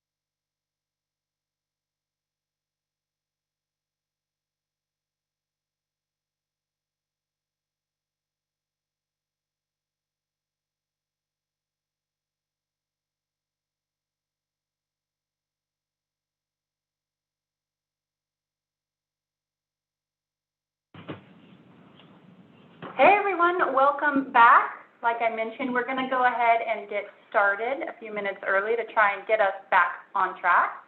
So the next portion of Q&A is going to be dedicated to all things Nirvana. Margie will be moderating this session as well, and she will be welcoming in a moment the Nirvana team. So Margie, over to you. Thank you, Laura. I think you're all supposed to have full bellies after this this introduction, but guessing that you don't unless you eat really quickly. Well, you may be munching your whole way through, so maybe you picked up the popcorn. But yes, back again to talk to you this time about Nirvana, and I'm going to be joined by Emily Dreyer, our head of customer marketing, and John Gallagher, whom you've already met, head of contact center, to talk to you a little bit about Nirvana.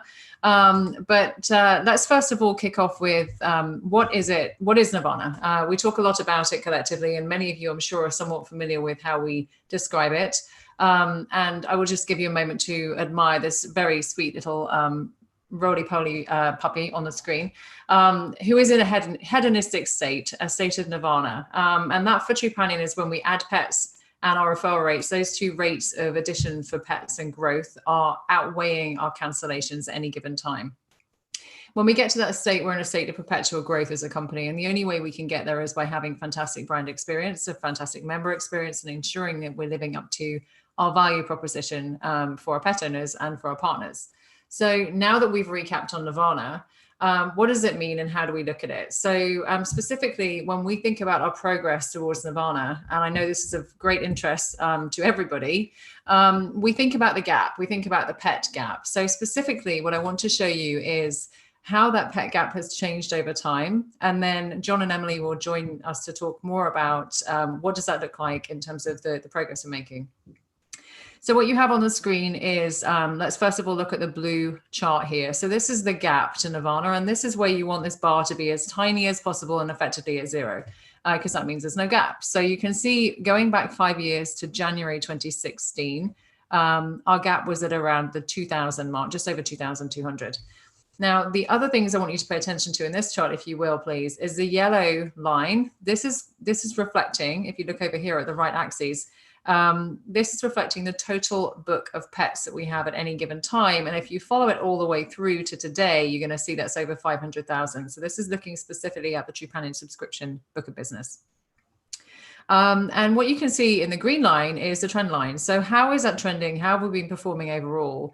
And you can see that we've started to make some really good progress. And you can see that trend line is coming down a little bit. Now there is what we call here our COVID impact. So this is the experience that we had in March, just after we all COVID hit the country and hit North America and the world. And you can see it had an enormous impact on our cancellations in a very, very small window of time. What happened very quickly after that is we started to see that come down.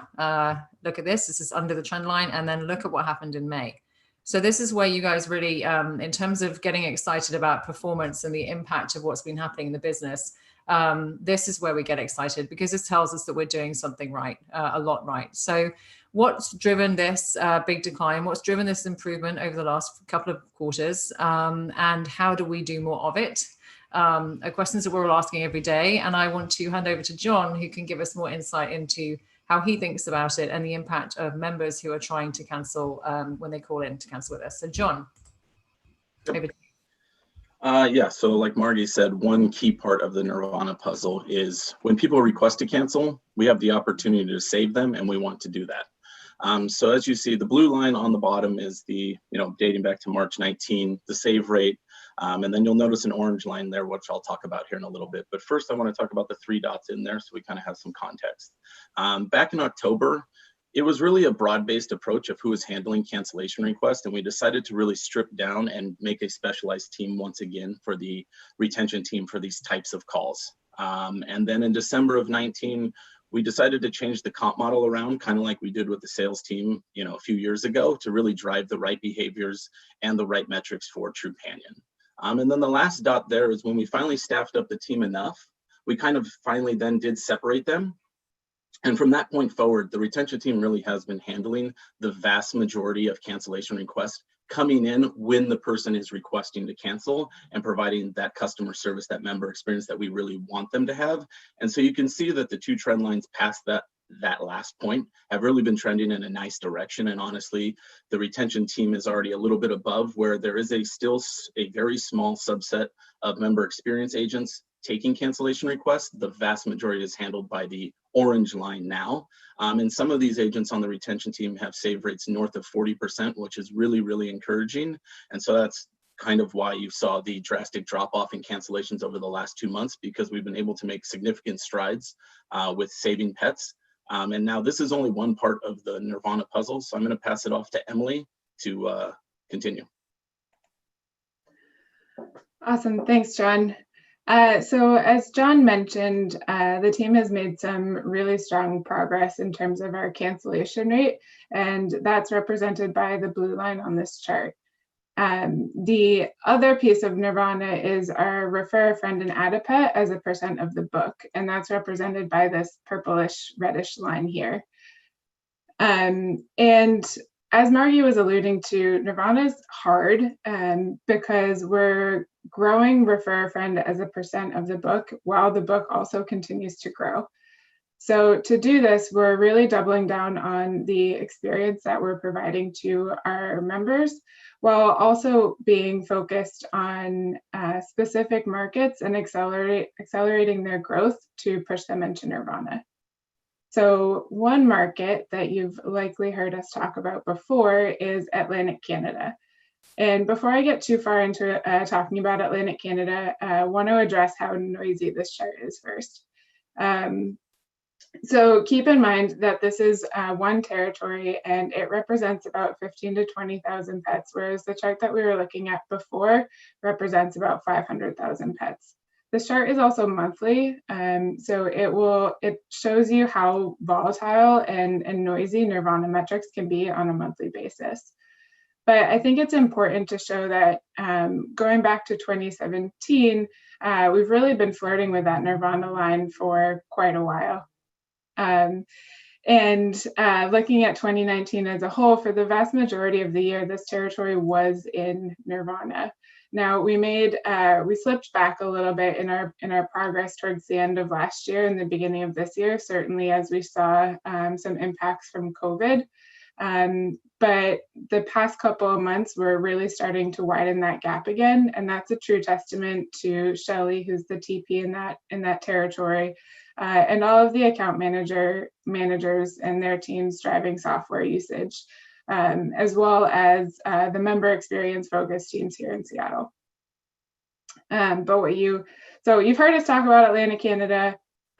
What you haven't probably heard us talk about before is that one of our largest markets has actually just crossed the line into Nirvana last month, which is really exciting. Definitely hits home for me because I am actually from this market, and I'm just super proud of Michelle Rosen, who's the territory partner, and all of her team in building such strong relationships with the hospitals. It's also a big testament to the market leader, MJ, who you've met, and her entire account management team in ensuring our software usage is strong. And definitely all of the member experience focused teams in Seattle being hyper-focused on this market. So without further ado, the market that we're talking about is Boston. Yay. Excellent. Excuse the fireworks there, because we didn't know how, if we were in the office, we would have been jumping around and celebrating, as I'm sure many of you are at home. Thank you, Emily. Thank you, John. It's really exciting, and to see this crossover in a market as large as Boston. And I'm surprised that Patriot isn't continuing to talk, but I'm going to take over now and kind of move on. But I echo the statement that Emily just made. A huge effort from Michelle Rosen and her team, and that's taken a long time to get to this place. So very excited. So with that news, we're looking at progress in Nirvana across the business, and throughout today so far, you've heard some snippets of what's been happening with COVID. And how do we move forward as a business? What do we take from this as positive signs of recovery? So a couple of things I want to just revisit that you've heard of already. So we're going to compare a very tight area of time. So comparing May 2019 to May 2020, we're comparing this window of time because if you look at anything in Q1, there was a pretty huge impact from COVID. And if you look at April, it was in very, very early stages of recovery for COVID. We think that May is probably a little bit more stable. So I want to just show you the early signs that we're seeing as a business. Our lead growth year over year was up 5.3%. Really important point to make here is, and as you heard Dusty and the team allude to before, animal hospitals are not yet back at the level that they were beforehand. So they're actually technically, their wellness visits are way behind the curve. So when we make a 5.3% increase in our lead volume at a time when our biggest lead volume drivers are not actually active, that's really good progress. So a lot of signs to be happy. So when they come back on board, you should see that lead growth really move well into double figures, which we know is the goal for this year. Our conversion rate, you've seen already, has gone up. So it's a difference from around 13.7 to just over 14% in terms of our overall conversion rate. So really positive when you can combine the two, and very excited. So overall, you combine the two together and you've got net pet growth of 9.1% year over year. So this is kind of starting to show that as we come out of our homes, and as we start to go back to the veterinarian, as we start to adopt more pets and get more sociable and start doing a lot more as a world, you can see that the early signs are there.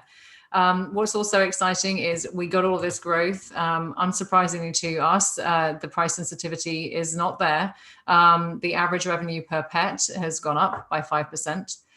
So all very positive and moving us in the right direction. But one thing that is really critical to note, and John and Emily both just touched on it in their presentations, is when it came to it in March, and actually Daryl mentioned this earlier too, we needed to double down on what we could actually do, the things that we could control. There was an awful lot that we're not able to control when it comes to the lead visits, the lead volume. So we can't make all of the veterinary hospitals open up and start issuing exam day offers. We can't do anything about the fact that the world is closed down. What we can do is make sure we're there for our members. And we've talked a lot about the impact of what happens if we can answer the phones the first time they're ringing. What happens if we can pay the claim within seconds so that they never have to worry about being out of pocket?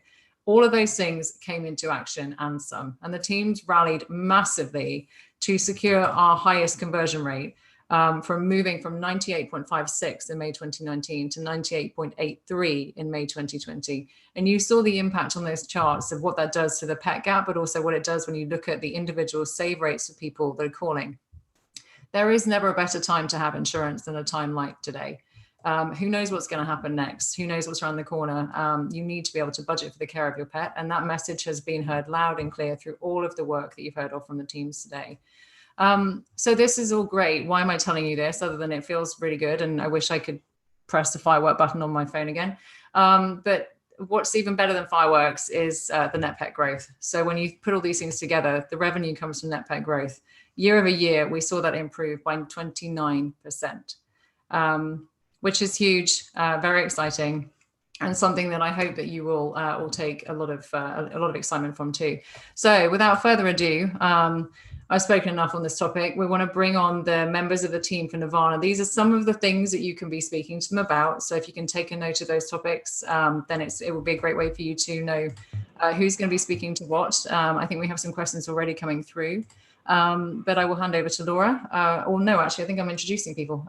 So everyone turn on your cameras and be a Brady Bunch and meet many of the Nirvana faces and teams from across the business. And you'll see that they are a host of different teams who are here to answer your questions on our Nirvana journey. So I'm going to kick off with introductions. I'm going to start with Trisha. Trisha, hello. Hello again, Trisha Pluff. In addition to obviously overseeing the finance team, I also am fortunate to oversee the claims teams, the actuary and analytics teams, and the technology teams. Thank you, Trisha. So let's start with the claims team. Hi, Catherine. Hi, I'm Catherine Frazier, and I'm the Director of Claims. Been at Trupanion since 2014. Thanks, Catherine. And Denise. Yes, thank you, Margie. I'm Denise Bean. I've been at Trupanion for nearly 2 years as the corporate controller, and I oversee payroll, our corporate statutory accounting, treasury, and also our accounting ops team, which includes failed payments. Thanks, Denise. Welcome. And Mary, hello, welcome to the team. Oh, we can't hear you, Mary. All better? Wonderful. Hi, everyone. My name is Mary Roethlisberger.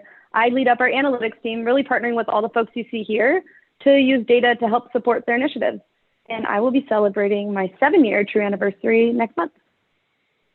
Thank you, Mary. And working very closely with Mary is Jessica. Hi, Jessica. Hi, my name is Jessica. I lead up the actuarial department here. I have been at Trupanion for almost 7 years as well. Mary and I were hired pretty close together at the same time. And most of what I do here is pricing, along with reserving and other things that actuaries would do for insurance companies. Thanks, Jessica. And a face that many of you will be familiar with because he comes on and steals the show pretty much every single time. So we got in there first with the Nirvana, the net pet growth. But Mr. Jaw spearheads our technology for the software. Hello, Dave. Welcome back.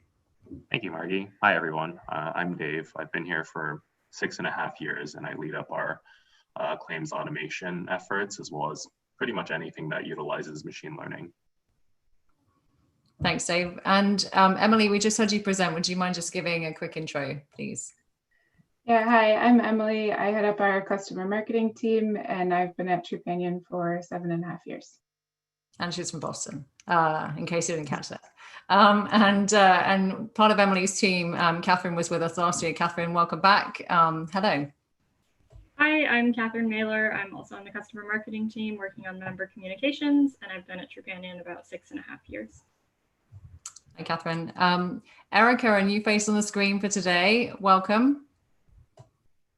Thanks, Margie. I'm Erica. I'm a leader supporting the phone sales and retention efforts, and I've been here for just about 8 years. And MJ, Shelley, and John, welcome back. You guys need no introduction, so let's get straight into questions. Laura. Yeah, that's great. We have a question from the line of David. David, you can go ahead and ask your question. Hi, everybody. Can you hear me? So the question is about automation. So in his shareholder letter, in the shareholder letter this year, Daryl challenged the team to automate 50% of claims this year, up from 32% last year. So I'll ask one question so Margie doesn't have to remember 5 of them. I may have a follow-up, but what does it take to get there? What does it take to get to 50% from where you were at the end of 2019? Thank you for your consideration, David. It's lovely to hear from you. I don't think I'm doing very well with question remembering, and so I can hand it straight to Dave, who can answer that question far better than I can. Sure, thank you. We're close. We're actually right at 45% already. I believe we started the year at 38%, and we'll probably get there before the end of the year, so a little bit ahead of schedule. We picked up some unexpected efficiencies along the way, which is always nice. What does it take to get, well, I'll probably answer your question for even going past 50%.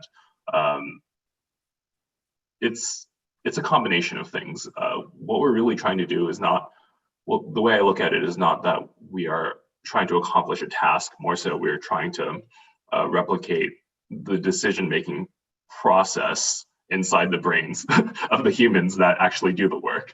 And it's not always obvious how to do that better. Sometimes it's as simple as presenting our machine learning models with information that they did not have before. Sometimes we get a freebie and the state of the art of the technology moves forward and we all benefit from that. So those are a couple of examples. None of them are straightforward. All of them take a lot of, idea generation to both, to both start and finish. I'll just chime in here briefly just to make sure everybody has a little bit of context.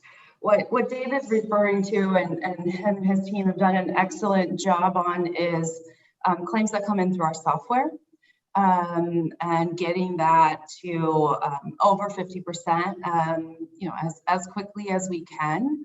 About between 30 and 40% of claims come in through our software and the rest don't come in through our software. Dave, can you talk a little bit while we're working on getting more software installed, which will naturally increase that number of overall claims, what we're doing with machine learning on claims that don't come through our software to drive efficiencies in customer experience? Absolutely. Sorry if that my answer was unclear, but I was talking so far about claims coming through our software only. Claims that do not come through our software. Also very exciting is that we'll probably be automating our first non-software claim within the next month or so. And when I say non-software, I mean like someone takes a photo of an invoice with their phone and sends it in. So we have to go through an extra layer of machine learning that actually recognizes where the text is on that invoice and kind of transcribes it digitally, at which case we run it through our regular automation algorithms. So as Tricia said, that makes up the majority of our claims. And similar to starting automating our software claims, we'll start slow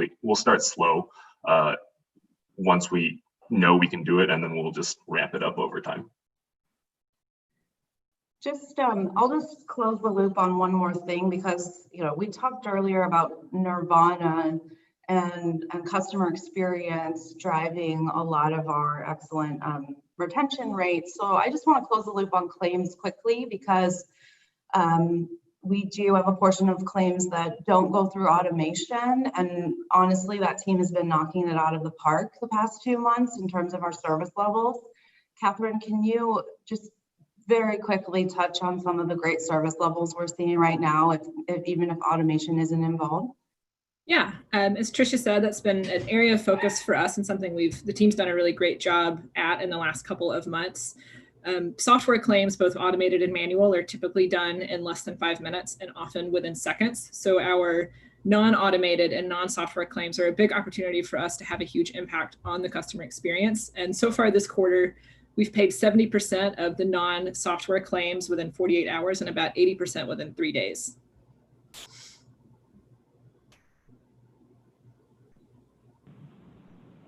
Thanks, that's super helpful. Appreciate it.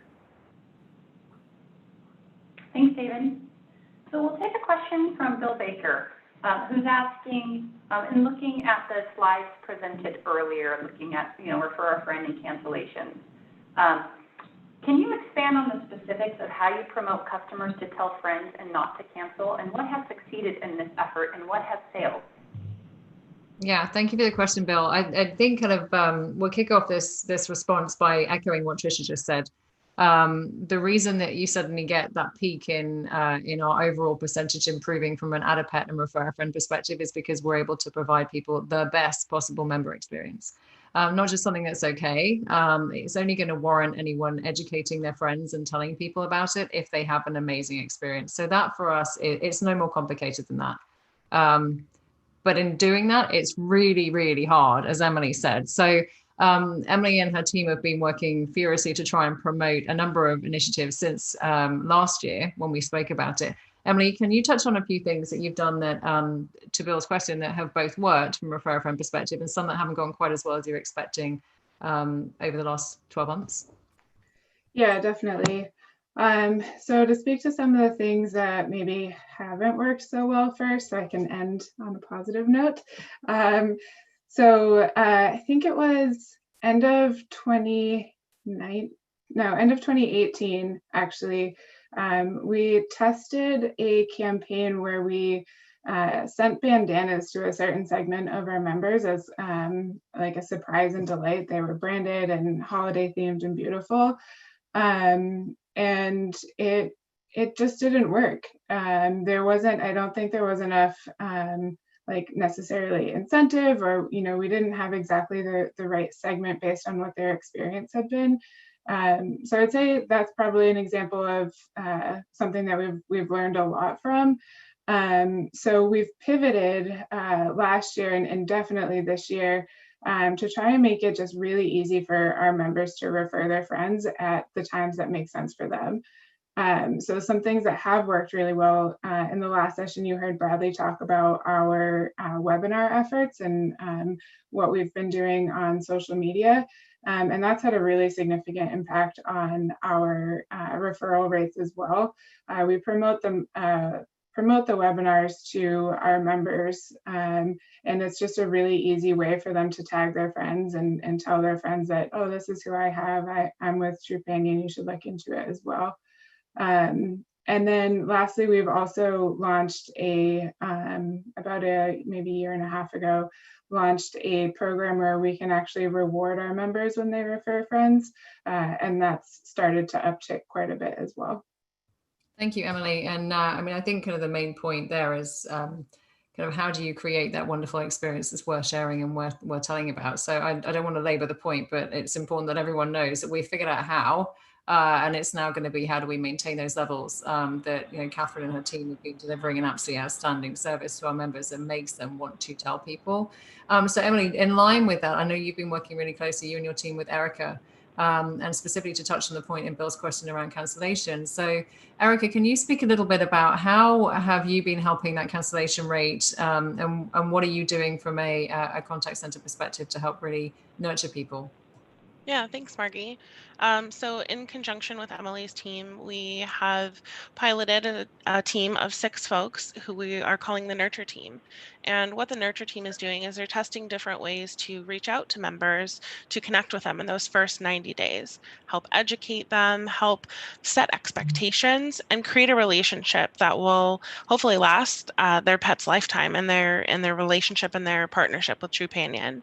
And so that's really gotten us to a point where we are able to bring that connection to a whole nother level and really make an impact for our members in those first 90 days.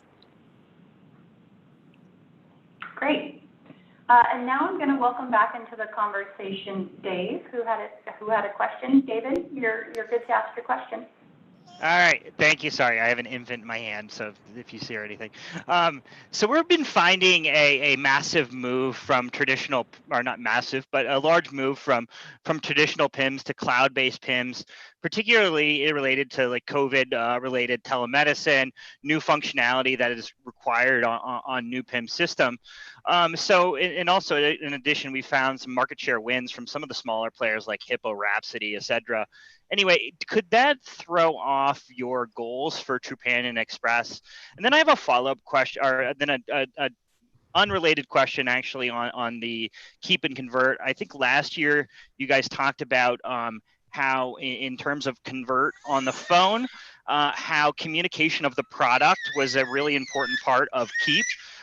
So if you guys can run through, I think some of the things that you talked about like last year was like communicating, it doesn't cover pre-existing conditions. And, can you talk about the progress you've made there? I'm sorry, I'm asking 2 questions, but I thought I had opportunity since I have an open mic now. Thank you. Good. I have a pen now. I took David's feedback seriously. So let's kind of keep track of questions. So if we kick off the software side of things, I'll speak to that because Chantal isn't on the call at this point. And thank you for coming back on and asking questions, Dave. So no, it doesn't change our plans at all. We are fortunate enough to have some very strong relationships, both with IDEX and Convetris, who have a lot of cloud-based PIMs themselves, as well as knowing those that you speak of. So Hippo Manager, Rhapsody, we are always trying to find ways that we can improve the client experience in a hospital, as are all of the practice management systems providers. And we will continue to work with them as best we can and get them on board. Obviously, there's a technology roadmap involved in that. So very much on course with that, very aware of it, and I'm happy to be playing an active role in that. When it comes to phone conversion rates and the things that the transparency in the areas that we really can kind of shine in, John, can you touch on that, please, a little bit? And then maybe hand off to Emily, who can speak to coverage summaries with Catherine. I can't find her on my screen. To talk about the transparency that presents.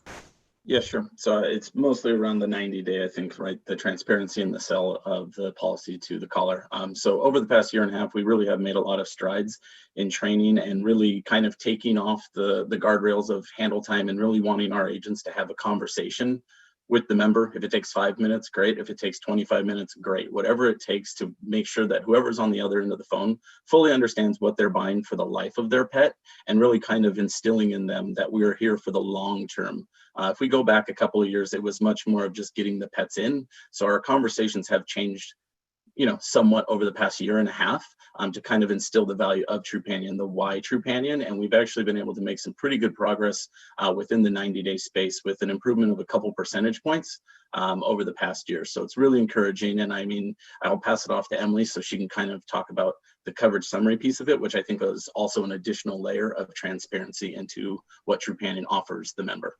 Yes, and sorry, before we go to Emily, let's just kind of sorry, John, that was me. I can write down. I clearly can't direct traffic. So Catherine, could you please give us a high-level overview from a claims perspective, the coverage summary, and then Emily, perhaps you can speak to the member experience that presents. Yeah, so coverage summary at a high level is a snapshot of the pet's medical history before they enroll and through any waiting periods. We've used these for years in the claims department to improve efficiency, particularly on our software claims, and they've also been a big piece of why we're able to automate as many claims as we are.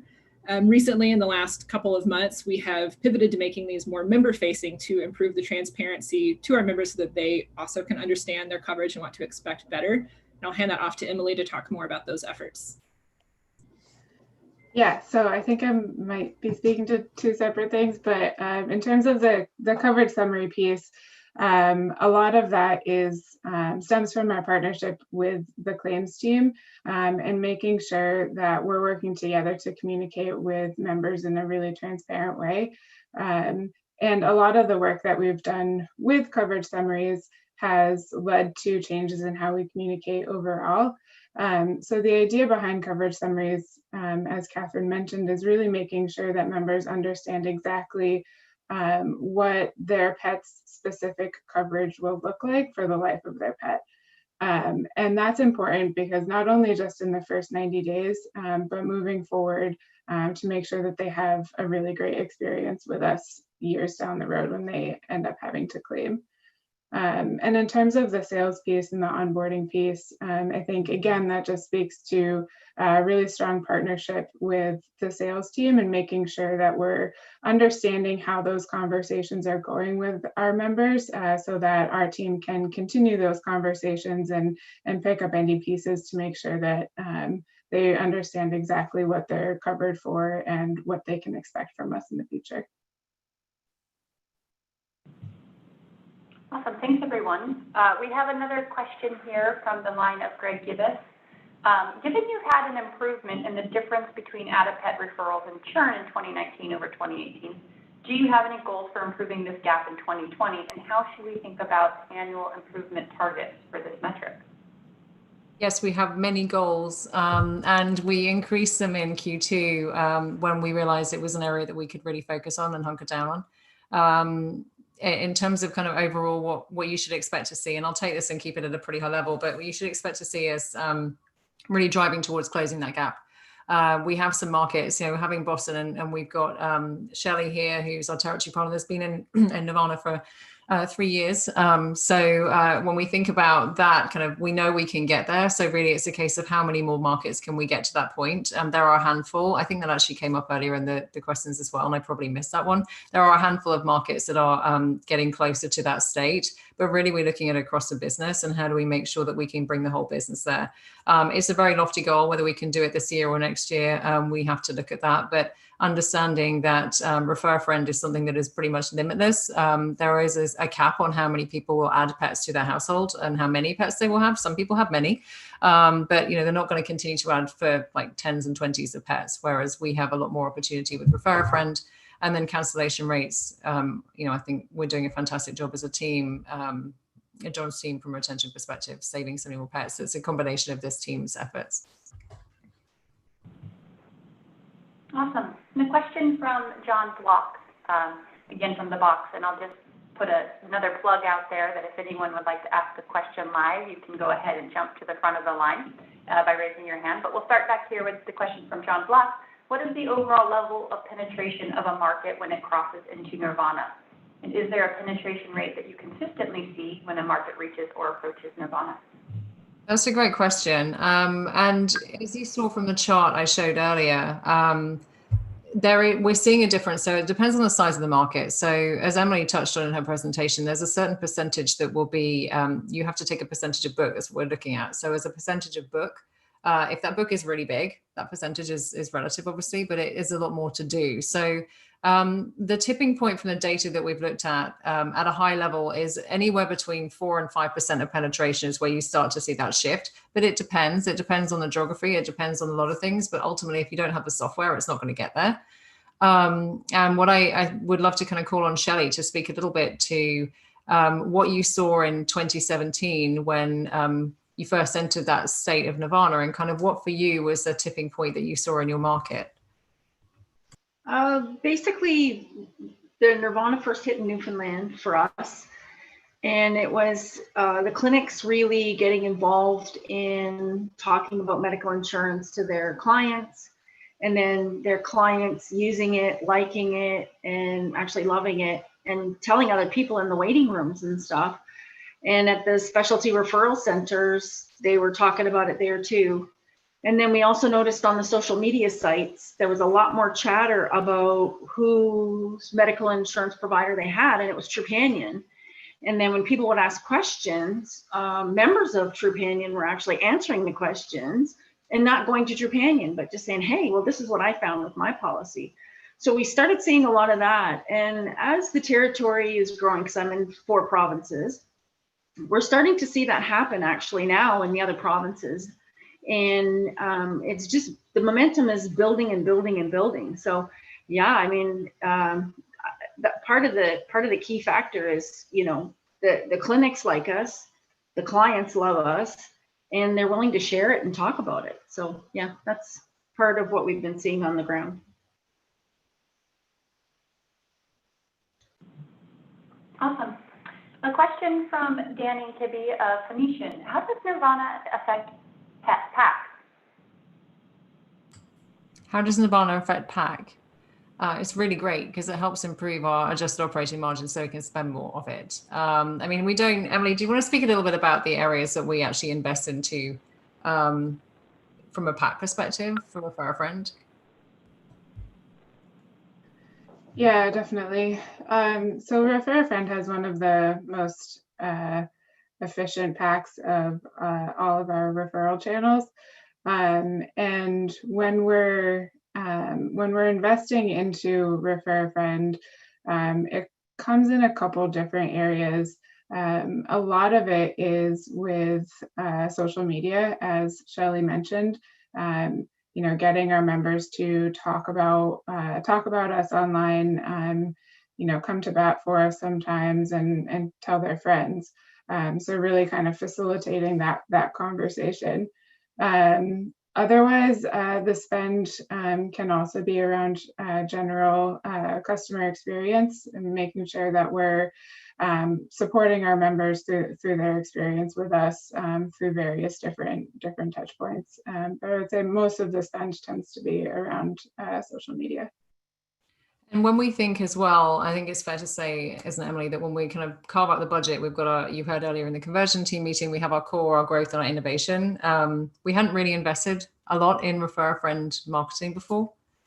Yes, that's true. The spend has definitely increased quite a bit. We have a really solid core budget as we would think about it. And this year we've definitely been doing a lot more in our growth and innovation spend categories as well. And the really great thing is, because it's been performing so well, the thing is that we're in growth and innovation and fallen straight into core, which is great. So that's kind of where we find new channels and new distribution that will help PAC. And the IRR on that is really, really strong. We like it very much. Awesome. A question from Andrew Cooper of Raymond James. There have been some changes in the cancellation policy recently. When we think about the May retention number, what impact might that have had? And how much of the March, April churn maybe emptied the funnel of folks looking to cancel and led to more of a single month lift in May? That's a great question. Now, I think if I read between the lines here, Andrew, one of the things that you're specifically asking about is failed payments.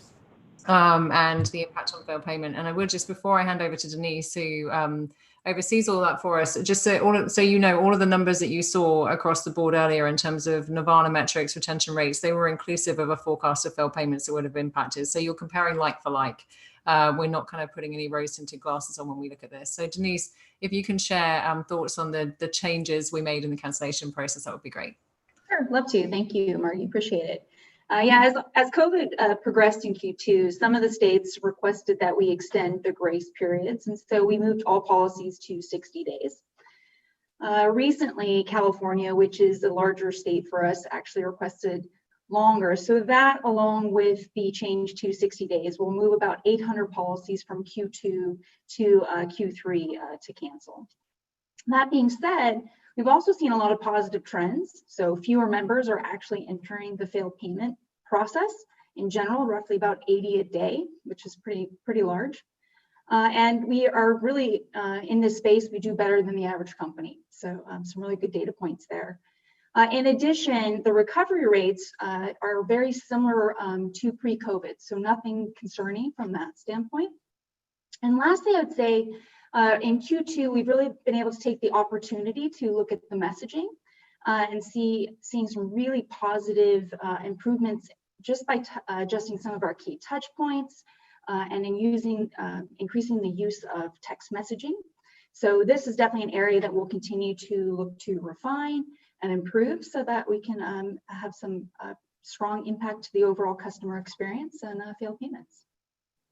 Yeah, I'll just add one thing here specific to the question that I want to make sure comes across. Obviously, we've had a bit of variance with COVID over these months, and like Denise said, we've seen fewer customers actually entering failed payments, and we don't know how that trend will continue as possibly consumer spend changes as more people go out.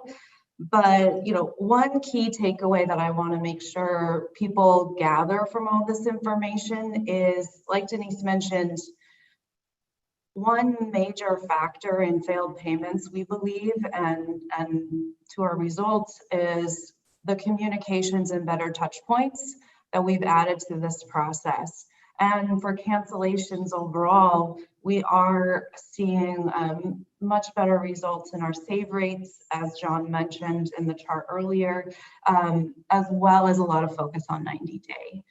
So while we do have this small change in just the timing of failed payments, overarching all of this, irrespective of that, is very positive trends, that we're focused on continuing as we emerge out of the COVID environment. Yeah, Tricia took the words out of my mouth. I just want to kind of do a nod as well to the things that Catherine has been doing, because part of that overall cancellation process and to make sure that we increase that focus, as I alluded to, this is something we can control. We absolutely can hold on to the people that chose us. We can't really help it if there aren't people out there looking. There happen to be people looking too. But Catherine, would you mind speaking a little bit to the work that you've been doing on the value and those renewal notices as they come up, because that's a sensitive time for people. And there is a natural, one might think that this would cause a higher cancellation rate than a lower. But if you could speak to that a little bit, that would be great for the audience. Thank you. Yeah, so all of our communications are built around consistency and value. We want, whether you're getting an email or talking to somebody on the phone, to provide the additional value, like you've probably seen in the Why Trupanion packet that you all got, within those communications in the time that makes the most sense to receive them. So we want to give our members the context that they need, whether that's with a rate increase or a failed payment, on what they can do next, or better understand why that's happening, how it's happening. So we've absolutely been incorporating more conversational tone into all of our messaging and making sure that we're weaving in that value messaging in different stages of the journey from the start. Thank you. Great. A question from Jimish Gandhi. For members with Lucky Pets, how does Trupanion convey the value of having pet insurance when those members haven't filed a single claim in 3, 4, or 5 years? What a great question. I'm going to pass off to John initially to speak about what happens from a retention perspective, and perhaps Erica as well can speak to that. And then Emily, some of the efforts that you've been making to really reiterate the value proposition. Yeah, sure. So, I mean, if they haven't filed a claim, that's one of the key things that Trupanion does for them. But also throughout that time, I think we would have touch points with them, whether that's from Emily's team or if they call into the contact center for any reason, whether that's a billing issue or anything, making it the best experience possible when they do need us for anything. And if that's leveraging chat or email or a phone call, making sure that it's fast and it provides them the best answer possible. That's definitely a key in driving value with each touch point that we have with them. And I think from a nurture and a retention perspective, it's really drawing out that why Trupanion that they felt when they did partner with us and enroll their pet when they first got insured. And, just again, creating that bond and that relationship and educating on how we can be there in the future, especially if they have been enrolled for 3, 4, or 5 years and they have not filed a claim.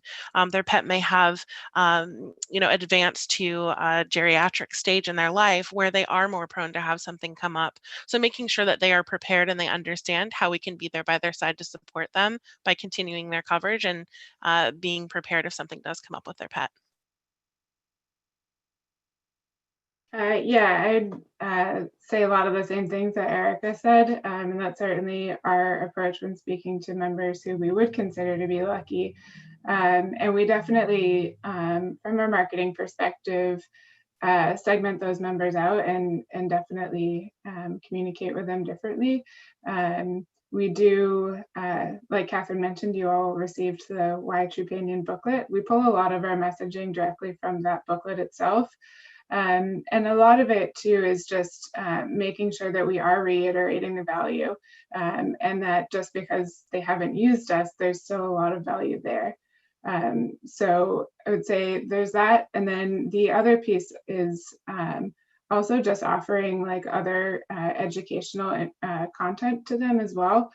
We have so much data and we're really able to give them information about their breed and, about their geography and how that might impact their pet as well. So doing more things like that as well for that segment. That's great. Thank you all. Okay, switching gears a little bit. Can you explain the changes you're rolling out, allowing customers to raise but not lower deductibles after enrollment? What led to that change? And how do you expect the change to affect various critical components of lifetime value? Churn, retention, rates of change in ARPU, distribution of ages across the portfolio? That sounds like a question for an actuary. I would love to. So I'll answer the drivers of the change and hand it off to John to talk about how that has impacted in the other components in terms of customer experience.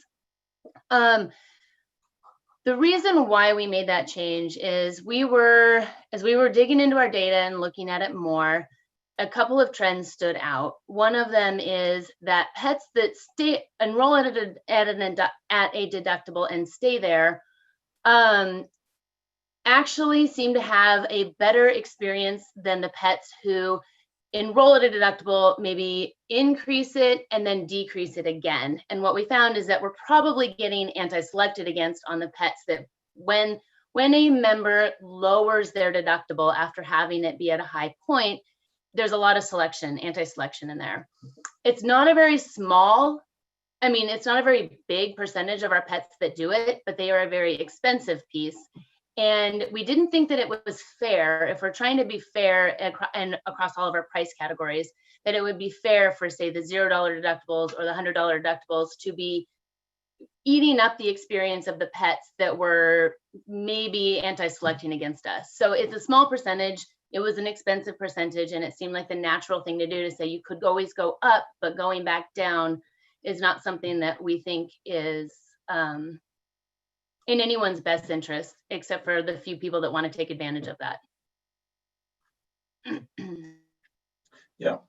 And then from the contact center perspective and the sales perspective, we've actually seen some very positive things from ARPU from very early retention numbers, because that's a switch that hasn't been around all that long. But ARPU, like I mentioned earlier, has seen a nice little lift. This is coming from the sales agents understanding that when they have the caller on the phone, that they need to make sure that they're selling the policy at the value that the member can purchase it at and want to purchase it at, versus shopping out of their own pocket, because knowing that they can only raise their deductible is kind of the journey that they're on now. From a retention standpoint, it's actually better for the retention team because it gives them more price points in a conversation. If there is a rate change or if there is something that the member is requesting to cancel about, it actually gives them more price points when they're calling back in for that. So there's some encouraging signs there as well. And then ARPU obviously is correlated with the deductibles. And so if we're selling lower deductibles because they can only move it up, it's kind of helping us lift ARPU as well. That's great, thank you. So a question from Andrea Dedano. Is it fair to assume that healthy/lucky pets are mostly young pets and that sick/unlucky pets are mostly older pets? Is it insightful to look at an average claim by pet age? That sounds like another question for an actuary. Yes, it does. Here's how I would answer that question. I don't know that it's necessarily true that only young pets are healthy pets and only old pets are unhealthy pets. Really what we see is that we have pets at all ages claim and create claims. A lot of the conditions that we cover can show up at any point in time: allergies, ear infections, knee replacements, or cruciate tears.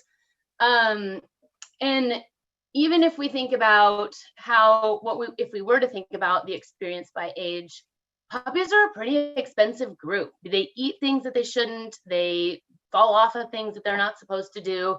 Pet owners get really worried about their puppies and take them to the vet all the time. I mean, I know I do. By the time my dog was 2, I just told him to put a Band-Aid on it.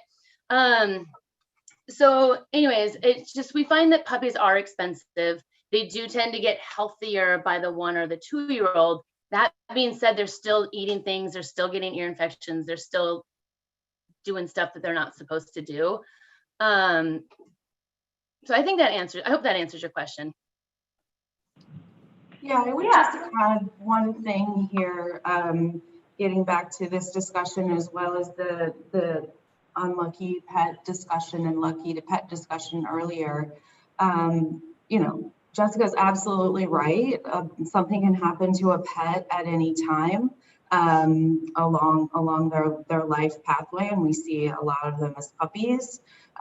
We see some as they get older in life, but it's not like human care where it gets exponentially more expensive. That being said, I mean, nobody adopts a puppy and hopes that they're unlucky so that they can get a return on their investment. That's not really what people are setting out to do. So, you know, while we do have great messaging around the benefits of Trupanion if they happen to have a lucky pet, it's also just, you know, that reinforcement of the value that we will be there if something happens. But a consumer's mindset is to be very happy if they have a lucky pet, knowing that we will be there for them if they don't, not hoping for something to come up so that they get a return. Great, and I think just a follow-up question to that from Andrea. Given that Trupanion is growing rapidly, mostly by enrolling younger pets, is it fair to assume that the book of pets is currently skewed towards younger pets?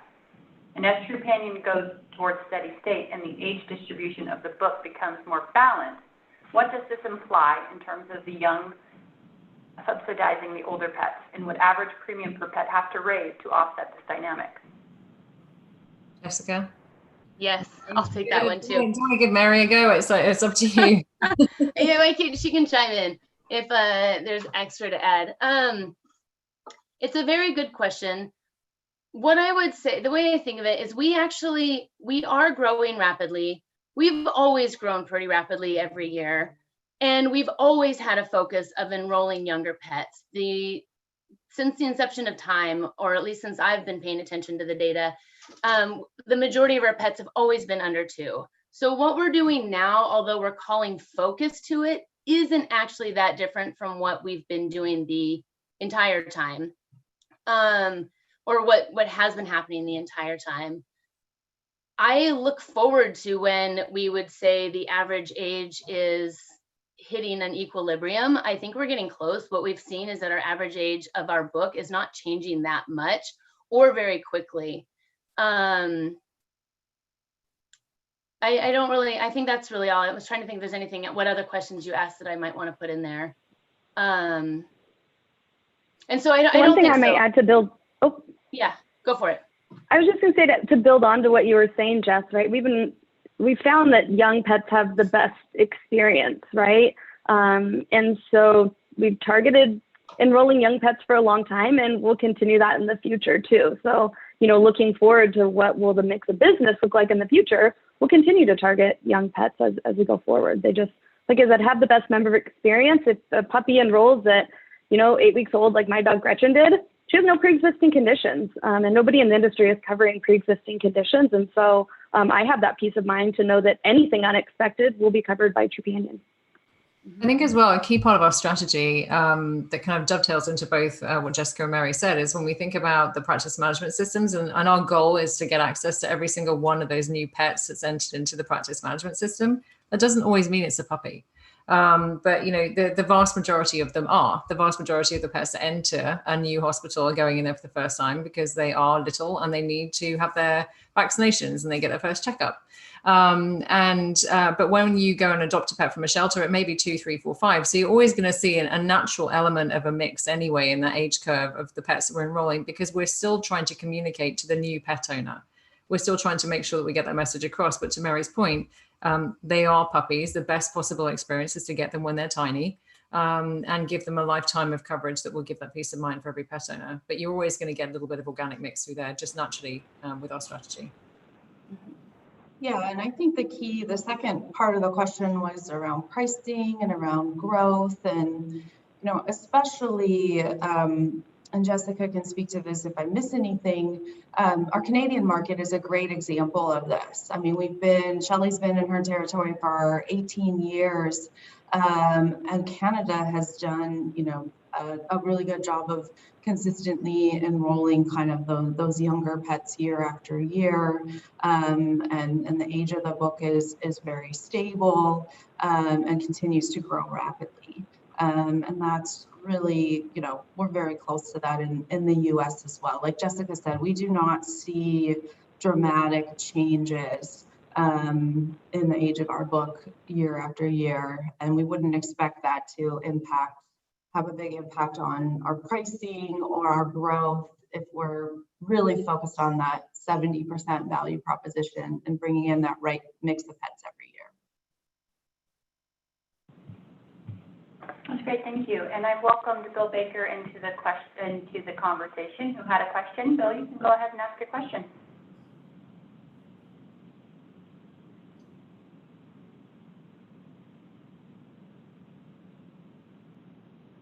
Okay, while we're waiting for Bill to unmute his line, we'll take another follow-up. And we have time for a couple more questions. So if anybody There we else go, I unmuted it. Oh, great. Hi, Bill. Sorry, hi. My question is, it seems like a couple of years ago, the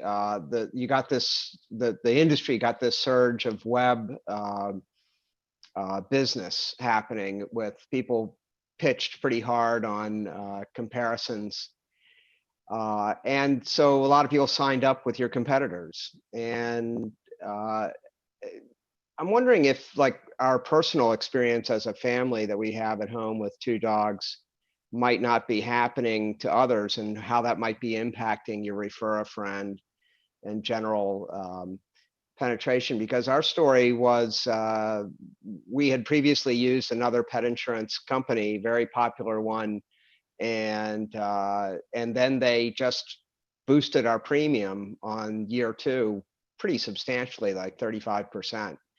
And I told my wife, hey, call Trupanion, because you probably should have been with them in the first place. And she did, and the pet is now enrolled with you. And while she was on the phone, your contact rep said, hey, do you have another dog, and we happen to have an older dog who's healthy as a horse, and you could run over her with a truck and she wouldn't get hurt. And you gave her a really attractive premium and enrolled her too. So I was amazed, but it seems like you've warned us in the last couple of years of meetings that the industry does raise rates aggressively, and that you try not to do that and just do the inflation rate increase. And that seems like a great selling point. Is that something that's helping you at this point? Are we coming over that curve of the initial web penetration of the industry? Yeah, that's a great question. And I love the sound of your dog, Bill. I think I have one of those too, a little tank. John can speak to this as well when we think about the impact of kind of how we introduce that concept on the phone. But I think you're referring to a couple of years ago, we talked about a leaky bucket and how we generate the vast majority of leads for the industry. That hasn't changed. And our territory partners going out there having that message. What we've got better at doing, and we still have a long way to go, is making sure we capture the majority of those leads to explain the value proposition. But it's not always helpful, and this is a little bit of what I was talking about earlier, when the clarity between products and value proposition is not there. So if someone is going on a price-led promise, what they don't understand and appreciate is their age curve. And in that Why Trupanion book that we're now giving its third plug in this one session, you'll see how our pricing promise really does evolve from a member. And if they are with us long enough, they will appreciate their value. John, when you think about how we sell in the contact center, how is the team positioning that? And to Bill's point, do you find that that's easily understood? And are we improving the way that we're using that messaging to really get across our unique selling point? Yeah, I think we as the phone sales team really highlight the key differences for Trupanion against anybody else. We really do have a truly talented sales team that now is over 50 people, which just a year and a half ago was like 30 people. So it's all really, really good. And really when it comes down to, I'm happy that they added both pets on the phone call. That is definitely important. And so kind of those kinds of things like that. And also I think when it comes to refer a friend, one thing we really haven't tapped into yet, but I know it's planning with Emily and her team on, is really leveraging the ambassador program that she has and really incorporating it into our sales process. And that's something that we are working on currently and we'll be working on for the rest of the year, that will hopefully leverage and really start to see a nice uptick in refer a friend enrollments post the enrollment conversation that we're having with them on the phone. And just kind of to wrap this up quickly, when we think about the video that Bradley shared with the tuner, we're trying to find ways to articulate the value proposition that speak to those particular points around birthday, what we call internally as birthday pricing, but the fact that we're pricing for the life of the pet. So a lot more of our messaging is around lifetime. And the pricing that Jessica and her team do is lifetime pricing. So kind of how do we really demonstrate that and articulate it? And it's something that we're making progress on. We have a fair way to go, but you're right. It is a unique part of Trupanion. We are the only provider in the market that does this now. So we're looking at how we can make a better job of really reinforcing that point with every single touch point we can. Okay, that's great. Can you give some examples of the kind of information that you share with veterinary clinics that help them run their practices, provide better care for their pets, and potentially improve their economic outcomes? I can. I think MJ can speak to this too, and so can Shelley. This is really an ideal question for our former veterinary hospital consultant who isn't on this call. So let's kind of kick off. MJ, from your perspective and from your team's point of view, I know that you spearhead a lot of the ideas that come from the field and thinking about the messaging that we provide hospitals. Can you speak to what that looks like? And then maybe Shelley, you can talk about what the demand is and what the need is from the hospitals themselves. Sure, and we're branching out these categories as we go with having that field consulting team and that vet consulting, access to that. We understand what hospitals are looking for and asking for, but ultimately, I think one of our main tools is that we're talking about the value of an insured client, what that means to the overall experience, not just from the bottom line, but from the client satisfaction, from the team member satisfaction, from the turnover of the team. All of those fringe benefits of having and increasing your insured client base are some of the focuses that we're putting on from a vet specific community on how we can help them in that area, and then expanding out into different areas. And that's from the consulting approach of, what other resources do we have internally, you know, when we think about Steve's initiatives and Blue Heron's initiatives, that we can help provide as ambassadors to the industry. Those are the things that we're talking about with vet hospitals. So it's very across the board. And Shelley might have some more specifics on the ground, boots on ground. Yeah, on the direct level, when we're trying to message medical insurance in the clinic level, and you have to excuse me, I'm natural light and it's like 20 to 6 years. It's going. It's really important that they understand that we're here to help them. And everybody in every vet clinic has faced the mean client, the client who can't pay, people who are trying to do suboptimal treatments and things that are not necessary. And having an insured client base will really solve that problem in the sense that it will help those people not be frustrated. And it's sometimes it's very scary to work in a clinic. I was in one doing a call with the vet owner, and a guy kicked the door in because he didn't want to pay his bill. And I mean, you know, when you have a medical insured client base, it really prevents a lot of that from happening. It won't stop it, don't get me wrong, but definitely it will help. And stress in the clinic level, if we can stop that at any point, I mean, really, that's what we want to do. Yeah, I think it is. You're totally right, Shelley. Yeah, Nova Scotia is obviously getting dark. Thank you for staying on the call. I think the main point, if you want to ask questions like this, so specific to LEAD and, you know, the messaging for hospitals, Dusty will be hosting a happy hour. So please feel free to bring that question up with him. But it's really about reiterating that the reason we're here, the problem that we're solving. And really kind of hitting home on the fact that when people can't budget, regardless of the time, but particularly today, making sure that we have an appreciation at a hospital level that we can unlock the access to the care that the veterinarian is trained to provide, that otherwise would be compromised. Great. Just a few more questions here. Are there other pet insurance companies that also price policies based on the expected claims cost over the life of the pet versus the next year or two? And if not, why?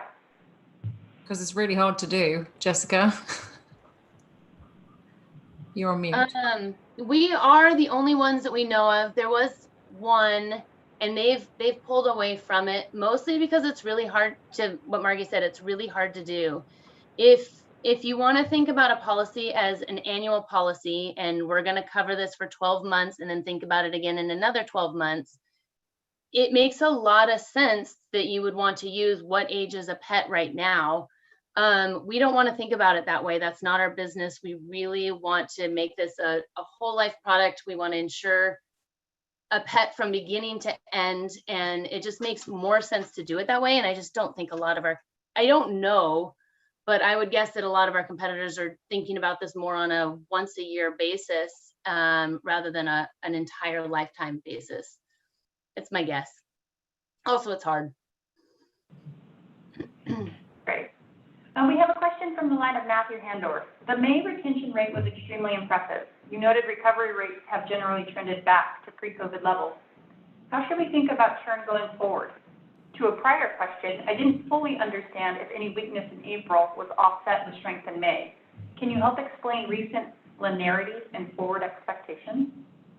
Yeah, so I think you know, we think about churn overall and the performance improvement, as we've said a few times, and I really hope if there's anything that anyone takes away from this, we've really proven that when we really focus on the things we can control, which is our member experience, we can make a massive difference in the growth and health of the business sustainably.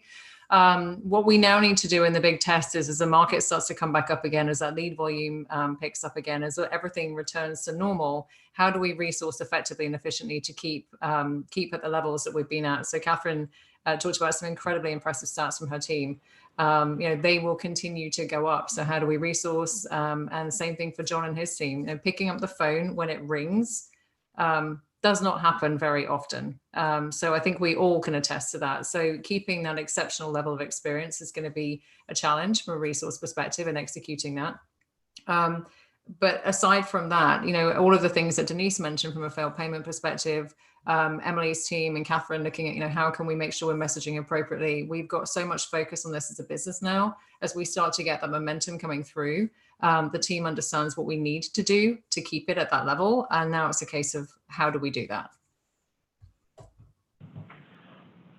That's Great. And one final question, and then we'll take a quick 5-minute break and jump into the last Q&A session for the day.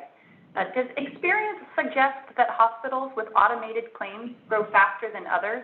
Are there other factors to consider? That's a great question. MJ, would you like to pick that up? And then maybe Mary?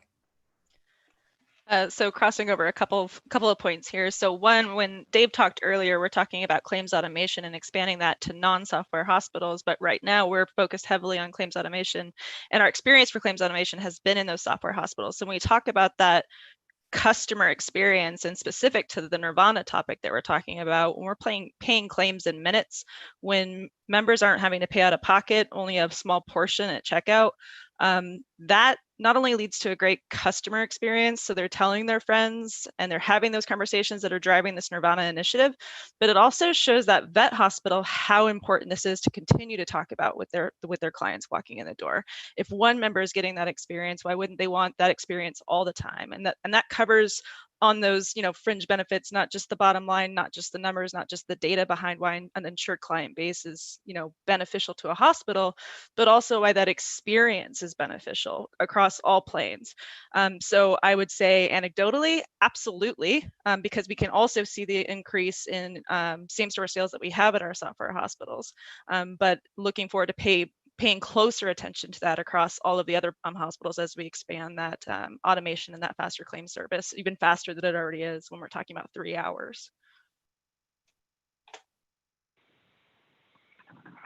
The thing that I could add to what you just said, MJ, is thinking about, looking from a data perspective, what do we see in terms of behavior when hospitals have an insured client base? So a few things that, my team's dug into is looking at how often pets are visiting, right? And we've noticed that insured pets are visiting more often, again, getting that best level of care. The other really exciting thing we've seen with hospitals when they have our software is that pet owners are, more likely to buy, say, prescriptions from their vet hospital. So we found that, 90% of prescriptions are bought directly from their veterinarian at time of checkout, as opposed to, going online to, 1-800-PET-MEDS or something like that, and taking, revenue away from vet hospitals. So again, highlighting, the real value of our software in helping pets get the best medical care, and then that revenue continuing to go to the vet.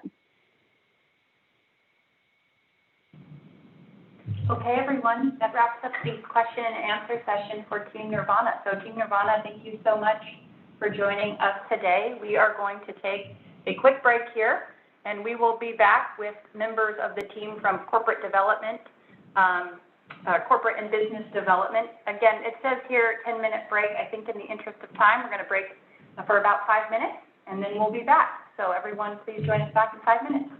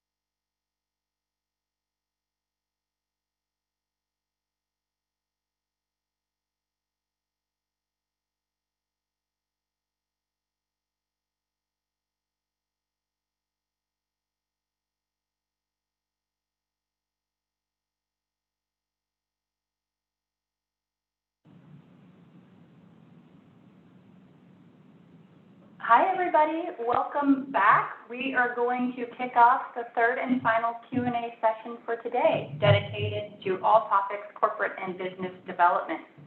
We have about an hour dedicated to this session. So again, if you want to ask questions, please feel free to raise your hand or submit questions via the Q&A box. Moderating this section is going to be Asher Behrman, our Chief Strategy Officer. So I'm going to welcome Asher. Thanks, Laura. Thanks, everyone. So this is our last question and answer session. So in the spirit of making sure that we answer all of your questions, I'm going to keep my remarks here fairly brief. But overall, this section is going to cover all aspects of our business that aren't directly related to our subscription business. So it'll talk about our other business segment, our back office functions, support functions like legal, regulatory, financial. All questions in these areas are fair game. And then in addition, we can talk about our employee benefits and other business development channels. And we may have some exciting updates for you on lots of those. So we should have the business owners of all these available. And I would say, Laura, if you can invite them on, we will do quick introductions.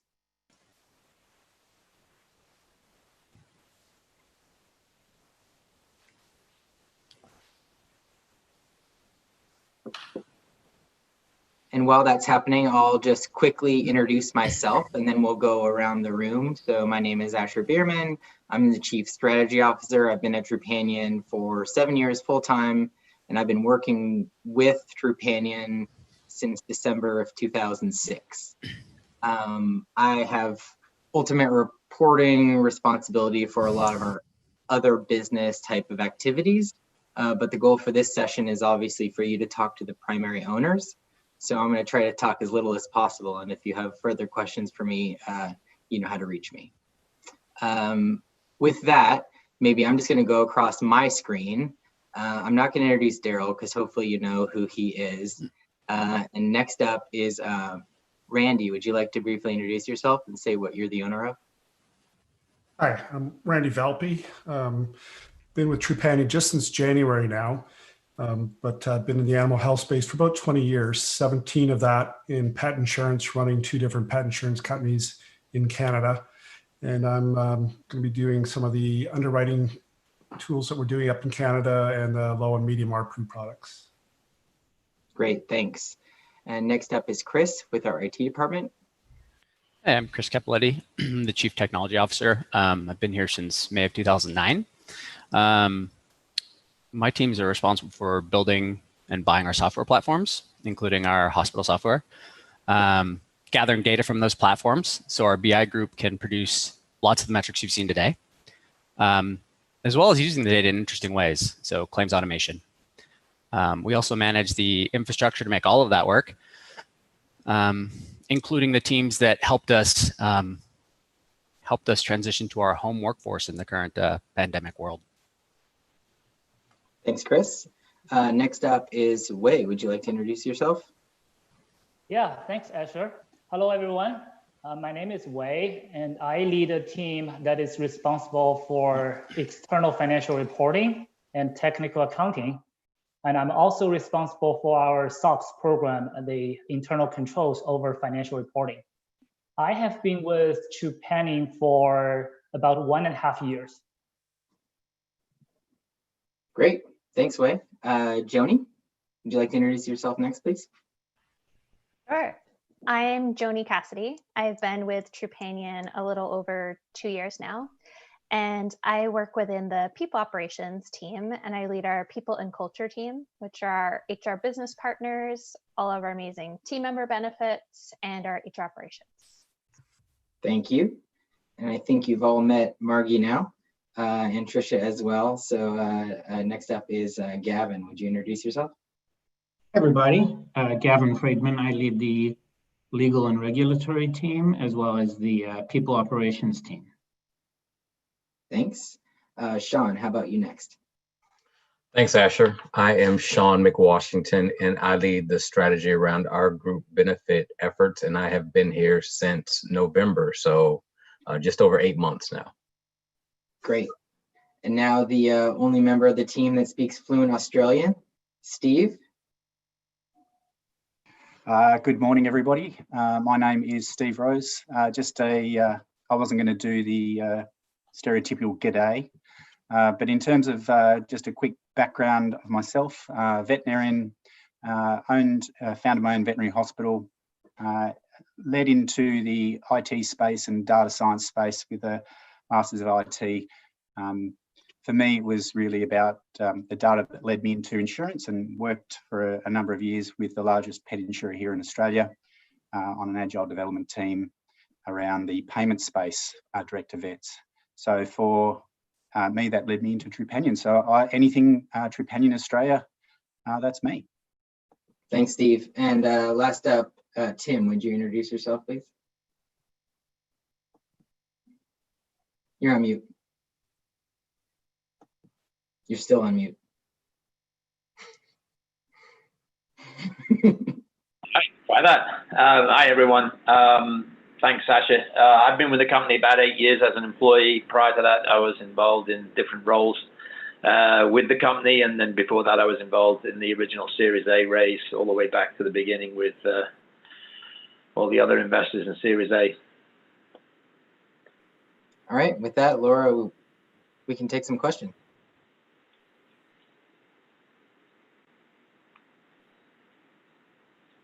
I think you're on mute, Laura. There we go. I will start with a couple of questions that were submitted to the Q&A box, but again, we'd love to welcome some of you onto the screen or hear your voices, so please feel free to raise your hand. Let's start with a question that was submitted ahead of time, which is from Stephen Leach of Powder River. What is the thing that concerns you most about the long-term business, and what steps are you taking to address that concern over the next few years?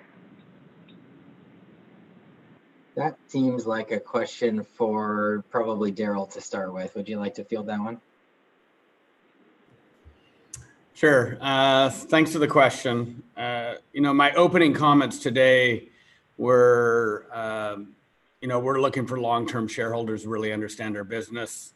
Hope we've reinforced that we've got a large underpenetrated market and we've got a good business strategy today and strategies moving forward. I think the biggest challenge we have is execution, which is, do we have the right people with the right resources on the right seats of the bus? And the goal of today is to give shareholders direct access for you to be able to talk to the people that own the initiatives. And I think having the right people and the right culture will continue to be the biggest execution challenge that we'll have for the next 10 to 20 years. But hopefully you found during the day that you have confidence. Yeah, that's great. And actually, along that topic, we got a question submitted from John Gooden. Can you comment on how you've been able to preserve the overall company culture across the organization in the past few months, and how you see that playing out in the future as the percent of the team working remote increases? Any anecdotal thoughts from the team on how the culture has evolved, stayed, improved over the past few months would be helpful. Gavin and Joni, would you like to speak to that? Sure, I can start. Obviously at Trupanion, our culture is deeply important to us. I think we have a pretty special place to work. I think our team members are really proud to support pets every day. And I think about the hard work they do and the great experience they create. And it's important that our culture is equally as good, if not better, that their experience is wonderful. I think we have a strong cultural foundation, which helped us pivot to working more remotely really easily. We already had a high number of team members, especially in our claims team, who worked all across the US and Canada. So we had some good practices to share and replicate across other teams. We've also been really purposeful about increasing the level of communication across the teams. We have weekly all hands meetings now. Most teams are touching base daily, including all the senior leaders you've met today. And we've gotten a lot of unsolicited positive feedback from our team members about how much they appreciate time with leaders, increased communication, and feeling really supported and successful working remotely. I guess the one thing that I would just add to that, thanks, Joni, I agree with everything you said, is it helped a lot to be an early mover to work, have everybody work from home. I think it made our team members feel both cared for and supported, but also there was something positive about being proactive and not following other companies. And I think it really was pretty deeply meaningful to everybody. And then on the communication increase, I would say, yes, we've increased the quantity of the communication, but I think at top to bottom, this has been an opportunity to also improve the quality of the communication, and the communications have become more effective. And my personal sense is our company is feeling more connected to each other than before. And just from my role, it's been really gratifying to see, and just really proud of everybody, the way we've all come together and the feeling of being connected that we have today. Thank you both. With that, we are going to take a question from Shweta. Shweta, go ahead and ask your question. Okay, thank you. Thanks, Laura. I have a question on the Australian market. Who's the biggest player right now? I know Daryl has mentioned that it kind of resembles the Canadian market, but could you talk about your top 3 priorities for Australia, probably over the next 2 years? Thanks. Go for it, Yeah, sure. Look, in terms of the first question is, who's the biggest player, who's the biggest competitor? Here in Australia, the penetration rate is a lot higher. It's about 6 to 8% of the market. That's dominated by one particular player, which essentially involves most of the brands in the market. They're a retail, not focused on our vet space, which is what Trupanion here in Australia is really focusing on, driving same-store sales in veterinary hospitals. So in terms of our focus over the next 2 years, really, we're still in our trial phase. We launched back in April 25th last year, so just over 12 months here in the market. Our real sole focus is still in trial mode to drive same-store sales from what's been on average about 1.2. We really want to hit 3 same-store sales per partnered hospital in a number of consecutive months before we feel confident that we've really got things dialed in and ready to go to that next phase. So once we've got that sorted, then we're going to push wider into other geographies and other areas. At the moment, we've got 12 partnered hospitals, which we're driving deep relationships with. Thank you. Great. And our next question is going to come from the line of Andrew Cooper. Andrew, you can go ahead and ask your question.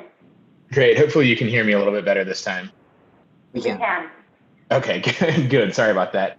I think it was mentioned maybe once or twice earlier in one of the earlier presentations, but maybe talk a little bit about, your thoughts on a different ARPU product. And I know you mentioned protecting sort of the Trupanion brand and one Trupanion, product and strategy to the consumer. So how do you think about potentially entering those other ARPU arenas, and what could we expect from a timing or communication perspective as you do sort of tinker in those spaces? Yeah, thanks, Andrew. Great question. Randy, you want to take that first, and Margie, feel free to chime in on it too. Sure. Thanks, Andrew. So right now we're currently working on the development of those low and medium ARPU products, with the hope that we'll launch those late this year, early next year in Canada. Play with them in Canada, see how they perform, tweak them as necessary, and then look at other potential countries to roll it out, including the USA. The products will be very, very different from Trupanion. There'll be no affiliation with Trupanion, but they'll meet a different need. They'll look for the people that are looking more price sensitive versus coverage. And there's lots of other players playing, especially in the medium ARPU product area. But the low is something that I think will be very niche to us, at least initially. And it's going to be interesting to see how it plays out in the coming months and years. Yeah, I would just add to that. Thank you, Randy. Completely agree. I think one of the things that we pride ourselves on at Trupanion is data, and being able to have access to that data and really appreciating kind of what the volume looks like for each of those different market segments, and being able to work together. So Randy's team and the kind of the rest of the kind of the core subscription team, kind of making sure that we have a real appreciation for how do we clearly articulate the differences between the products, even though there is no marketing that's associated with Trupanion and what other products would look like, but ensuring that we're able to clearly articulate the value proposition, whether it's gold, gold, silver, or bronze. So excited to see how we can help to really educate and take the industry to the next level. Can you give us a little bit of color maybe on just, what some of the product changes might look like? And I understand from a competitive standpoint, you don't want to give too much away, but is it higher deductibles? Is it only certain items covered or anything like that you would just sort of be playing with that you could give us a little bit of a flavor for? I see I Daryl. would just like to add on to that question because we had a couple come into the Q&A box that are on similar lines, just more specifics around the low, how you will compete at the low end of the market. And I was watching Daryl shaking his head. So Daryl, you want to go ahead and take that one? The only thing I will tell you is our underlying value proposition of paying out 70 cents plus on the dollar will be consistent across our low and medium ARPU. So although the product coverage will not be as great and it will not be with the Trupanion brand, they will have high underlying value propositions. And beyond that, you'll have to wait and see. I had to try. Appreciate it, guys.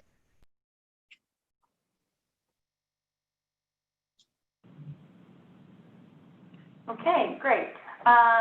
Let's go back, take another question here from James Reed. In the 2014 shareholder letter, Daryl quoted Warren Buffett about his attraction to low-cost operators in insurance. Do you still believe you are the low-cost operator in the pet insurance sector?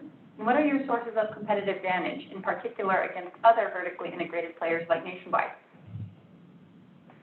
I do, but it sounds like a question for Daryl. I'm going to hand it off to Trish. Sure. When we think about being the low cost operator and, if someone else wants to chime in on how we think competitors' financials look, feel free to do so when I'm done, because we don't have a lot of transparency into that. But I will tell you, everything we do when we talk about that target margin profile is to do things as efficiently as we can and return the most value to our customers. And I think being, within 2020, getting fixed expenses to 5% is a testament to that. Scaling our variable expenses as we have, and then driving efficiencies through particularly claims automation, not only with software claims, but you heard today trying to do non-software claims, and automated claims are much less expensive than the other routes that claims take. And then the other piece of it, which this question alluded to, when we own our own underwriter, as we do, any fee that would normally be paid to an underwriter, we do not have that. Granted, we hold capital, but we don't have that. And that can be upwards of 10-15% of revenue for some of our competitors. And we take that amount, and that's part of their 70% value proposition, which we're now raising as well. So how exactly each of those components compares to a specific competitor, I can't really speak to that, but everything that we do here is to do things as efficiently as we can without sacrificing customer experience.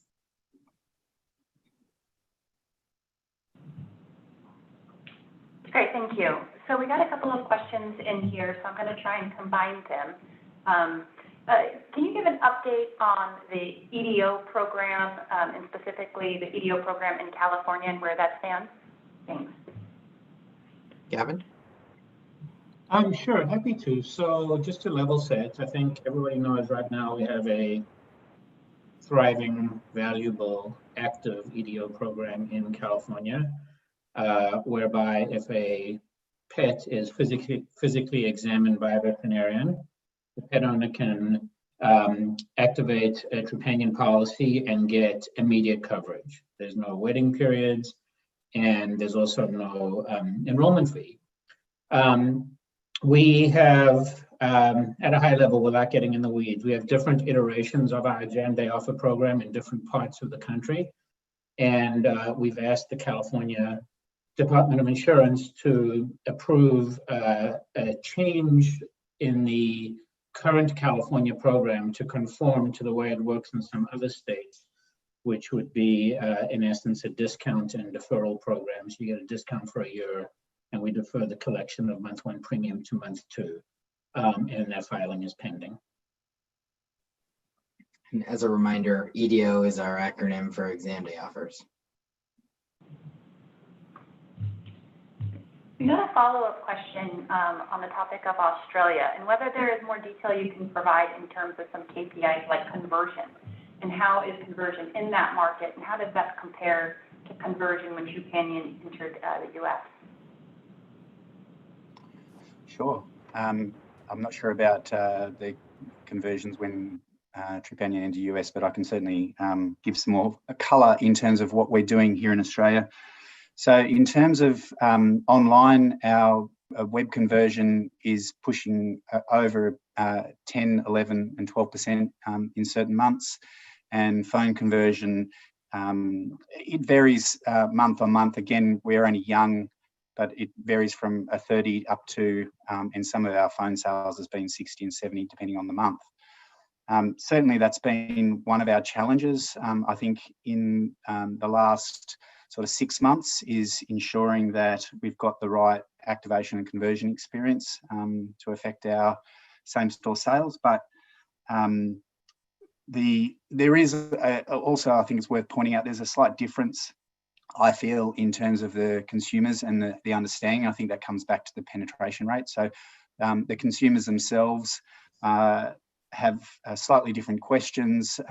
They're a little bit more understanding of what pet insurance, or in terms of medical insurance or pet insurance in Australia, offers them because of that penetration rate. So the questions themselves are a little bit different. So I think that's what's driven more of the online conversion rates being a little bit higher than anything else. But I'm not sure about how that equates to the US. Yeah, I can answer that, Steve. I completely agree with you in terms of penetration rate. If we look at markets as they start to develop, those conversion rates would naturally go up, and we saw a little bit of data leading into that today. At one point to note for the group, the Australian sales team is actually based in Seattle. So kind of the point that Steve is making there, kind of the connection there, probably when we think about how great our phone sales team is, it's a very different audience. So, you've got the same people having the conversation about the product, which is interesting in itself. The US product does convert much higher, as you heard John talking about, on average, but we do also get some really strong conversion rate over the phone. And web conversion in Australia, conversely, is better than the US performance on average. So speaking to that point about content, the journey that market is on, but this is where we get one great benefit that we did appreciate we would get, being able to share that data internally, understanding, learning from each other's experiences, and how we can continue to grow together collectively using those data points. Sorry, I think it's worth also saying that the consumer experience, or the feedback in terms of speaking with Seattle, has actually been really positive. For the vast majority of people, it's curious because of the accents and because of the superior service. So Australians are used to a pretty poor call center experience, and when they receive someone who's actually friendly and nice and wants to help them, it's like, whoa, nice. So. Great. And just a quick comment before we move on to our next question from Richard Russo, who says, as a long-term shareholder with an appreciation for mission-driven cultures, should I be concerned no Trupanion employee has a dog or cat joining them on the call today? So this is a challenge. Surely someone on the screen can find a pet and bring them forward. But with that, we'll move on to the next question, which is, should we expect any changes to the regulatory requirements Trupanion and/or American Pet Insurance Company face when pet medical insurance gets its own insurance category? For instance, would the required cash retention rates change? And would there be increased transparency requirements? So maybe some more details on that front. Thanks, Laura. And thanks, Sean, for helping out. My dog was asleep here for most of it, but I think she's off playing with my son. Gavin, would you like to take a crack at answering this question for us? Yeah, I'd be happy to, although it's hard to compete with Sean's dog. So let me try a high-level reset, because I think what the question is getting at is a couple of different components. So I think a lot of the shareholders know right now there's this initiative to draft a model law that will be dedicated to pet health insurance. And there are three sort of primary objectives that will tie to the question. Objective number one, I think, from our perspective, is to really grow the category, right? I think if you look right now, veterinarians are free to talk about flea medication, behavioral therapy, diet, you name it. And yet when it comes to insurance, we've got this body of law that is unclear and constrains the level of the conversation that a veterinarian can say. And the model law, if we can get it passed, I think will open up avenues for veterinarians to have a lot deeper conversations about medical insurance for their pets. The second is the question asked in part about, will change in regulation lead to greater efficiencies as far as how much cash we need to set aside to pay future claims? While getting a separate line for pet health insurance will not in and of itself lead to that, I do think the regulators are there's unanimous agreement that there's a need to do this, because right now Trupanion is the only company into which everybody has visibility. And once we have that dedicated line of insurance and you can see everybody's financials, claims, etc., I think a natural next step is to go to the state regulators and say, let's have requirements regarding how much cash we need to set aside that more logically tie to the risks that are presented by this industry, rather than right now in this overall catch-all of inland marine, which is where the financials are currently reported. And then the third part of your question was tied to, I think there was something along the lines of transparency to pet owners. And I think, yes, that would be the third goal of the model law. Certainly it's in Trupanion's interest. I think it's in the entire industry's interest to have, and John Gallagher said this well earlier, to have pet owners understand exactly what they're buying when they buy it, before they buy it. We all want that. And so I think all of those come together pretty neatly, and is the reason we're strongly supporting passage of this model law. That's great. Thank you, Gavin. So a question from Maria Riff. I wanted to go back to the product evolution discussion from earlier. Can you please expand on ancillary products that you have in mind, what some of those are and how they would fit within your core subscription approach? Yeah, sure. Maybe I'll high level this. And I think it's a good opportunity for us to talk about one of the key ones that we've been working on and that we're getting closer to launching, which is our LandsPath food product that we're working in partnership with another company on. At a high level, we believe we have an opportunity to increase our share of members' pet spending by providing complementary products and services. So if we see an opportunity to address problems for pet owners and that's not otherwise solved by the industry, we'll consider researching and developing those products or services ourselves or in partnership with others. We use the same IRR targets for those investments as we're evaluating whether or not to do those, of 30 to 40%.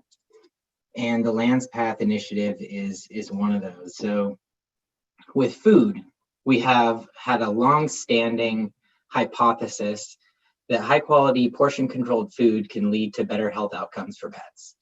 That aligns with our mission, and we also believe healthier pets also live longer, have fewer accidents and illnesses, and have higher lifetime values. And improving the health outcomes reduces the cost of our insurance, which increases the overall value proposition. So by investing in a pet food company, we have now the opportunity to test our hypothesis. And if we're correct, long-term, we believe the Landspath food could be a significant revenue channel for us. And it also opens the door for us to provide discounts for other subscription foods that improve health outcomes, whether or not those foods are affiliated with Trupanion. So we've made a Series A investment, venture capital style, in what is disclosed in our financials as a variable interest entity investment. It's a minority ownership position with a buyout right based on a predetermined formula. And the primary thesis for that, and the reason we chose that company, is because the management team has extensive experience developing high quality food, in particular supply chain, production, and distribution of those foods. And we partner closely with them on marketing, including product design, go-to-market strategy, and back office support. So I think with that, maybe I'll turn it over to Margie. And Margie, you can talk a little bit about what's unique about the food and what's our go-to-market strategy.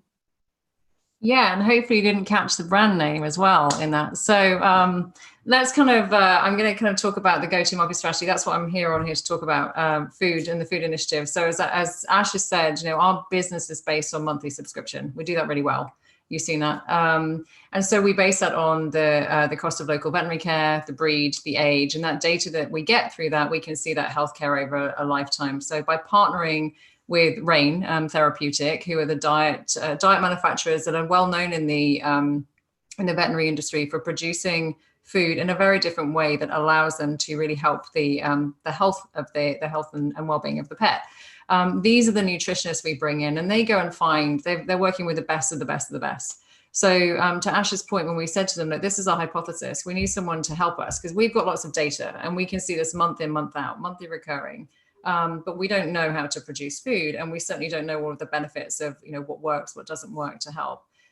So to answer that first point, Asher, about what are the things that are different about this food? First of all, it's manufactured in a very different way, without price being a factor. So the second you remove that price constraint, you can really do great things with food.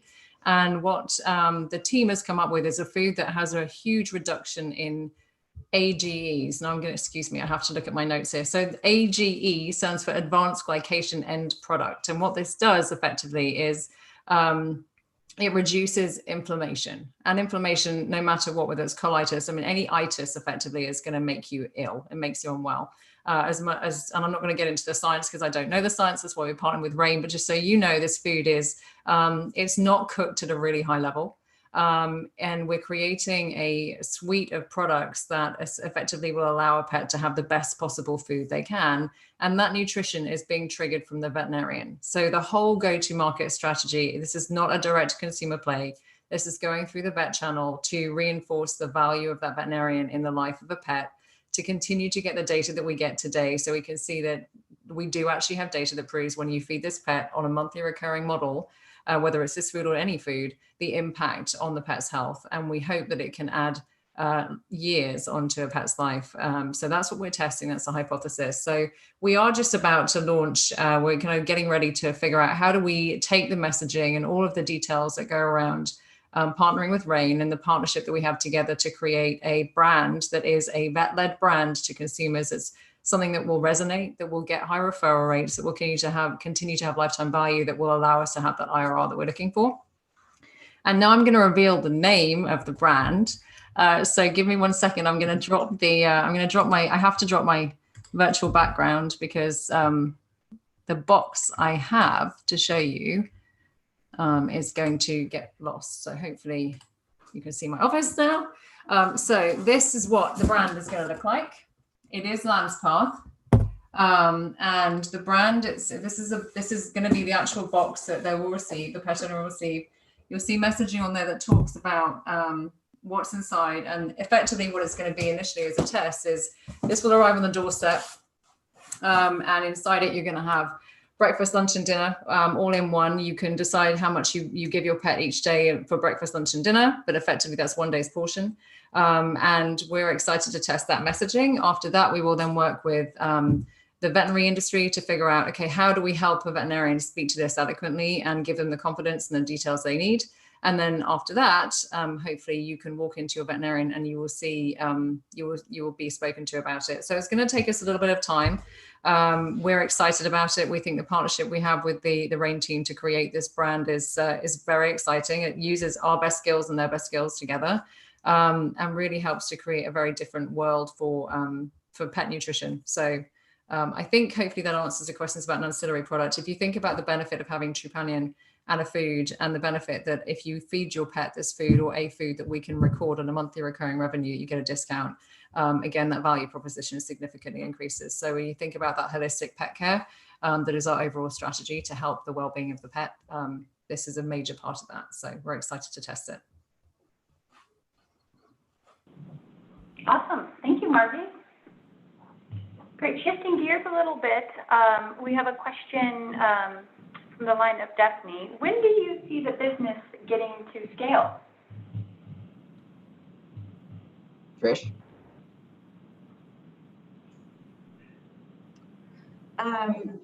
Sure. Yeah, it's an interesting question. We've been seeing this happen for, frankly, a long period of time. If we go back in time a bit, our fixed expenses were probably at their highest level right after we IPO'd in 2014, just based on all of the initial kind of staffing and expenses that we had being a public company. And so our fixed expenses in 2014 were 17% of revenue. And at that point we were communicating a target of 5% of revenue. And so we've been chipping away at that every single year and making progress. So, the short answer to the question is, we've been making progress every single year. I think 2016, we got to 10%. And I would say, especially over the last 2 years, we've seen that come down more dramatically, particularly with purchasing this building that we have our home office in 2018. So I would say consistent progress, but particularly in the past 2 years to get to the scale that we have today. That's great. Thanks, Trish. And management had recently begun discussing opportunistically buying back stock. Have your views on this changed at all in the past few months? Trish? No, our views haven't changed on this. And our views haven't changed on this for many years. We were finally able to execute on it. I don't remember the year, I'm sure Daryl does, that he wrote in his shareholder letter that, if buying back stock, if our share price is well below intrinsic value, and it's a good return, is something that we would look to do. That was quite a few years ago. And so we did put a plan in place, and our goal would be to always have a plan in place where if our stock price is trading well below our calculation of intrinsic value, and you can refer to our latest shareholder letter for more details on how we think about intrinsic value calculation. If that difference is such that we think that we can get returns that are at least equal or greater to deploying capital and enrolling pets, and we're not taking opportunities away from enrolling pets, that makes sense for us to do. And so we repurchased a little bit of shares in March when our stock was dipping, and that's the first time that the plan executed. And like I said, our goal would be to always have it in place with that calculation. It is on pause temporarily at the moment. Our primary lender, just due to a COVID environment, has not allowed share repurchases to occur. So it's on pause currently. But our goal would be to get that back in place as soon as possible, because our philosophy has not changed, nor would we expect it to. Okay, that's great. Thanks, Trish. And again, I'd love to hear from you, some of you directly. So if you feel comfortable, please go ahead, raise your hand. Otherwise, I'll just keep pulling some questions from the box. You know, on the topic of your building, which I think cost about $55 million, now that you are working remotely, would you consider selling the building and remitting the proceeds as a dividend or share repurchase? Why not relocate to a rural city in Washington, especially given the greater national average risks of rioting, drugs, and homelessness in Seattle?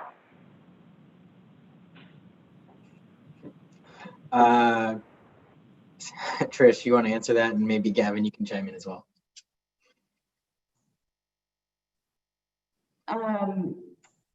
Yeah, there's a lot of questions in that question. We did purchase our building. It was $65 million when we purchased it. Like I said before, it's very strategic. We see this as our home base and culture being important to us. And we're also able to free up some capital that would normally reside in our insurance company by having our home office building help us meet that capital requirement. So that's high level. You know, at this time, we don't have any plans to pursue selling our office building. We talked about culture earlier, and we believe that, you know, well, I think the COVID environment has shown us that we can operate really well in a flexible environment, and we likely will have more of that going forward. Many of us, including myself, you know, can't wait to get back to an office environment and those connections and those people. And so, you know, we still see a home office, that cultural component being huge to us. And we've been, you know, very happy with, you know, where we're located and how that's worked for us. I would say, you know, when it comes to growth, and it's still early days, but we like to think of ourselves more as a global company as opposed to just a Seattle company. Our claims department, we have people all over the country.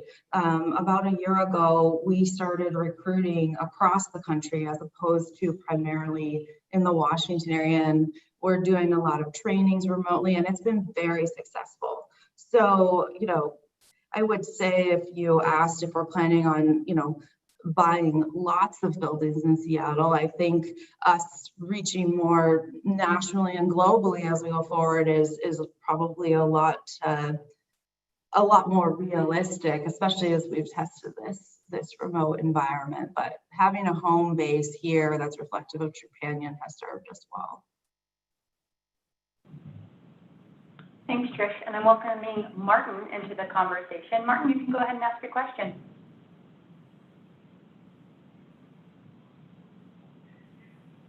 Yes, hello, and thank you very much for taking my question. I would like to understand more about the new product you rolled out in Florida. I mean, you were talking about a strong conversion rate there. I mean, can you give a bit more details? Are you tracking close to your 25% that you want to reach, and in what ballpark are you there? And then I have a few follow-ups. Yeah, great. Thanks, Martin, for the question. Good to see you. Margie, would you like to field the 2.0 question? Yeah, sure. So thanks for the question, Martin. Yeah, so 2.0 in terms of conversion rate, just so again, to high level, the difference between the product, there are a number of differences. One of the biggest ones for us, we believe, is the transparency we're able to provide the pet owner and being able to sell it eloquently over the phone, as well as some other substantive changes that you can see. The conversion rate in general is on a really positive trajectory. And so it's not at 25%, but depending on the cohort you look at, if you took the blended average, but we're very happy with it. If you think it's 3 months in actually, since we launched it, and where that can get to when we get the messaging right in the website, and just continue to push more traffic to the phones like we've talked about. At the moment, conversion is kind of all thumbs up, very happy with it. There are a number of different elements of the product that we're testing that will allow us to know when we should be pushing that out there. The main one really being, if we can get the strength in the ARPU, we can get the fantastic conversion rate, we can see the lead volume coming through to drive more to the market. And then finally, it's that retention, which retention we won't know for the next kind of 18 months on what that looks like. We do know that early stages, the retention in the first kind of 30, 60 days, that's good. We're just coming up to that 90-day window. So until we get more data on that, we won't really understand kind of what the future looks like and what changes we have to make. What I will say to you that what we have today is not what we will end up launching nationally or across North America as we learn and pivot constantly. But I think as the first iteration of 2.0, it's gone exceptionally well. And that was a team effort, across the board. The IT work involved in that was pretty massive. So I think as we look at conversion, lots to be learned that we can then map into our core product, but it's not quite at the levels of the core business yet. It's not far away though. But could you maybe think that if the conversion is already good, means that clients like it, and then also retention maybe should be also above average? Absolutely. That's the goal. And I think, one of the benefits of having that coverage summary up front is knowing very early on if the product isn't going to be meeting your expectations as a member. And so that was the whole purpose of it. Let's kind of see if we can sell it, first of all, which we can. And then can we hold on to it? And what is it like past that renewal cycle? So understanding kind of, when we get that full year of data or 18 months of data, are we ready to go? It's not just a one metric. It's really looking at those core metrics that I mentioned before we feel confident. But early signs are if conversion rate stays where it is, well, actually improves, we don't want it to stay where it is, then, we should be looking at what that future looks like for 2.0. Maybe just very quickly on the reasons. I mean, why do you think is it converting pretty good compared to the core product? I mean, is it just because you provide this catalog and people get more comfort with it, or is it rather on the pricing side? Because clients can choose, how much premium they want to pay per month. What do you think? What's the reason for that? Yeah, the choice is there. So just for those that don't know, rather than having a deductible, there are no deductibles with the 2.0 product. It's a co-insurance product. And interestingly, one might have thought going into this that the typical co-insurance rate of co-insurance adoption would have been probably somewhere between 70 and 90%. And you can choose anything from 50% up to 100. The vast majority are choosing the higher end of that. In fact, many of them are choosing 100% coverage, which is complete coverage. There is an argument, and we have to dive into it from a research perspective, that says if someone's going in and they're saying, I want complete coverage, they understand the value that they're going to get from that product. And therefore the price makes a little bit more sense than it might do if you don't get 100%. But the second you talk about that whole coverage for someone, the message is easier to convey over the phone. And then with that, you get your medical history report, so the coverage summary that we call internally, which is really, as Emily alluded to and Catherine were talking about, what you will get with your coverage. So there are no surprises. And if we look at our retention issues that we have across the business, if there's ever any confusion, it's because something hasn't been covered that the pet owner was expecting to be covered. And then they feel that we haven't articulated clearly either at the time of enrollment or when the claim was denied, they didn't know that wasn't covered. So this product removes that uncertainty, and it will tell you right from day 30, this is your medical history. This is what will not be covered. So if it's not on this list, then you're pretty much good to go. And that transparency, if you accept it beyond that point, that retention rate should in theory be much higher because we're being completely open and upfront. So there's a number of things. The co-insurance is definitely a different approach for us. And then we couple that with a coverage summary. They're the reasons we think it's just an even better product than what we have today. And hopefully it will prove out to be. Right. And how long would it take to roll it out in the entire US? How long would that be? Yeah, so we're looking at an 18-month mark, ideally, so we can get beyond that first renewal, get some good data, get some good numbers behind it. And then, who knows, depending on how effective it is, how quickly we go, there will probably be some tweaks along the way to the way that the coverage is set up just to make it even better than it is today. So maybe we end up launching nationally with 2.2 versus 2.0. But I wouldn't expect to see that launching for at least a year to 18 months from where we are today. Okay, thanks. Thanks, Martin. Laura, you're on mute. Thanks, Martin. And we'll now take a question from Andrew Cooper. Andrew, you can go ahead. Thanks. I figured nobody had asked Sean a question. I'd make sure he was paying attention. But just sort of, I guess, any thoughts on the trajectory, if it's changed at all in terms of, group benefits and as well as employer selling? And then, is there anything I guess as we think about penetration overall on an individual basis starting to climb, is there an inflection point where all of a sudden you could have, a sort of a resurgence in more groups that say, hey, maybe this is something that makes sense for us to think about offering or to think about trying to do something with? Any thoughts around those lines would be great. Thank you for the question, Andrew. Way to keep me on my toes and make sure that I am paying attention.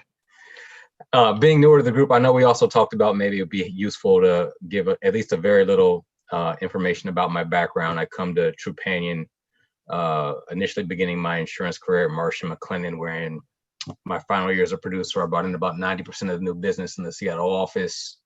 From there, went to Home Street Bank, where I led a commercial sales division to their first time in profitability in about 10 years and developed a software there. To answer your question on trajectory, we're very much seeing the trajectory of group benefits changing. It is and could be a massive opportunity. What we're seeing in this extremely competitive employment landscape is that employers are really looking to differentiate themselves in terms of the benefits that they offer, and thus are looking to voluntary benefits as one of the ways that they can do that. So it's the entire landscape of voluntary benefits that's being lifted, not just medical insurance for pets, but credit, restoration, ID, theft protection. The entire that entire landscape of what we currently consider to be voluntary benefits is being lifted. The ultimate long-term goal, as you mentioned, penetration rates towards the end of your question, is can medical insurance for pets as a voluntary benefit move from where it is to where vision insurance or anything that's no longer considered voluntary move to? If you think back to 2 decades ago, where most employers didn't offer vision, that is the long-term goal. We still think that that's definitely a possibility, and we see that in our group benefit employers now that begin by purely offering us as a voluntary benefit and not contributing at all, using a year or two to collect data, and then becoming contributing members to the premium for the policies of those pet holders. Has there been any, and I guess maybe specific to COVID, have the conversations gone on pause or anything like that? And, has there been any sort of discussions around that where somebody was saying, hey, this is something we were looking to roll out, and now we're thinking we just need to worry about how many people we need to furlough, and this isn't, this is maybe going to be pushed out a little while longer? Is that a noticeable setback? Yeah, it was definitely a noticeable setback. And you're right on. The conversations we had record numbers of leads, record numbers of corporate groups signed up in the first 2 months of the year, and we hit a very noticeable pause for quite a period of time. Conversely, in the last 30 days, we had a record number of leads come in. So it is beginning to pick back up again. What we're believing will happen is that employers will turn their focus to all things employee related, not having to do with voluntary benefits. But if you think of the way that we get leads in, either we source them directly, they come to us inbound by just Googling us, or they're brought to us by their health and benefit insurance broker. As revenues to health and benefit insurance brokers have slowed because they can't get new business, their consulting rates and fees are down, they'll be looking to create new revenue streams. One of the ways that they can do that is to sell voluntary benefits to their clients. And so we will be the beneficiary to that. And we expect that to happen, probably the fourth quarter of this year and throughout next year when they look to get those revenues back up. Great, appreciate it. Great, and then a question from Andrew Palin of Royce & Associates. Can you please touch on reselling claims automation? Yeah, absolutely. I'll just briefly mention here that Dave Jaw's group has done a lot of work in this area, and not only just in what you heard in the earlier sessions, but also in expanding the capabilities of claims automation beyond it being tied to our software. So that opens up, I think, even more opportunity for us to resell our claims automation technology, particularly where we can help companies that aren't directly competitive with us. But Randy, would you like to speak to that a little bit more? Sure. Thanks, Asher. As Asher noted, it's technology that we've developed that is very unique to the industry and very specific to pet, and something that we're learning to leverage. And as David said earlier in his talk, how we've even gone from where we were last year to where we are presently, and we're going to continue to improve on that. So we're very early days as far as looking to sell something externally. And to Asher's point, not just North America, but we're going to look globally. But as I said, very early days, and hopefully we'll have something to report next year at this time.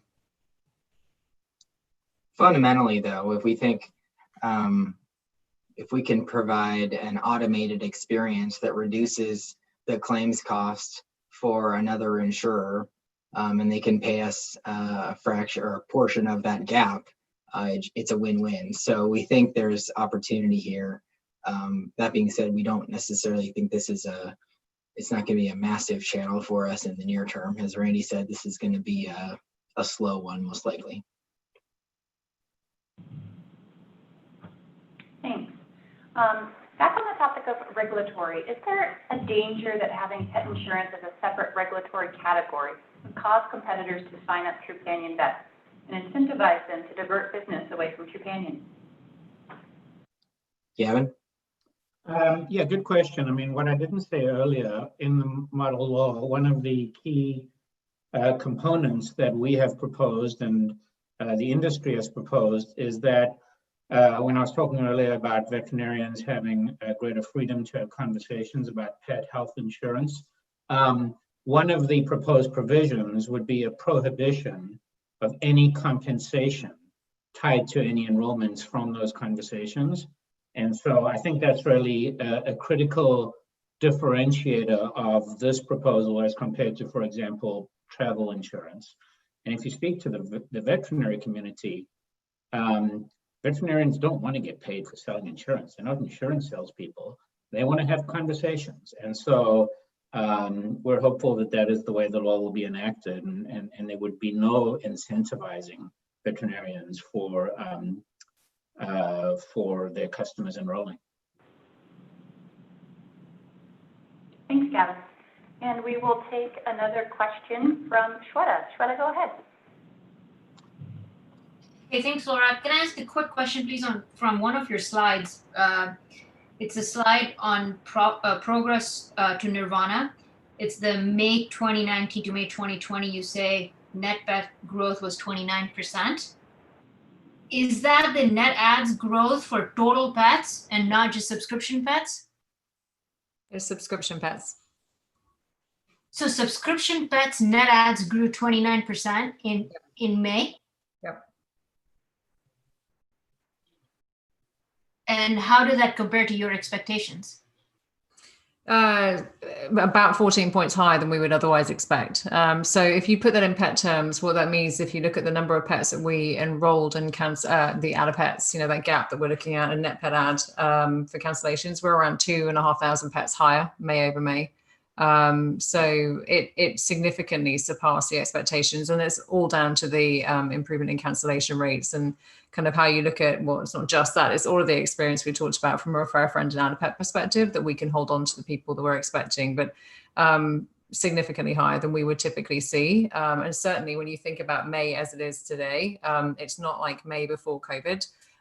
So to be able to put that against the pre-COVID and see such a massive growth year over year, we were very excited about it.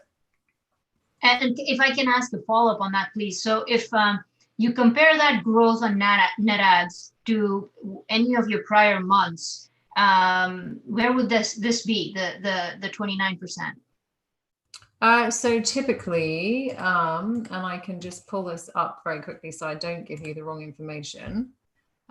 You would be looking at, I mean, if we just compare it typically to a net pet ad, yeah, it's about a 15% change. So, we're looking at 8 to 29 net pet ads. So that's just a May to May, that's 18 to 19, May to May, and then May 19 to 20 was 29%.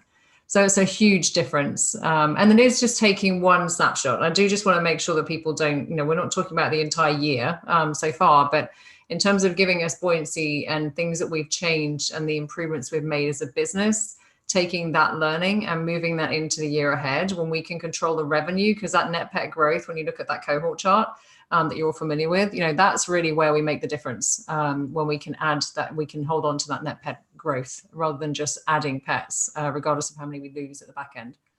That's what really makes right, it. but then right, and I'm sorry, this is my last question. So the retention is improving as well, though, right? So this net adds grew. Yes. But the expectation would be that you will hopefully retain at a rate that's improving. Absolutely. No, you're spot on. I mean, the big thing for us that we get really excited about is the fact that we've been able to make such a massive difference in a relatively short period of time. And even if you kind of look at retention rates through the first quarter of the year, I mean, March is a difficult one to look at, but January, February, we've really made a marked improvement, and that's given momentum to really, I think, demonstrate to the business what a difference it makes just to have the exceptional customer experience that we've talked about. And John mentioned constraints before on the call, on a call where before we may have had time constraints, and we realized in a sales call that actually it's not necessarily something that would be an impact to, if you have a 2-minute call or you have a 20-minute call, it doesn't matter. The main thing is that you get that conversation right. It's exactly the same from a member experience perspective, that we understand that maybe we need to spend a little bit more to get significantly more. So the discussions we're having internally, or I'm having with my team, so with John and Emily specifically, is we're used to looking at PAC, and we're used to looking at that variability of PAC, and how much it's costing. We're always looking at the IRR and how do we bring that back in line to make sure we're super efficient. It's now a case of using that same mindset that's kind of like ingrained in my brain, and certainly many of the team, is, well, what could we actually spend in variable that would allow us to get an even bigger return than we're used to? So whereas before we were probably looking at efficiencies in headcount and saying we only need X number of people because eventually we'll answer the phone. I'm exaggerating. But now we know if we pick up the phone in 5 seconds, yes, John, that's the target. Then, that's a conversation. That's someone on the phone. I feel like I'm phoning my friend and they're going to answer the phone. And you instantly diffuse any heat in a conversation if you're looking to cancel. And it's the same from a claims perspective, making sure that automation, if we don't have to add headcount, the automation is there, it's easy, you get it paid quickly. And if you don't have the automation there, making sure that we have enough resources in those spaces. So I think it's really unlocked a real find for us to appreciate that when you have, and it seems so obvious, but when you actually have that wonderful member experience, people don't want to leave it. You don't walk away from something good, you walk away from something that's disappointed you. And I don't think we've disappointed. I think sometimes we may have confused people, and now we've understood that. And yeah, the retention rate is very exciting. Okay, that's it for me. Thank you very much. Thank you. Thank you, Shweta. Great. We have another question from John of Lake Street. At a high level, are there any other potential partnerships or opportunities out there that could significantly scale up lead generation and in turn market penetration over the long term, similar to the State Farm deal? Yeah, and in the interest of time, I guess I'll address this one briefly to say that we have no shortage of opportunities, but obviously, especially in the B2B world, these things take a long time, and we're not going to be announcing anything now, but we have no shortage of leads.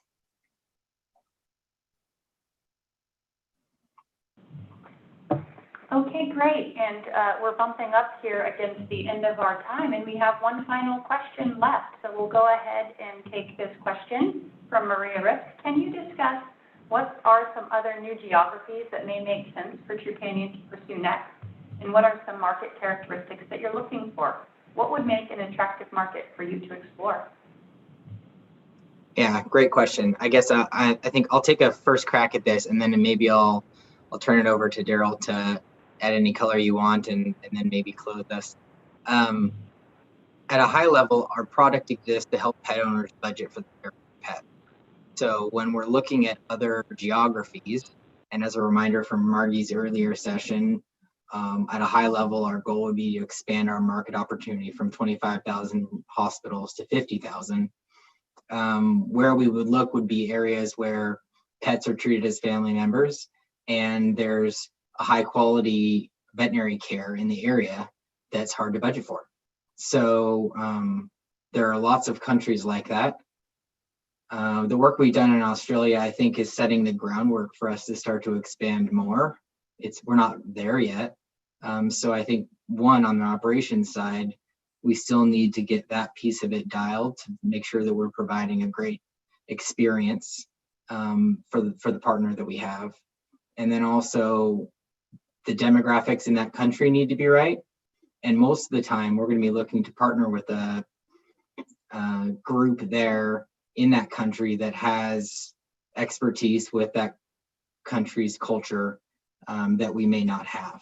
So those are sort of I think the three kind of pillars that come to mind when we think about what are the types of areas we would go. But at a high level, Asia, South America, and Europe are all places that we've investigated and will continue to investigate. Daryl, would you like to add anything there? No, I think you did that on the geography. Laura, are we ready? Do we need to wrap up and move to happy hour? Yes, we are at time. So thank you everyone for participating today. Daryl, before you close us out, I wanted to make just a couple of quick notes. Those of you who have registered for this webinar should have received links to the Zoom rooms that are going to be hosted by several members of the management team and leadership teams that you heard from today. So we hope that you can join us. I just resent them again for your convenience. We'll reconvene there in about 10 minutes just to let this team take a quick break. And then they will go ahead and join the Zoom rooms, and hopefully it will present a good opportunity for you all to connect in a more casual setting, and you are encouraged to bounce between a couple of the rooms. So we hope to see you there. And with that, I'll hand it back over to Daryl. Well, I appreciate everybody's effort to be sitting in front of their computer screen for so long. I know we've all had training for the last 3 months, but it's a long day. I hope you've had a couple key takeaways. One is that in recessionary times, our product is going to be needed more than ever to help people budget and care for their pet. And the other one I think we really need to key on, which was brought up in this, particularly in the Nirvana session and other ones, is we kind of made lemon into lemonade with COVID. We doubled down and reinforced and focused on our customer experience. We paid claims faster. We'd answered the phones quicker. And what we've seen coming out of it is improved retention rates, which net is having an acceleration in our subscription growth, at least for the month of May. We'll have to see if we can continue to have higher levels of customer experience if we're able to maintain it. But it's part of the formula, the things that we're trying to learn, and we're super excited about it. And I hope that a lot of you can join us in 10 minutes in the breakout rooms and get to know the team a little bit better. So with that, thank you. Thank you, everyone.